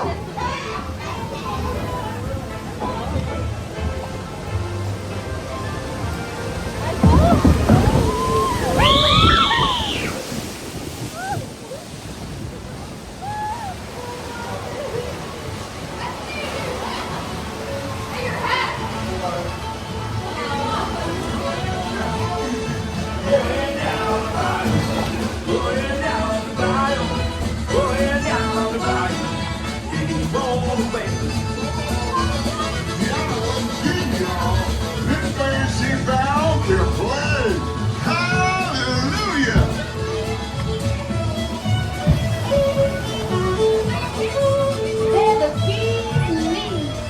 I would love for y'all to play at my party tonight.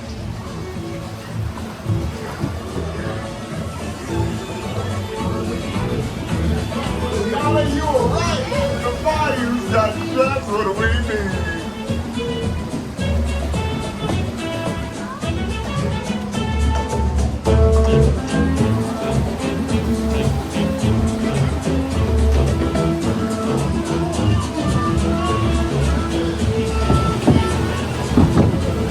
They sure can play, but we got to keep searching high and low.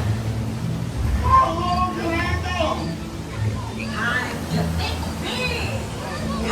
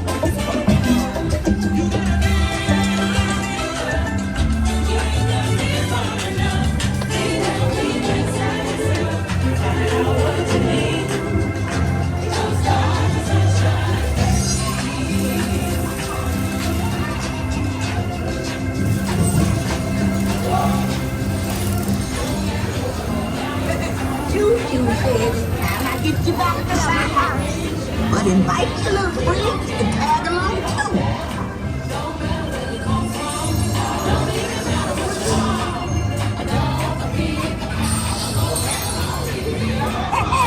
Hope you enjoyed getting tiny.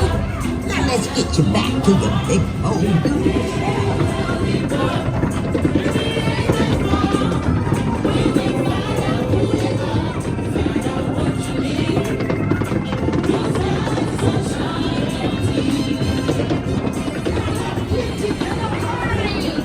You'll get there in no time.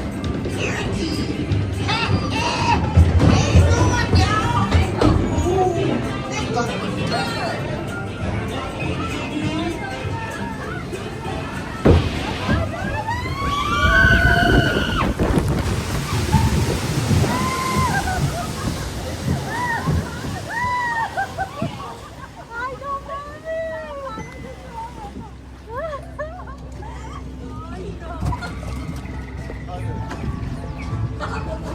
No te arreglas solo. Ay, tampoco. No, pero está bien fiel la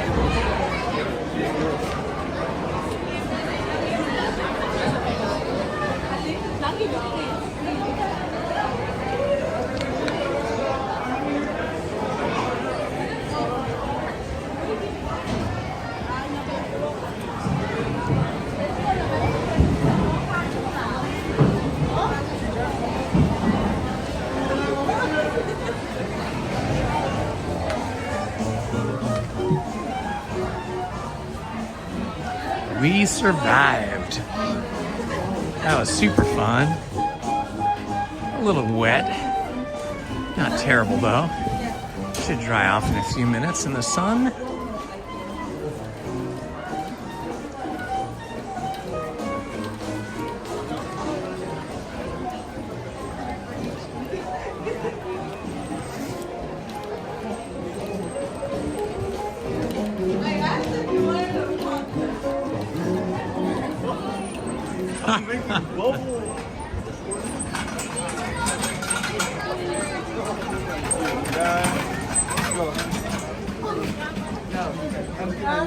Let's see.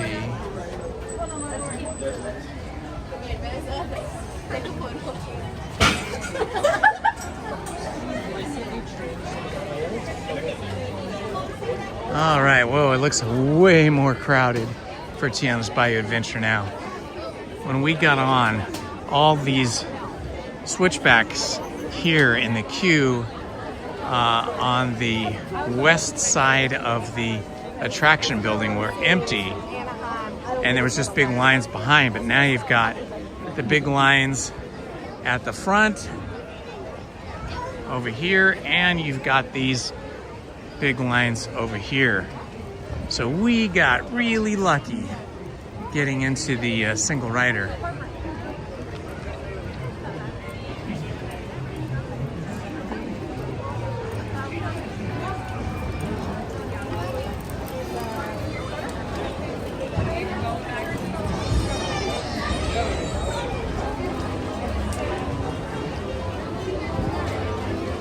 All right, there's still a big line for the Mini Adventures of Winnie the Pooh that is way out here going down by the umbrella. So I think we're gonna skip Winnie the Pooh today because that line is just too long.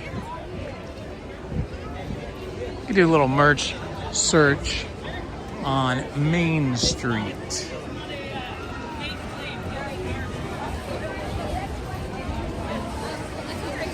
Hey, John in Utah, thanks for hanging out with us.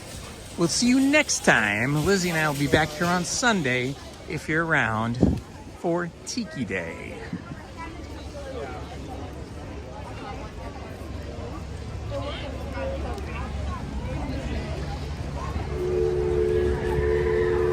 Crowds are not that bad today, actually.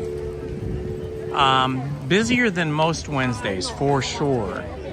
But compared to how it was during spring break, this is far less crowded than the spring break time, which was basically most of March and the first couple of weeks of April. So this isn't bad at all. And I got here pretty late today too. I didn't get into the park till 10 o'clock.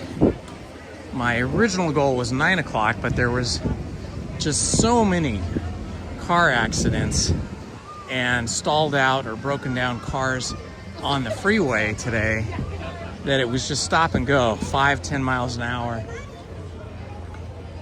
So that really slowed things down. We got a late start. It is very crowded right now though. Now looking out here across the walkway in front of Haunted Mansion looks super, super people-y. If you guys missed any of the live stream and any of the attractions we went on earlier, feel free to rewind the live stream now or later on today or tonight. So we started off with the Haunted Mansion here. Then we did, let's see, I think we went Haunted Mansion, Pirates of the Caribbean, Big Thunder Mountain, Mark Twain, Casey Jr. Circus, Train. What else did we do? It's hard to remember now. I can't remember. Oh yeah, we did Indiana Jones and the Temple of the Forbidden Eye. I'm not sure I'm getting the order correct now. I'm just trying to remember the attractions that we went on to. We did do the Mark Twain boat, paddle boat.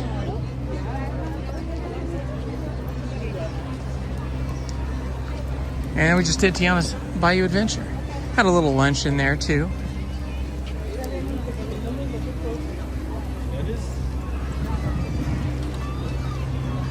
And now we're gonna head down to Main Street, do a little merch search, see what there is to see.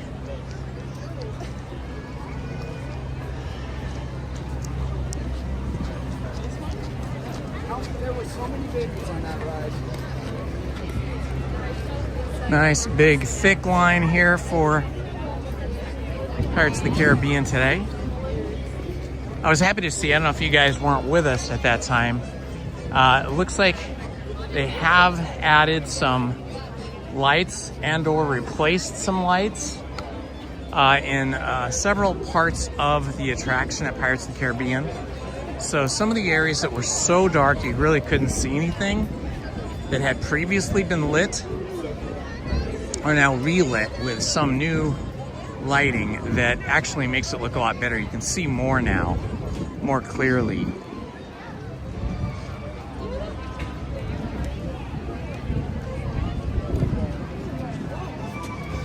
Yeah, we did not do Smuggler's Run today.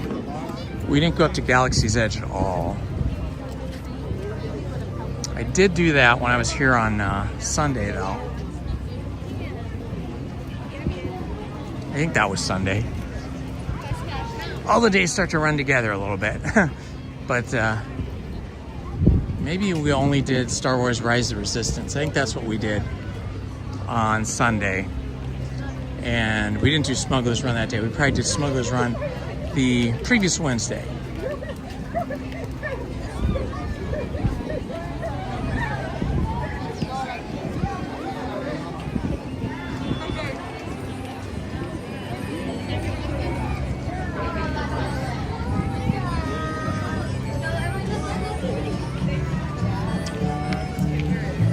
Got a Spider-Man fan here.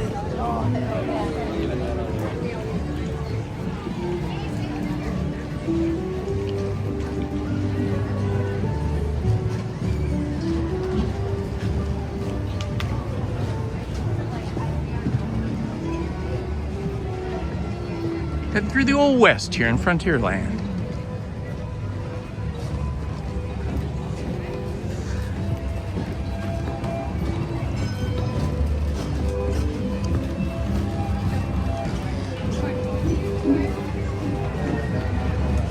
Yeah, it definitely feels a lot more busy now here at just about 3 o'clock. It still wasn't quite this busy at 1 o'clock. And between 10 a.m. and 12 noon, it wasn't very busy at all. But it always gets a little busier after 12 noon, and it always gets a lot busier after 2:30, because then kids are out of school and they come either on their own if they're teenagers, or they come with their parents if they're little ones.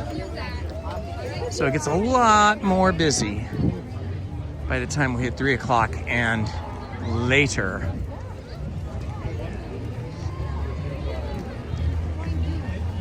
When the weather warms up a bit more, Lizzie and I will be coming here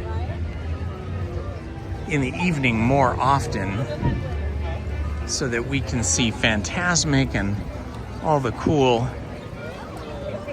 evening shows like Wondrous Journeys and so on.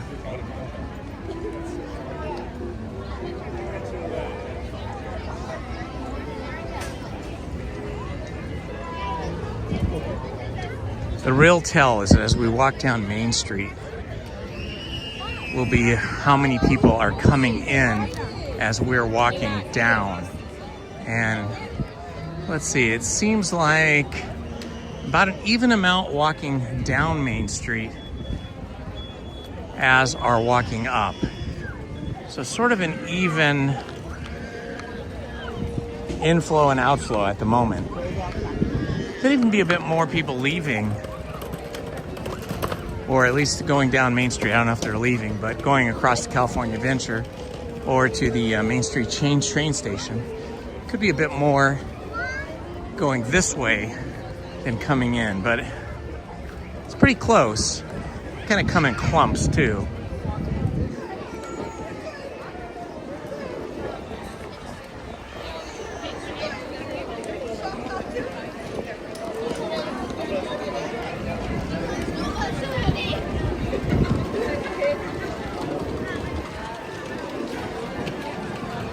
Oh, the paint on the Carnation Cafe looks spectacular. Looks like this is the first part of the building, first part of the block that they have unveiled because they're repainting this whole block. They've been doing it for about a month. It's pretty cool. Looks really good.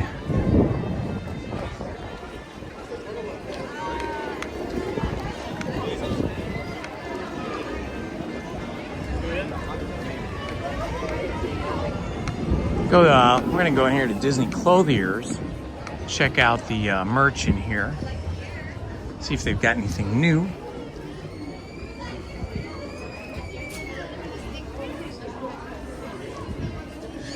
I don't see anything new here. We'll go to Cole Brothers, which is next door, which is really the shop where they have stuff that I like.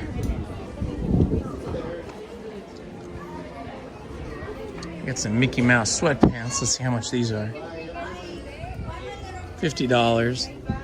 These are pretty nice though. It's kind of a synthetic blend. These are super cool. Buzz Lightyear, kind of baseball jersey style shirt. Lightyear 95. And then the Disneyland 1955 for the 70th anniversary. Mickey Mouse 55. Check out these shirts over here. Yeah, this new arrival that I saw the last time I was here is still one of the nicer shirts. It's kind of busy, but it kind of works. It's got a lot of the Toy Story characters on it. It's Toy Story themed.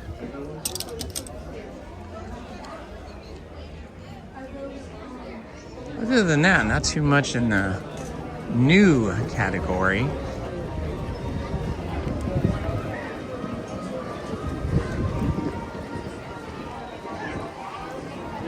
I do like the way they repainted the Carnation Cafe. That looks cool. Iceman! Catch you later, my friend. Thanks for hanging out with us for a while.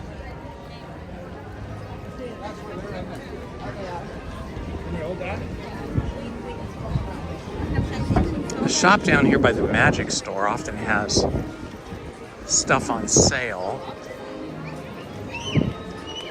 Usually you don't see stuff on sale here at Disneyland, except like at the end of a season or when the season has just ended.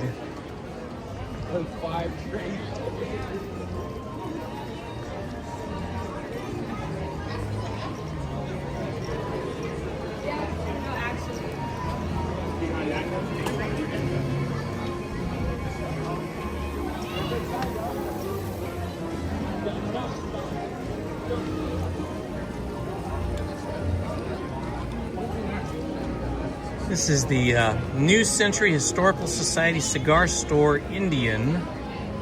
Carved wooden cigar store Indian sculptures were common in towns across the United States. Shops used emblems and icons like spinning barber poles to advertise their wares and services to the largely illiterate public. Now considered a form of folk art, this statue has stood on Main Street since its early days, advertising the tobacco shop once located here.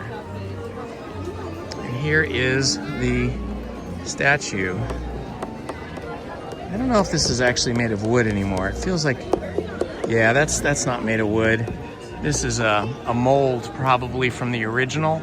This feels like fiberglass, but it's still very cool looking.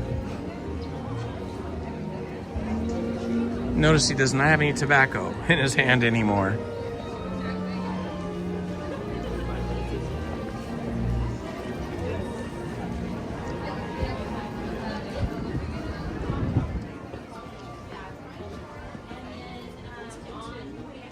Lots of sweatshirts. We are rapidly leaving the station of cool weather and cold weather. So sweatshirts are, in my opinion, starting to lose their appeal. I mean, they're very nice looking, but it's just not cold enough now to wear a sweatshirt.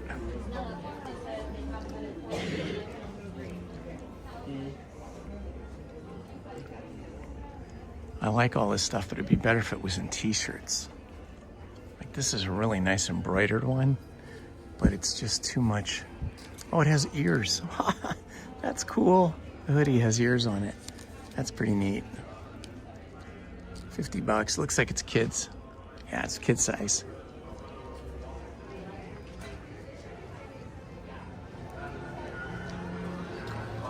Lots of sweatshirts.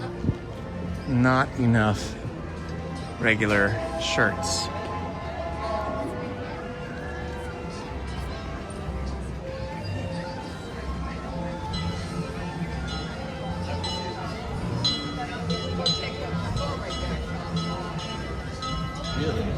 All right, I want to thank all the moderators that have helped out today and in the past on our channel.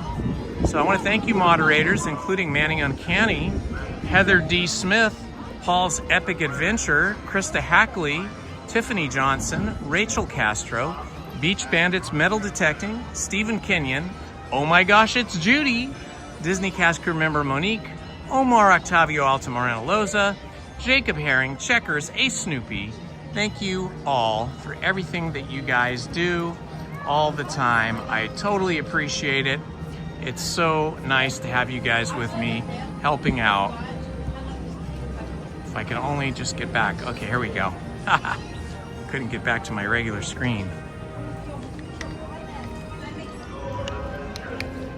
All right, my friends, this has been Indiana Holmes on a beautiful Wednesday, April 22nd.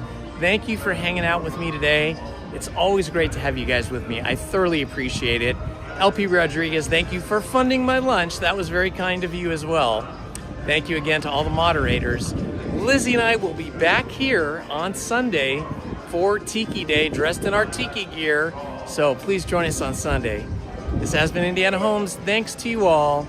Love and good afternoon. Bye-bye.